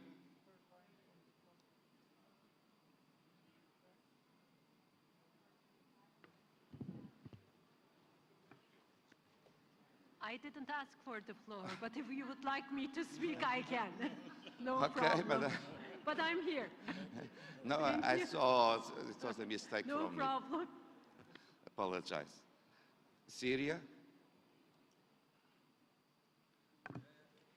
السيد الرئيس والسيدات والسادة، نظرا لافتقار مشروع القرار إلى التوازن المطلوب ولأنه يحمل المسؤولية لطرف دون آخر في هذه الأزمة، لذلك ومجددا فإننا نعبر عن رفضنا وتحفظنا التام على كامل مشروع القرار، وتأكيدا على ضرورة الحوار بين الطرفين. نرجو عكس موقفنا هذا في محضر هذا الاجتماع. سيادة الرئيس، ومع الاحترام، أعتقد بأنه لا يجوز للرئيس التعبير عن الانحياز لموقف سياسي محدد والتخلي عن الحياد. شكرا. Thank you. Belarus. Mr. Chairman, I'd like to kindly ask to put into minutes of our meeting the following. Belarus participated in drafting a committee, but it doesn't mean that Belarus agrees with the resolution. We reject the resolution. Thank you.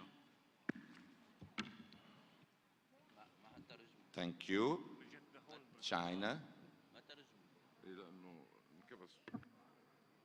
Thank you very much, Mr. President. The Chinese delegation expresses reservation on some paragraphs and the rhetorics in the resolution, which in fact fail to reflect the views many countries hold.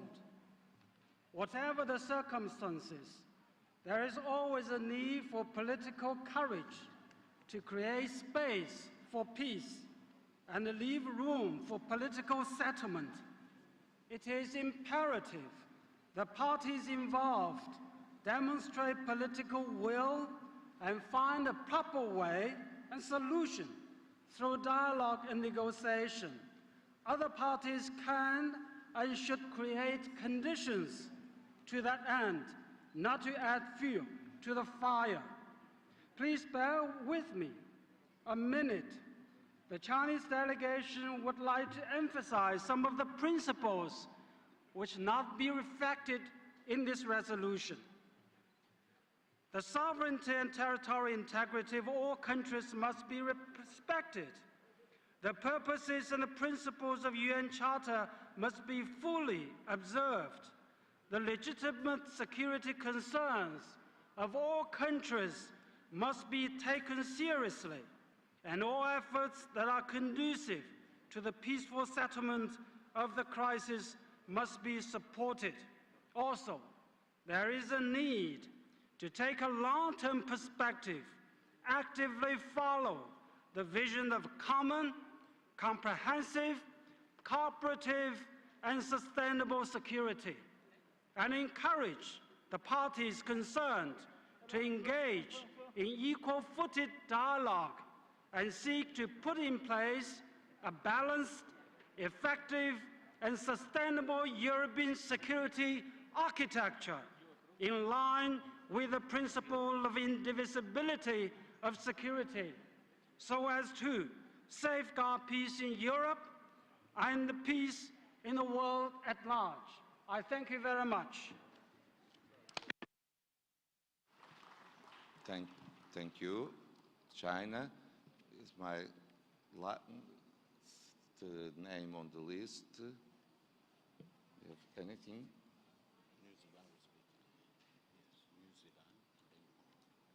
Okay, New Zealand.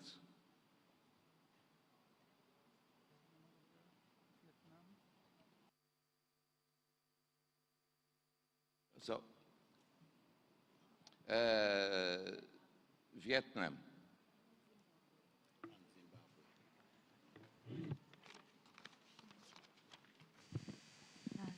Thank you, Mr. President. Overall, the draft resolutions reflects the international law, UN Charter, and parliamentary diplomacy. But however, our position has been made clearly the other day. So we would like to put abstentions to this resolution. Thank you. Thank you so much. Zimbabwe.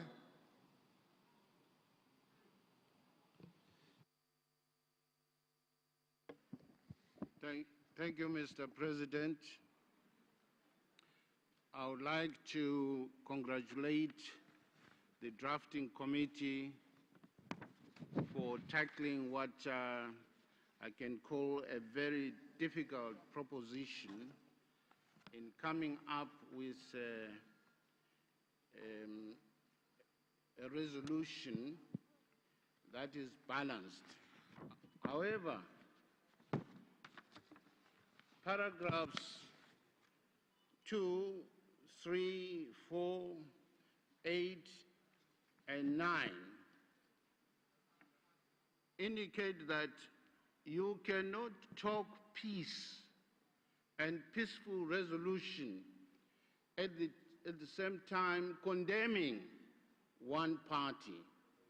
And you say you want these two parties to come to the peace table negotiation as you condemn one party.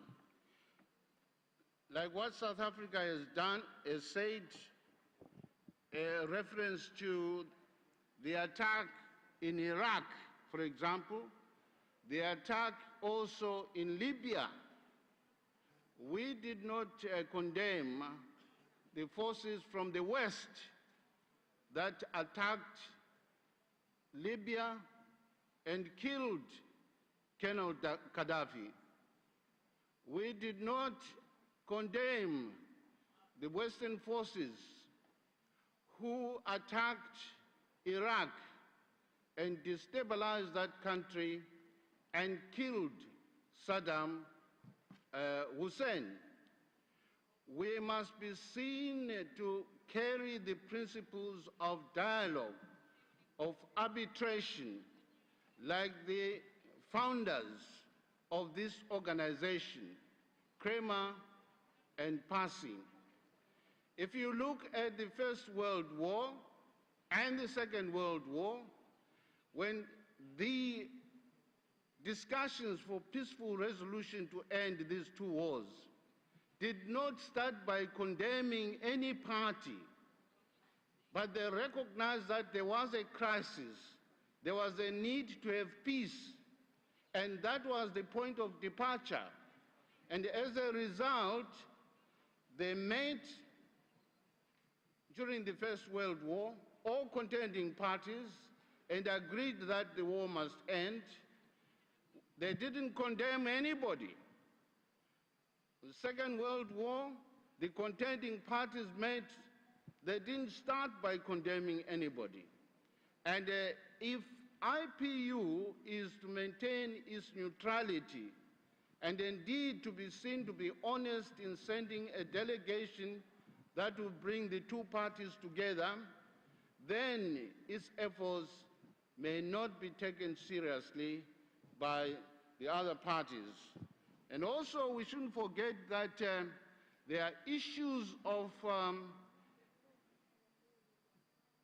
expansionism of the Western world through Ukraine. The role of NATO cannot be downplayed. These are some of the factors that must be put into consideration. Accordingly, Mr. President, I put forward Zimbabwe's reservation, and I can see that we may not succeed in bringing the two parties together if we start on the premise of condemning one party without any reservation. I thank you, Mr. President.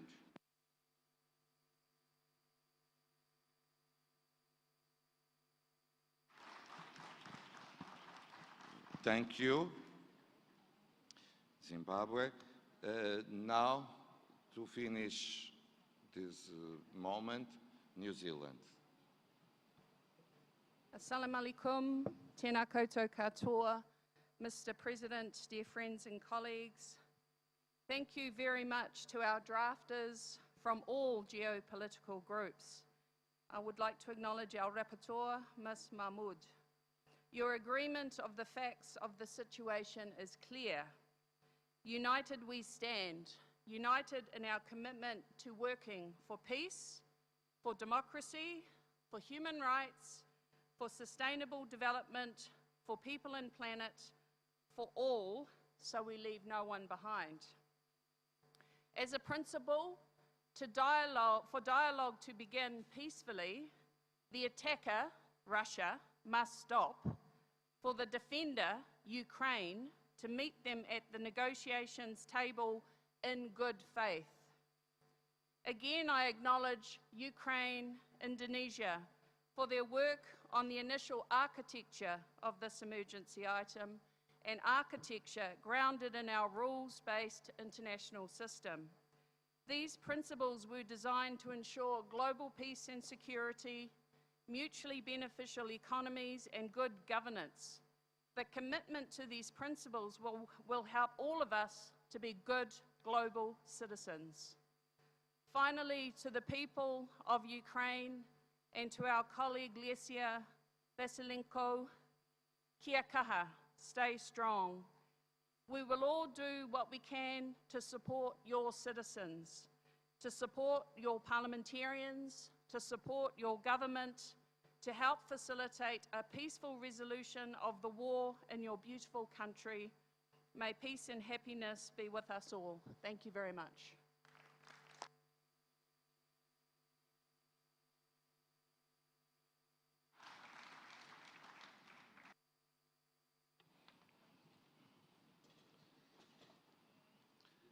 I will close the inscriptions because we will not debating the item. We are debating if a country has a reservation to the declaration, the resolution we already adopted. We will not begin a debate that happened yesterday. Allow me. I know that parliamentarians will love to talk, but please be rational. Iran, and it's the last intervention.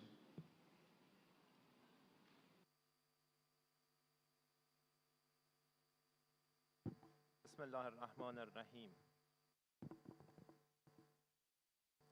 I think there is a problem in the... Do you hear me?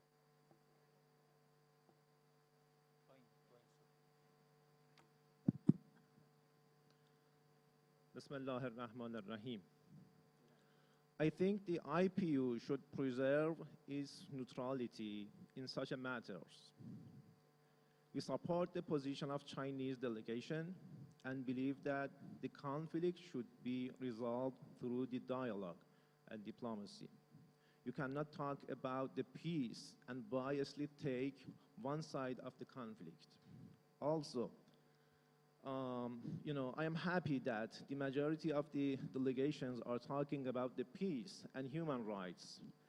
But, my question is why this type of reactions are just for some few countries. In the last year, because of some imposed sanctions on my country by US administration, we couldn't even purchase the COVID-19 vaccines. Therefore, the rate of mortality have increased too much.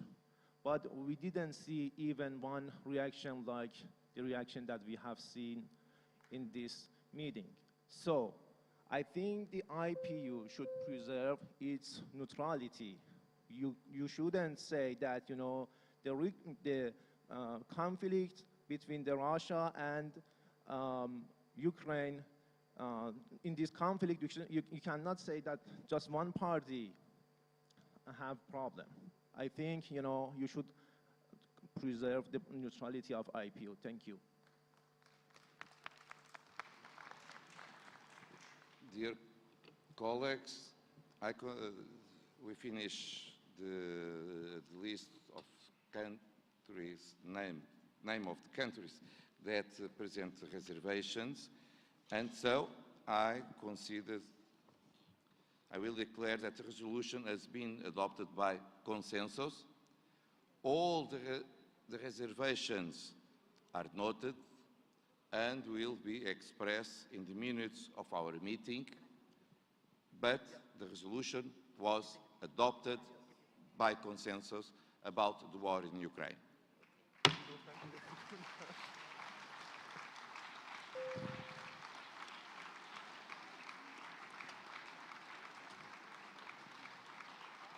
And allow me to express that point 14 asks to IPU to establish a task force on situation in Ukraine to facilitate the role of parliaments in formulating feasible, peaceful solutions. The president of IPU will make contacts with the geopolitical groups to organize this task force, because all geopolitical groups should be represented, of course, because this is something very important to achieve the dialogue between both parts, but the resolution was adopted and the continuation of what happened in Ukraine by the Russian Federation is done. And so we finish this point of our agenda and we go to the next one. Special accountability segment where we will follow up by members of IPU resolutions and other decisions. Dear colleagues, dear parliamentarians, this segment is very easy. We have already one list of parliamentarians that wish to take the floor. I will express what is the rationale of this segment. As we did today, we approved in one assembly, one resolution. This is a commitment of IPU, but also a commitment of each one of us. And so it's important to come back after it in our next assembly to ask what each one of us have done in accordance with the resolutions that we approved. Because we don't want just a paper to be happy, but something that should be implemented. And so this is why we decide to have this segment, to ask the accountability that is important to the organization, but also to the members, parliament, and each one of us in person.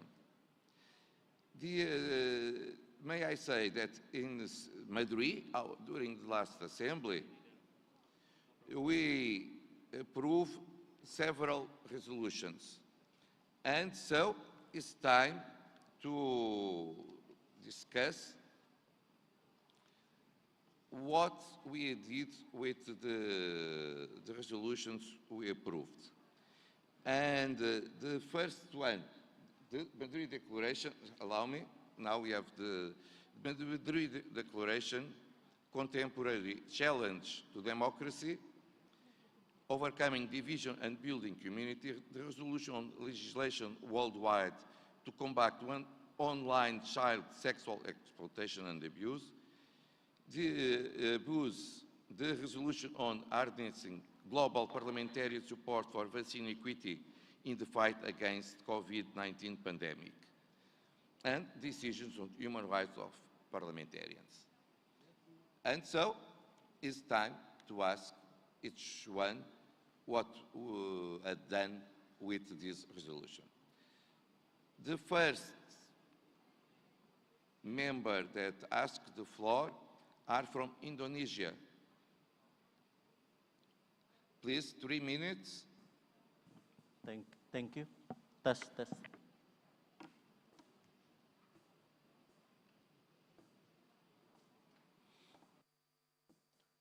Her Excellency, President of the IPU,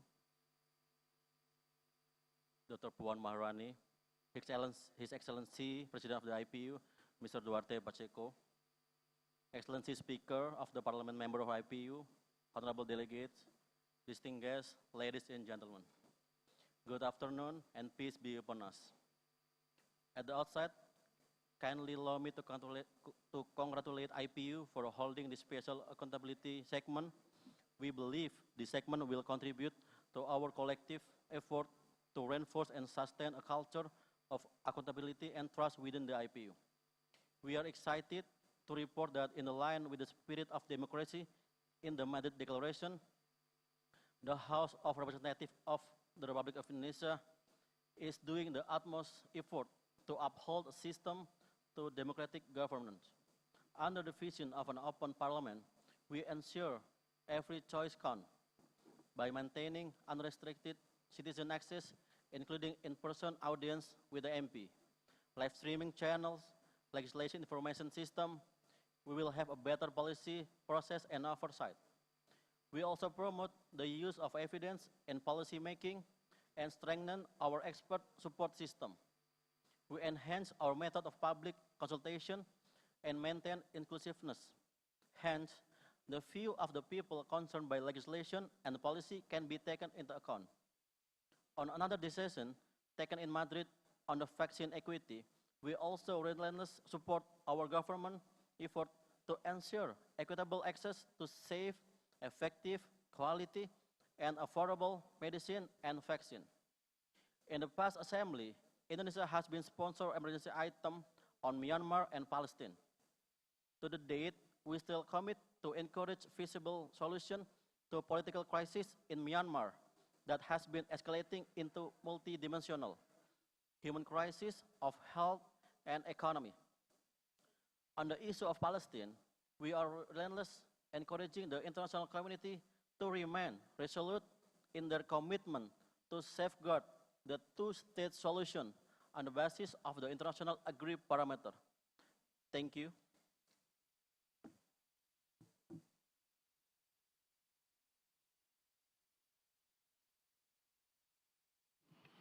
Thank you, dear colleague. Now, Nepal. Mr. Speaker, you have the floor.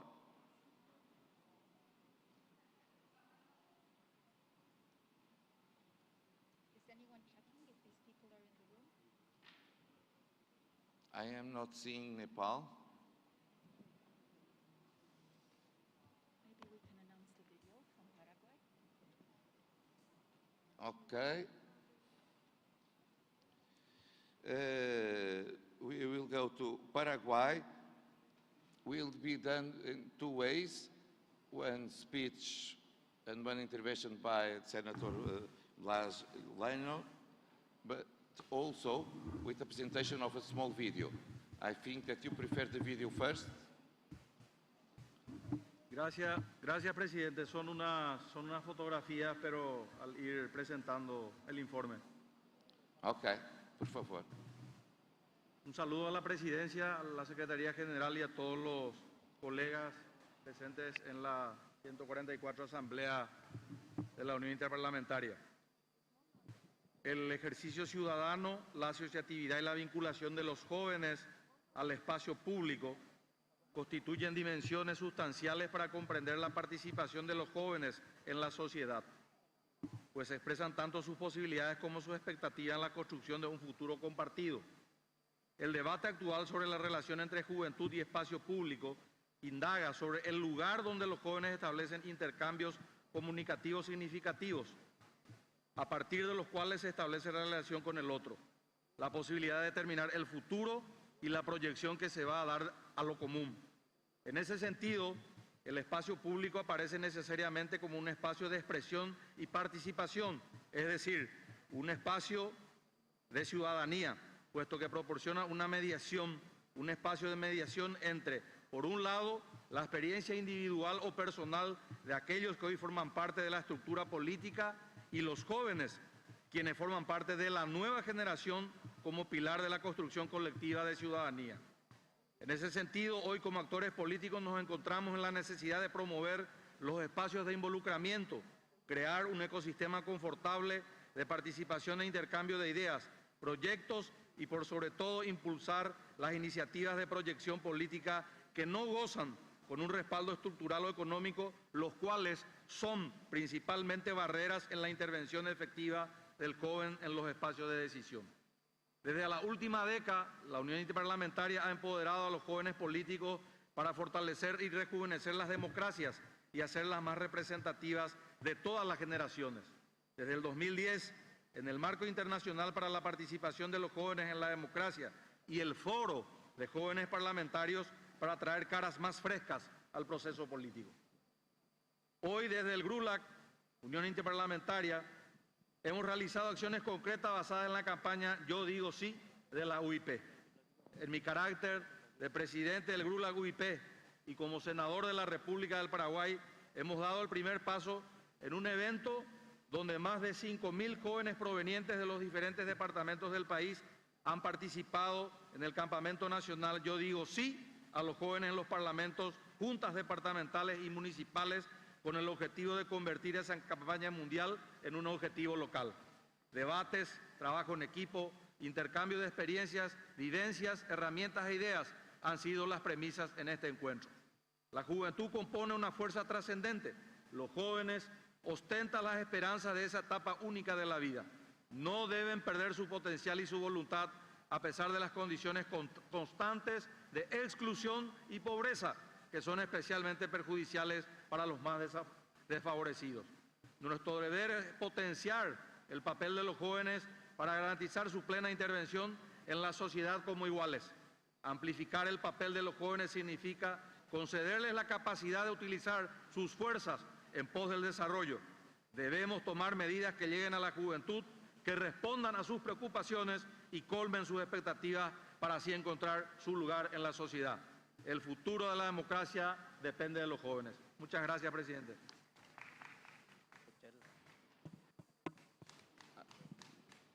I will ask Senator. Sí. ¿Es para pasar el vídeo? Eran las fotos, presidente, ya fueron pasadas. Ya está. Sí, Okay, gracias. muchas gracias.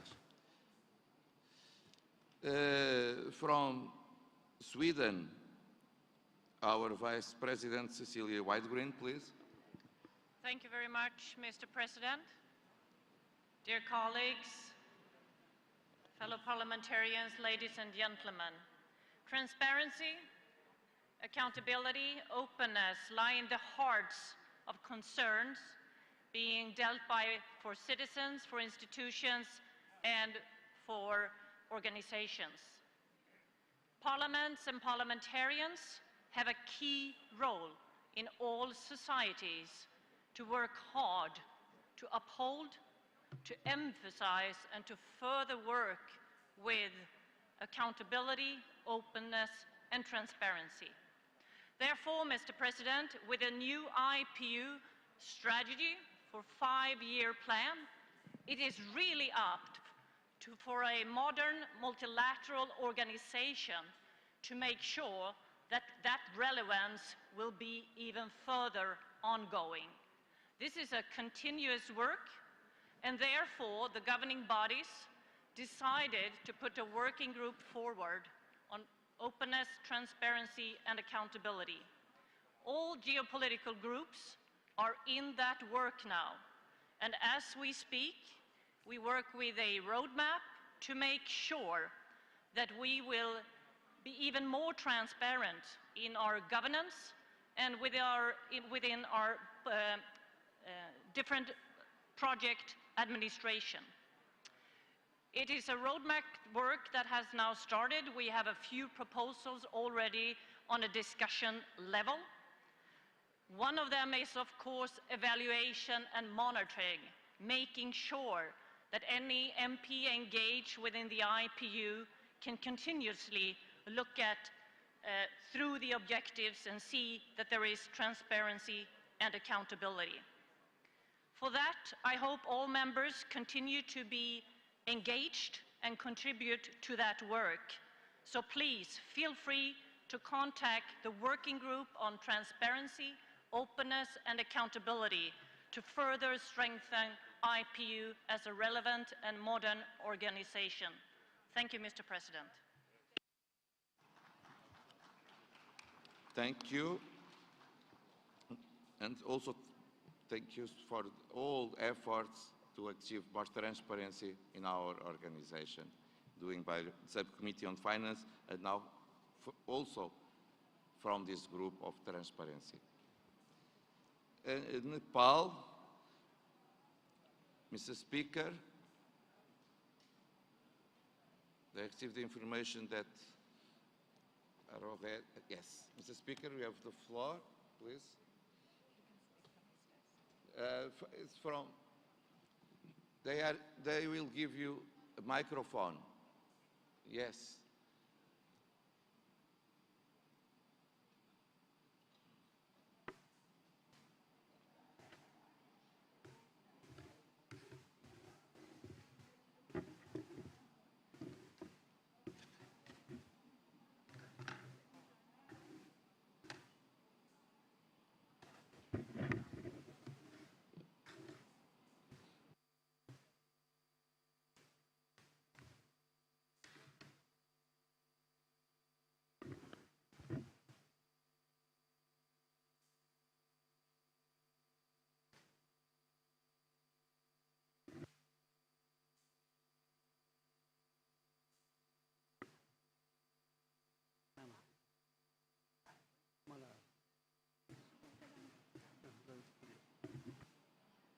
If you are, it's better to go to the other country and came back to Nepal.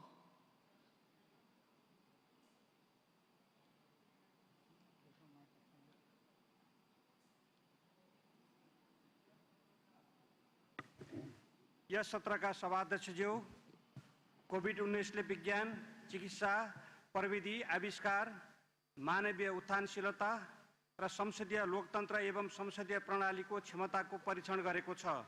भाइरसको लागि कोही पनि तयार थिएनन् र पछिल्लो दशकतिर देखिएको यो महामारीको प्रभावबाट कोही अछितो रहन सकेनन्। नेपालमा जनप्रतिनिधिहरूको उच्च स्तरीय सहभागितालाई कोभिड-19 को जोखिम बारेको सूचना प्रवाह र दोहोरो सञ्चारलाई अभिवृद्धि गर्नका लागि परिकल्पना गरिएको थियो। यस श्रृङ्खलाको मुख्य रणनीतिक सन्दर्भ भनेको निर्वाचित जनप्रतिनिधिहरू मार्फत कोभिड-19 विरुद्धको सरकारी प्रयासमा उच्च स्तरीय समर्थन निर्माण गर्नु हो। नेपालको संघीय व्यवस्थापिकाको राष्ट्रिय सभाको अध्यक्षको हैसियतमा मेरो कार्यालयले बैठकको राष्ट्रव्यापी ब्रिफिङ श्रृङ्खलाको नेतृत्व गर्यो। यसको आयोजना स्वास्थ्य तथा जनसङ्ख्या मन्त्रालयले गरेको थियो भने विश्व स्वास्थ्य संगठन नेपालले आवश्यक सबै प्राविधिक सहयोग उपलब्ध गराएको थियो। हामी सबैलाई थाहा छ, निर्वाचित जनप्रतिनिधिहरूको जनमतमा महत्त्वपूर्ण प्रभाव रहेको हुन्छ र जानकारीको विश्वसनीय स्रोत मानिन्छन्। यसको सदुपयोग गर्दै अन्तर व्यवस्थापिका सङ्घको म्याड्रिड घोषणा हुनुभन्दा 1 वर्ष अघिबाट हामीले नेपालका 7 प्रदेशका व्यवस्थापिकालाई कोभिड-19 भाइरसको जोखिमबारे जानकारी गराउने पहल थाल्यौं। जनताको लागि हामीले थालेको त्यो पहल सबै पार्टी लाइनभन्दा माथि रहेको म यहाँ जाहेर गर्न चाहन्छु। कोभिड-19 को सम्बन्धमा यो मात्र एउटा त्यस्तो पहल हो जसले नेपालमा राजनीतिक वृत्तका सबै निर्वाचित जनप्रतिनिधिहरूलाई एकै ठाउँमा ल्याएको छ। नेपालको संविधानले लैङ्गिक समानतापूर्ण प्रतिनिधित्वलाई अनिवार्य गरेकोले पनि यी ब्रिफिङहरूमा महिला सांसदहरूको बलियो उपस्थिति रहन पुगेको छ। ब्रिफिङको समय चल्दै गर्दा कोभिड-19 विरुद्धका खोपहरू भर्खर आउन थालेका थिए र खोप पहुँचलाई अधिकतम बनाउने होड थियो।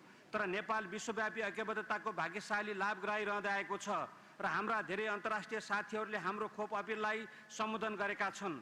नेपालमा हाम्रा दुवै पहलहरूले म्याड्रिडमा भएको अन्तर व्यवस्थापिका सङ्घको 143औं सभामा पारित कोभिड-19 महामारी विरुद्धको लडाईँमा खोप समताको लागि विश्वव्यापी व्यवस्थापिका समर्थनको उपयोग सम्बन्धी ऐतिहासिक सङ्कल्पको भावनालाई राम्ररी समातेका छन्। गत महिना मात्रै हामीले खोप कार्यक्रम र जोखिम सञ्चार तथा सामुदायिक सहभागिता विषयमा केन्द्रित भएर सांसदका लागि ब्रिफिङहरूको नयाँ श्रृङ्खला सुरु गर्यौं। नेपालका 7 प्रदेशका व्यवस्थापिकाका सभामुख, उपसभामुख र सचिवहरूसँगको यो ब्रिफिङ सबै सहभागीहरूमा खोपहरूको समान वितरणका लागि प्रतिबद्धताको घोषणापत्रमा हस्ताक्षरसँगै समापन भयो। कोभिड-19 महामारीप्रति व्यवस्थापिकाले देखाएको प्रतिकारले व्यवस्थिकामा नेतृत्वमा रही प्रतिबद्ध रहने जनप्रतिनिधिहरूको महत्त्व कति रहन्छ भन्ने उदाहरण प्रस्तुत गरेको छ। हामीले यस विश्वव्यापी सङ्कटका समयमा विशेष उपाय, कानुनी व्यवस्था र प्रोत्साहन प्याकेज, सरकारी व्यवस्थापन र खर्च अनुगमन मार्फत समावेशी र लोकतान्त्रिक समाधानहरू सुनिश्चित गर्न सहयोग गरेका छौँ। मेरो कार्यालय र विश्व स्वास्थ्य सङ्गठनका हाम्रा साझेदारहरूले व्यवस्थापिकाहरूलाई यस प्रकारका संवाद पहलहरूमा सहयोग गर्न पाउँदा खुसीको कुरा हुनेछ। यसमा सांसदहरूको अज्ञानता वा बौद्धिक आलस्यलाई ठाउँ दिनु हुँदैन। हामीले विज्ञानलाई अँगाल्दै जनसङ्ख्याको हितमा गरिने निर्माणहरूलाई ठोस प्रमाणहरूमा आधारित गर्नुपर्छ र जनतामाझ हामीले बोल्ने शब्दका लागि जवाफदेही रहन तयार हुनुपर्छ। सांसदहरूसँगको वार्षिक सहभागिता कार्यक्रम मार्फत यो पहललाई थप अगाडि बढाउन मसहित मेरो टोली तयार छ। अन्त्यमा विश्वव्यापी रूपमा सांसद र WHO बीचको सहकार्य जनस्वास्थ्यको क्षेत्रमा उल्लेखनीय रहने हाम्रो अनुभव रहेको छ। धन्यवाद।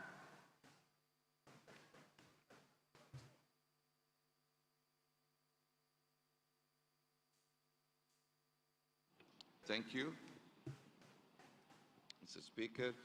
Now, Mrs. Baldwin from UK. Thank you very much, Mr. President. And as a founding member of the Inter-Parliamentary Union, the UK is honoured to speak in this debate on accountability.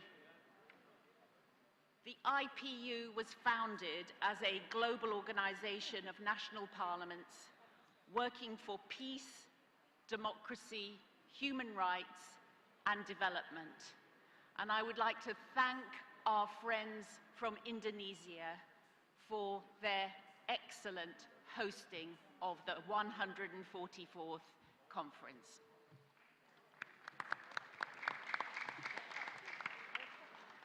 In our Parliament, every year since 1909, we have sent an annual report on our activities to our Parliament.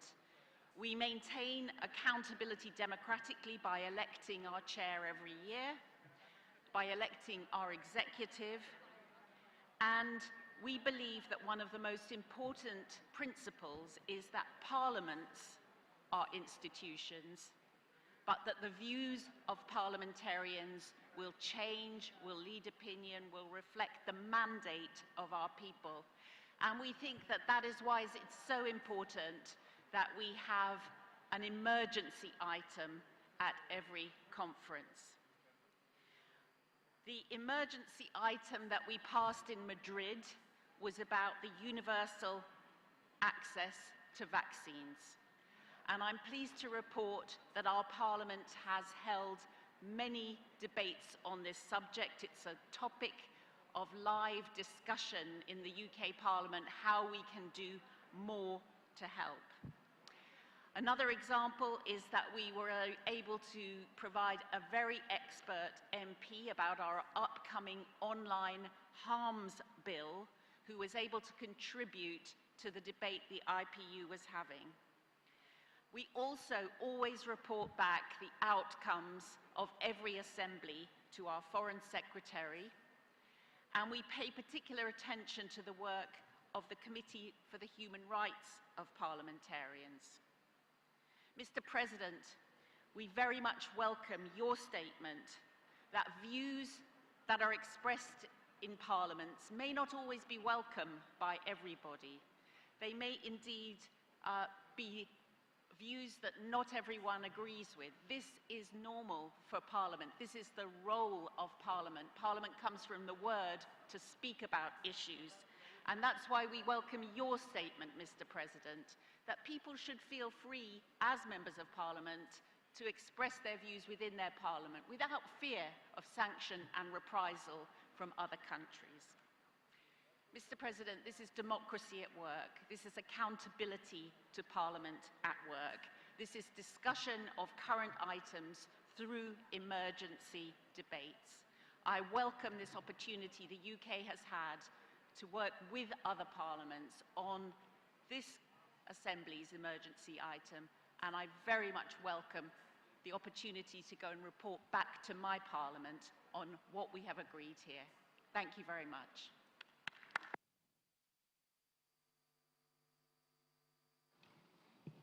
Thank you, Ms. Baldwin. Now, Mr. Salman, First Deputy Speaker of Bahrain. Thank you, Mr. President. شكرا جزيلا. السيدات والسادة الحضور، ممثلي البرلمانات الدولية، بالنسبة لموضوع المناقشة العامة والإعلانات الخاصة فيه، وهي المتعلقة بالتحديات المعاصرة التي تواجه الديمقراطية والتغلب على الانقسامات وبناء المجتمع وربط الناس بمؤسساتهم الديمقراطية، حيث أشار الإعلان الصادر بهذا الخصوص إلى ضرورة إتاحة الفرصة للناس للمشاركة في عمل المؤسسات الديمقراطية، حفاظاً على الثقة بالديمقراطية والإبقاء على تفاعل منتظم بين الهيئات التشريعية والجمهور يبني ثقة ويساعد الناس على رؤية مصالحهم التي تنعكس على في السياسات العامة، مع التركيز بشكل خاص على الشباب وإدراج منظورهم في حلول السياسات. طبعاً هناك العديد من المقترحات التي تم الأخذ بها من قبلنا في مملكة البحرين، ولكن بسبب ضيق الوقت سوف أكتفي بذكر مقترحين منهما. فقد نظم مجلس النواب في مملكة البحرين النسخة الثانية من برنامج البرلمان الشباب خلال شهر نوفمبر 2021، والذي ناقش أبرز القضايا الشبابية بمشاركة وإلقاء كلمة كريمة من سمو الشيخ ناصر بن حمد الخليفة ممثل جلالة الملك للأعمال الإنسانية وشؤون الشباب. كما ترأست الجلسة رئيسة مجلس النواب فوزية بنت عبد الله زينل، وبحضور عدد من السادة الوزراء في الحكومة الموقرة.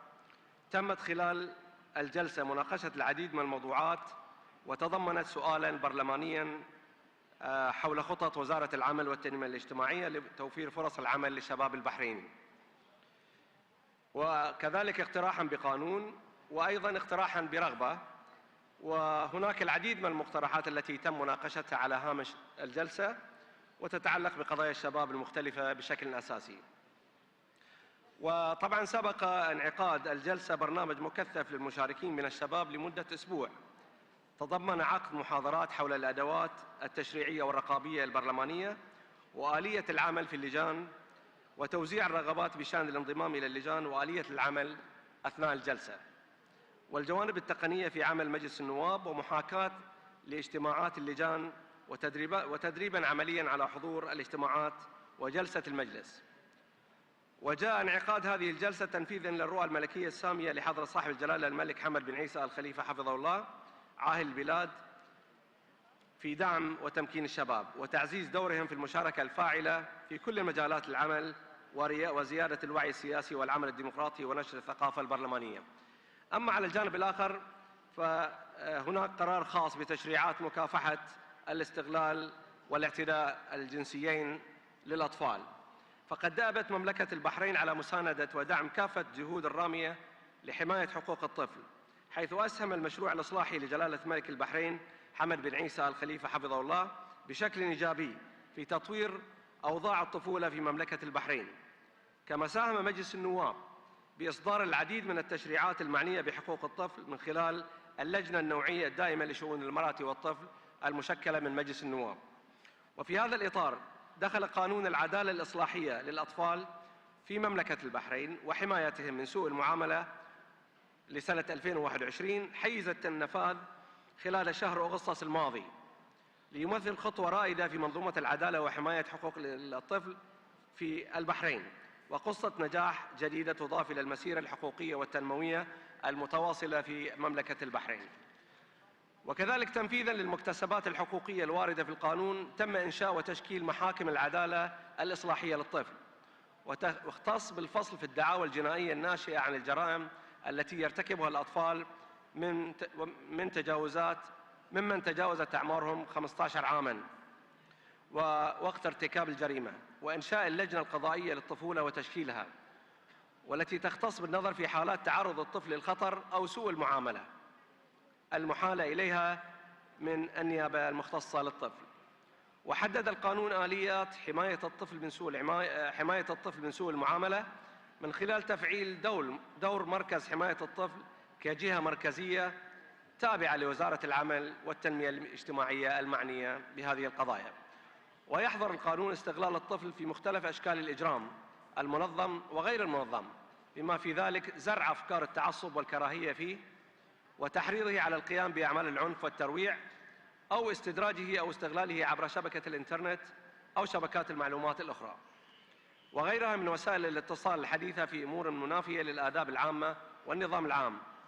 كما يفرض عقوبات مشددة ضد إساءة معاملة الأطفال أو الإهمال أو الاستغلال أو تحريضهم على ارتكاب الجرائم أو تعريضهم للخطر، مع حظر نشر أي معلومات أو صور تتعلق بهويتهم دون إذن للمحكمة أو النيابة العامة أو النيابة أو اللجنة القضائية للطفولة. شكراً سيد الرئيس.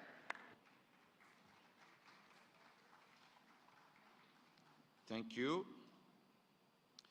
Mr. Dayal Ram from India. Honorable President and distinguished delegates, the world community continues to grapple with the challenges posed by the COVID-19 pandemic. While the initial phase of the pandemic saw containment of the disease as primary focus through lockdowns, the subsequent phases saw the action shifting to mass vaccinations.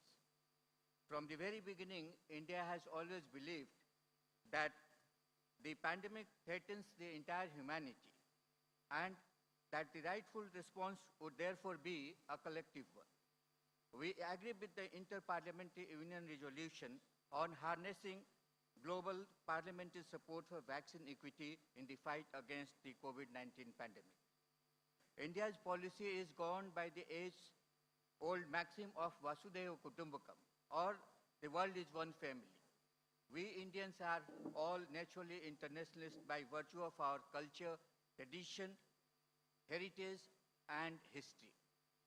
Here I would like to recall our Prime Minister Narendra Modi's statement at the 75th anniversary of UN in September 2020, where he affirmed that India's vaccine production capacity will be used to help humanity in fighting the virus. Friends, since the outbreak of the pandemic, we emphasized on the imperative of collaboration to overcome the inimical health and economic impact of the virus. In the initial method of the pandemic, we ramped up production of essential medicines as well as PPE kits, ventilators, and masks. It should be noted that at the start of the pandemic, India's production capacity to manufacture such equipment was negligible. However, India was very quickly able to significantly augment its production competence to not only meet its own domestic requirements, but also emerge as a significant exporter of these items. Our domestic vaccination program started in January 2020, and within a few days, we also started helping our immediate neighbors. We started external supplies of Made in India COVID-19 vaccine under Vaccine Mati initiative. Till 16 March 2022, India has supplied more than 160 million vaccine doses to 98 countries. Friends, the COVID vaccine is available free of cost for all citizens of the country aged 18 years and above, irrespective of their socio-economic status, at all government COVID-19 vaccine centers. We have also undertaken Har Ghar Dastak campaign from 3rd November 2021 until date, that is 23rd March 2022, India has administered 1.81 billion doses, with over 75% of the eligible population receiving full vaccination. At our peak, we administered 25 million doses in a day, a world record. India has taken the initiative to conduct customized COVID-19 specific training program for several countries, and also making available COVID-19 mitigation technologies, solutions, and products. Distinguished parliamentarians present here in this August Assembly can now see that there is at least one major nation that truly believes in making vaccines accessible and affordable to others in dire need. Our mutual cooperation and collective actions will be crucial in bringing for vaccine equity in the fight against COVID-19 pandemic. Thank you very much. Thank you so much. Ecuador, Ms. Wilma Morales. Vilma Andrade. Gracias. Gracias, señor presidente, señor secretario de la Unión Interparlamentaria, queridos y queridas colegas. Quiero saludar esta oportunidad que sin duda nos va a permitir este intercambio de experiencias que se conocen aquí en la Unión Interparlamentaria y que nos conduce a un parlamentarismo inclusivo. Como la delegación del Ecuador, nos comprometemos a compartir en nuestro país los retos, desafíos y avances de la democracia parlamentaria que hemos asumido en la 144 Asamblea de la UIP en Indonesia.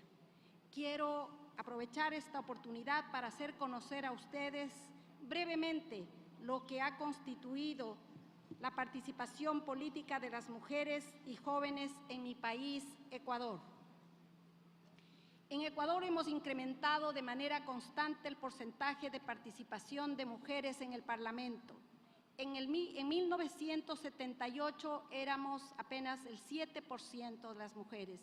En 1998 el 14%. A partir de la ley de cuotas que garantiza el 50% en las listas pluripersonales, alternadas y secuenciales hombre-mujer, mujer-hombre, se incrementó en el 2006 a 26%.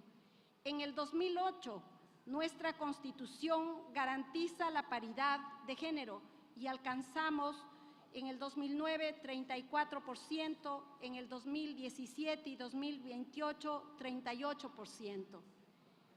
Yo he vivido esta transición precisamente como diputada en el 2007 y ahora como parlamentaria reelecta ya podemos ver una gran participación de las mujeres. En el 2020 nos unimos las mujeres parlamentarias de todas las fuerzas políticas e impulsamos importantes reformas a la ley orgánica electoral y de organizaciones políticas del Ecuador llamada Código de la Democracia. Establecimos porcentajes obligatorios de participación política de jóvenes y mujeres, que es la única manera que incentive la participación también de quienes pertenecen a los pueblos y nacionalidades indígenas afroecuatorianos.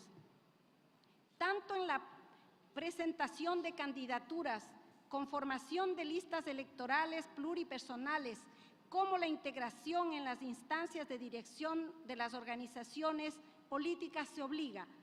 Encabezar las listas en el 2021 con el 15%, en el 2023 el 30% y en el 2025 tendrán que encabezar las mujeres el 50%. Y también en ese año el binomio será obligatorio para su inscripción hombre-mujer o mujer-hombre. En esta normativa también se reconoce sanciones para la violencia política, con suspensión temporal o definitiva de los derechos de participación política y multas hasta de $20.000. El Código de la Democracia obliga a las organizaciones políticas que involucren a los jóvenes incorporando una cuota no inferior al 25% en cada lista a inscribirse. También las organizaciones políticas deben incluir en sus cuerpos directivos esos porcentajes. Es indispensable que las mujeres y los jóvenes estemos en la toma de decisiones. Les debo comentar que durante 4 años hace poco dejé de ser la presidenta de un partido político nacional y haber sido la única. Y creo que es indispensable una mayor inclusión. Igualmente, en el Parlamento incluimos para que todos los cuerpos directivos de la Asamblea Nacional y las comisiones estén integradas en paridad. Con estas reformas en las elecciones seccionales del 2023, los binomios que inscriban tendrán que tener y estarán integradas de forma paritaria, es decir, hombre-mujer, mujer-hombre. Creemos que solamente cuando tengamos una sociedad en equidad y paridad podremos hablar de una verdadera democracia. Gracias a ustedes, esperamos que todas estas normativas que hemos compartido puedan también enriquecer pues la participación de mujeres y jóvenes en cada uno de los parlamentos que integran esta gran organización llamada Unión Interparlamentaria, la OIP. Muchas gracias y buenas tardes.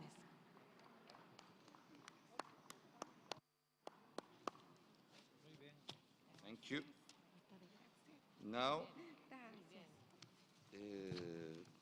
Marrocos, Mrs. Lassie.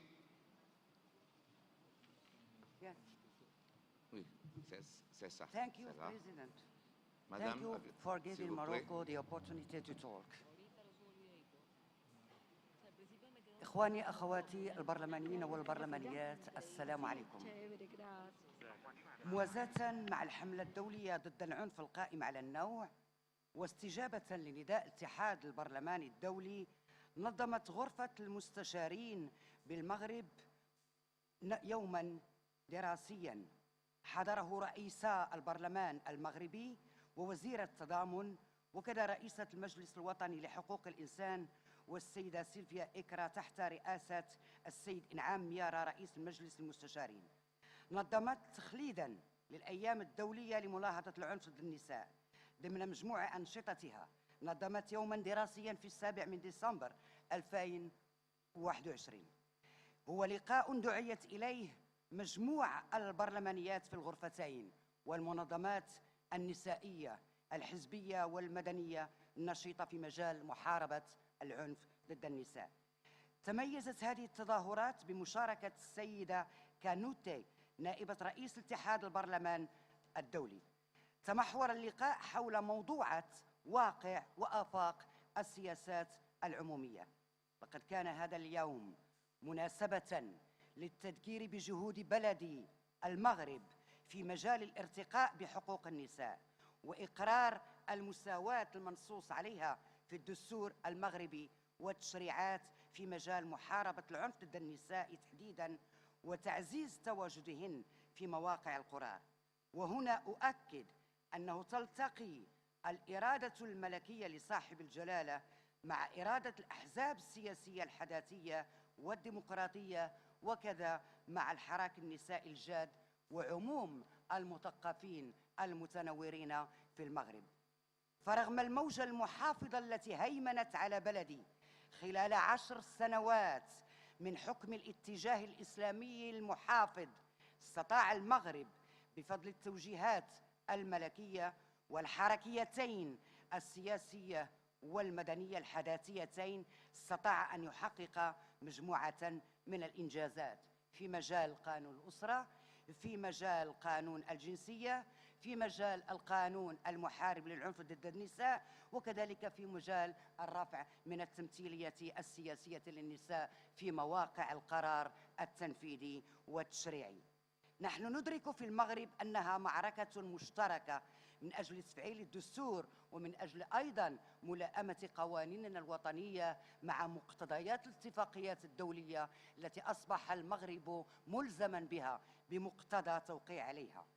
ما أود الإشارة إليه اليوم في هذه المناسبة وأننا أدركنا ومنذ منتصف الثمانينيات أن كل الإكراهات في بلدي وأن كل أشكال التمييز القائم على النوع يعوق التقدم الاجتماعي والاقتصادي للمجتمع، وأن المساواة بين الجنسين ليست ترفاً حقوقياً ولكنها المدخل الرئيس لمجتمع الحداثة والتنمية والديمقراطية. وبهذه المناسبة يسعدني أن أوجه نداءً إلى الاتحاد البرلمان الدولي من أجل تكثيف هذه اللقاءات البين برلمانية من أجل الترافع في مجال تجويد التشريعات الدافعة في اتجاه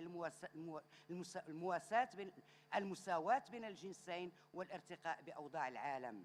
وأغتنمها مناسبة أيضاً لتوجيه نداء إلى تكثيف هذه الاشتغالات.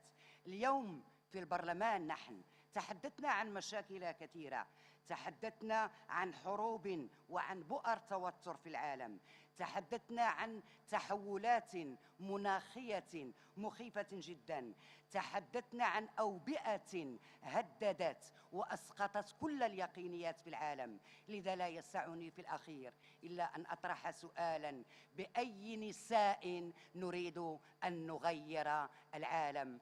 أبنساء مهمشات معنفات مقصيات أم بنساء قويات متمتعات بالكرامة وحقوقهن؟ علينا اليوم أن نؤهل رأس مالنا البشري كاملا، علينا أن نستثمر الذكاء الجماعي نساء ورجالا إذا كنا نريد فعلا عالما أفضل.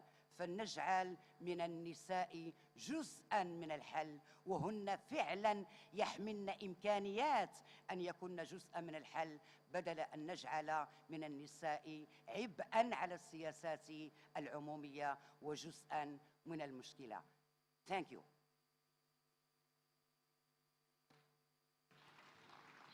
Thank you. Now we go to Ms. Kayumba Muti from Zambia. Thank you, Mr. President. Speaking on behalf of Zambia, I'm Honorable Chisenga. Mr. President, I thank you for giving me this opportunity to provide an update on the progress made towards the establishment and operationalization of a youth caucus in Zambia. You may recall that during the 143rd Assembly and related meetings, we as Zambia reported that we did not have a youth parliamentary caucus. Mr. President, I'm glad today to announce that the youth caucus has now been established, although it's in its infancy stage. The caucus aims to harness the youth population, which is established at 36.7% of the total population, the largest youth population in the history of our country, by providing them a platform to engage us as youth parliamentarians on several issues. In this regard, the caucus will focus on 4 key areas, and these are the following. 1, enhancing the capacity of youth parliamentarians so that they can effectively promote and debate youth issues on the floor of the House and in parliamentary committees. 2, the caucus will also leverage the advocacy role of the youth parliamentarians to urge the government and development partners to develop and implement youth-responsive policies and programs. In this respect, members of the caucus will be equipped to advocate for change in legislation, such as the introduction of youth quotas to increase youth representation in Parliament. 3, the caucus will further promote dialogue among political parties and communities on youth issues. 4, the caucus will also accord its members an opportunity to undertake benchmarking visits to other parliaments within the region and beyond for purposes of learning and sharing best practices on how to effectively advance youth interests in Parliament. Mr. President, you will be interested to note that the caucus is set to conduct an induction for its members in the coming few weeks. At the induction meeting, the Constitution and an action plan to guide its operations and programs will also be adopted. Furthermore, you will be happy to note that the caucus is foregoing collaborations with organizations that deal with youth issues within the country. This will enable the caucus to be more effective in achieving its objectives. Mr. President, as I conclude, allow me to thank the Honorable Speaker of the National Assembly for the support rendered to the caucus so far. I also thank the IPU for its support towards the establishment of the caucus. In particular, the IPU has been very instrumental in the drafting of the Constitution. With such support from the IPU and other partners, we are certain that the caucus will achieve its intended objectives. With these few remarks, I beg to move. Thank you. Now, Mr. Bundu, Speaker of the House of Parliament of Sierra Leone. Mr. President, dear colleagues, my delegation would like to thank Indonesia immensely for hosting magnificently this very important assembly of the IPU. On gender equality, I'm glad to report that as current President of the Commonwealth Parliamentary Association, Africa region, I encouraged the member states represented at the Executive Committee meeting in Accra, Ghana on the 8th March 2022, held in the shadows of the anniversary of the International Women's Day, to carry out a stock-taking of what has been achieved in empowering women and what still remains to be done.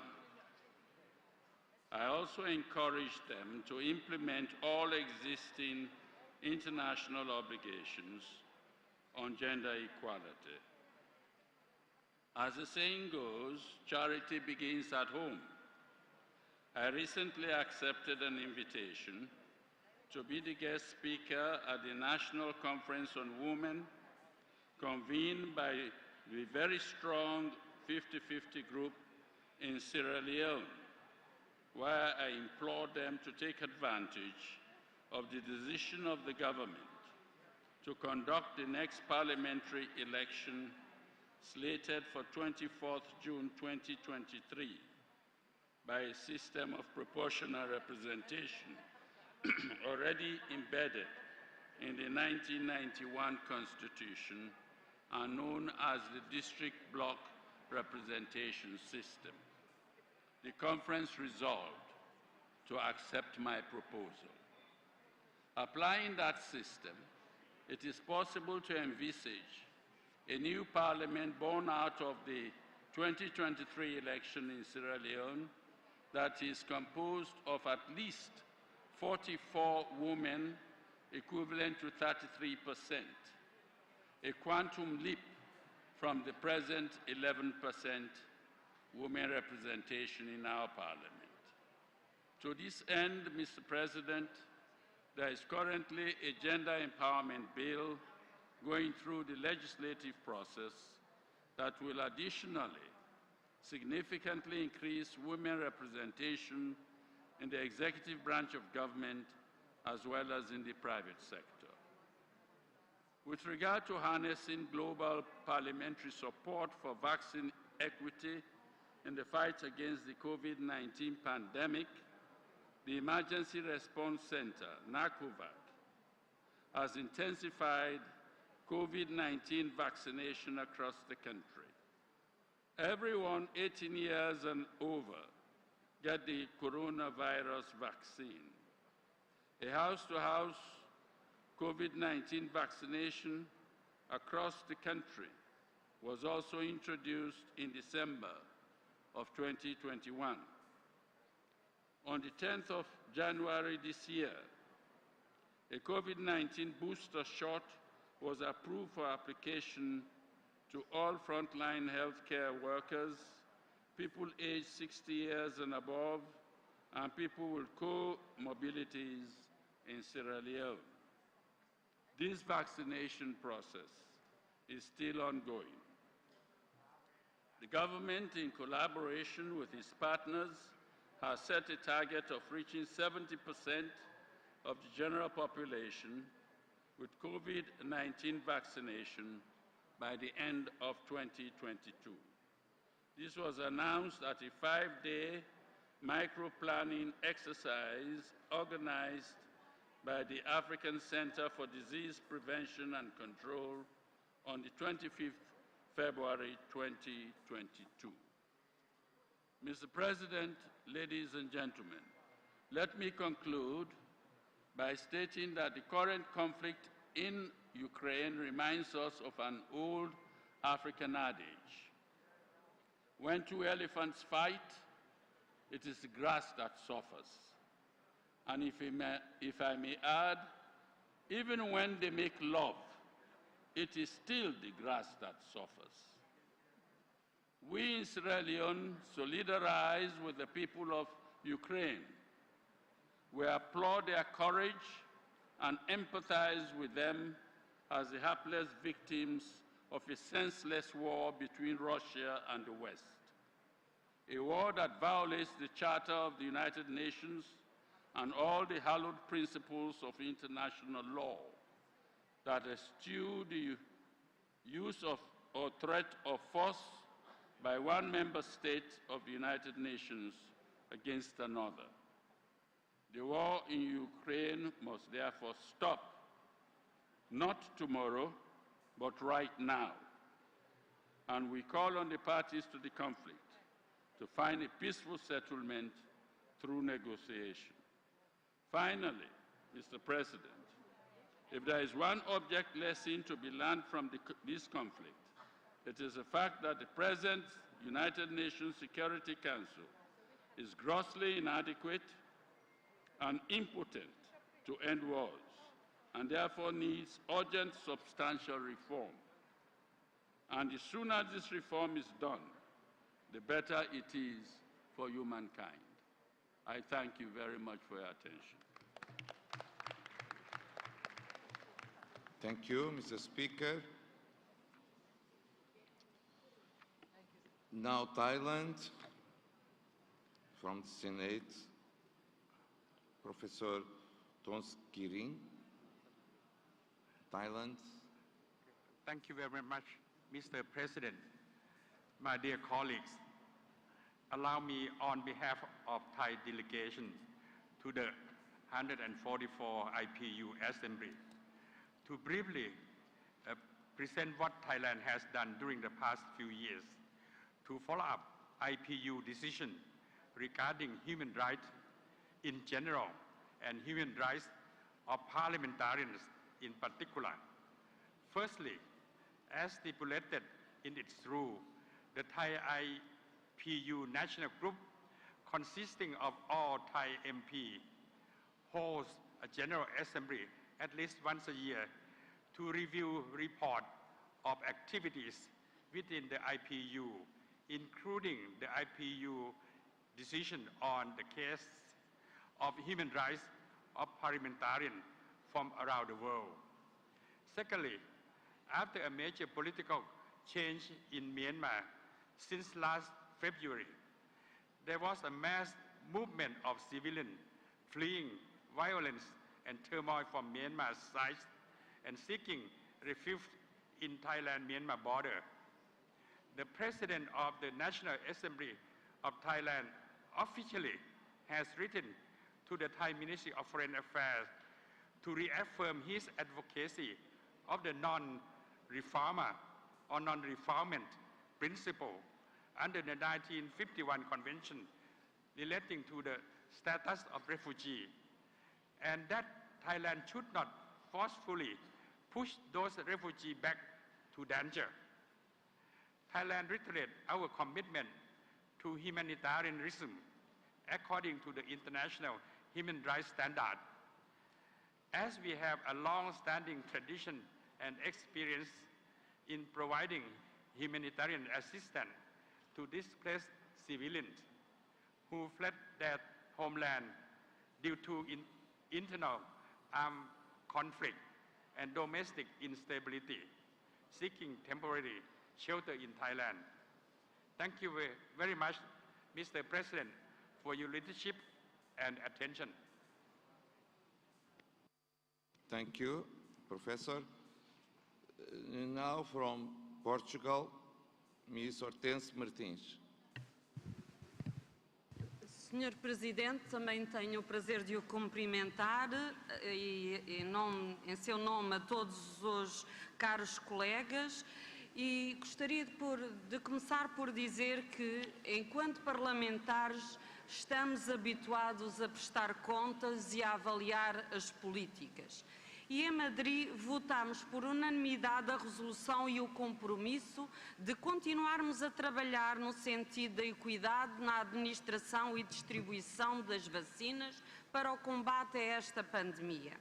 A pandemia da Covid-19 assolou o mundo, mas podemos dizer que fomos capazes de combater esta doença através das vacinas que foram desenvolvidas em tempo recorde. Sabemos que a vacina é fundamental para evitar mortes.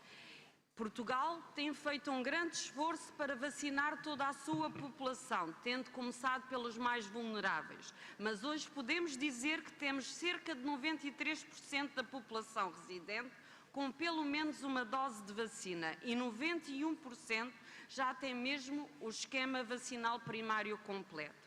Mas, caros colegas, Portugal já foi para além disso, tendo já 60% da população com mais uma dose de reforço. No entanto, consideramos que só quando todos estivermos vacinados estaremos protegidos.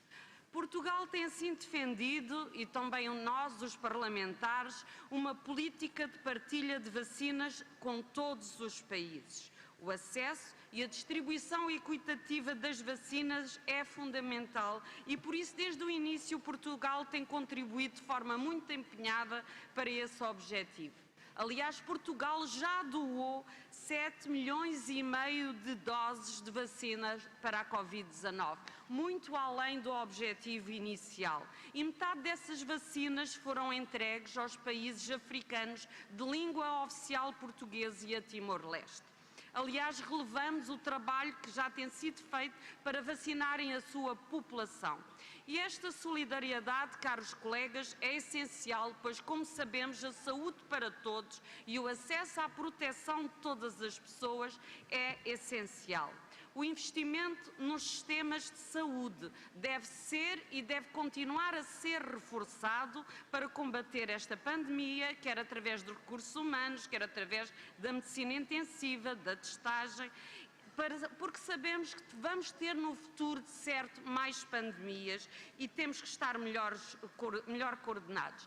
Como referiu o secretário-geral das Nações Unidas, António Guterres, há o risco da pandemia continuar e se manter a desigualdade na distribuição de vacinas nos países ricos e pobres. E temos, portanto, de reforçar a solidariedade e melhorar o acesso à distribuição de vacinas, mas também à sua efetiva administração às pessoas. Portugal está empenhado neste esforço, mas é também, desde logo, nos casos dos imigrantes, dos refugiados e neste momento também daqueles que chegam até nós através deste conflito, desta guerra, e por isso os refugiados da Ucrânia também têm desde logo, assim como outros refugiados, este acesso à vacinação. Defendemos a equidade e a saúde para todos. A vacina é gratuita, universal e tem que ser cada vez mais acessível. Temos de ser, caros colegas, mais efetivos neste combate e evitar mortes. Vamos continuar este caminho de solidariedade, porque sabemos que esta pandemia não acabou e outras chegarão no futuro. Muito obrigada. Muito obrigado. Thank you. Obrigada. And now I will ask if someone, if I fail in my list, and if there is another country that wish to raise the floor. No? Okay. So, dear colleagues, we came to an end to this point, this special segment about accountability, and I will express 3 ideas, allow me. First of all, in April, a questionnaire will be sent to the Parliament to prepare the annual report 2022. That will be present in Kigali. Please participate, because it's important that the report has so many answers as possible to represent the reality of our world. Second, this follow-up of the resolutions that we will approve tomorrow will happen in Kigali. So this segment will be repeated because the accountability is essential in our organization. And this way, all countries that wish to participate need to do the job, to implement the measures, debates, any kind of actions that may be incorporated in our resolutions during the next months, because in Kigali we came back asking the floor about what you have done with the resolutions we approved in Nusa Dua. And finally,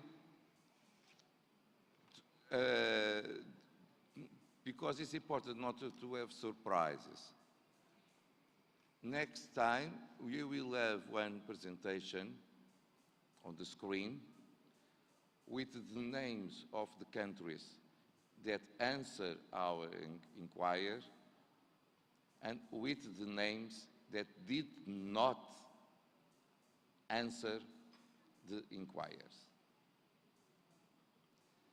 And so, if you wish to be in our first group, be aware that it's important to participate, because this is transparency in all levels in our organization. And so, with this information, dear colleagues, we finish our work today. We came back tomorrow 9 a.m. to the Governing Council. I will ask Secretary General if there is any information. No information? Okay. No information to report to you. We came back to the Governing Council at 9 a.m. and afterwards to the final assembly, one sitting of the assembly, to approve the resolutions and to have the closing ceremony. Thank you, rest, and we will see tomorrow at 9 a.m. Thank you so much.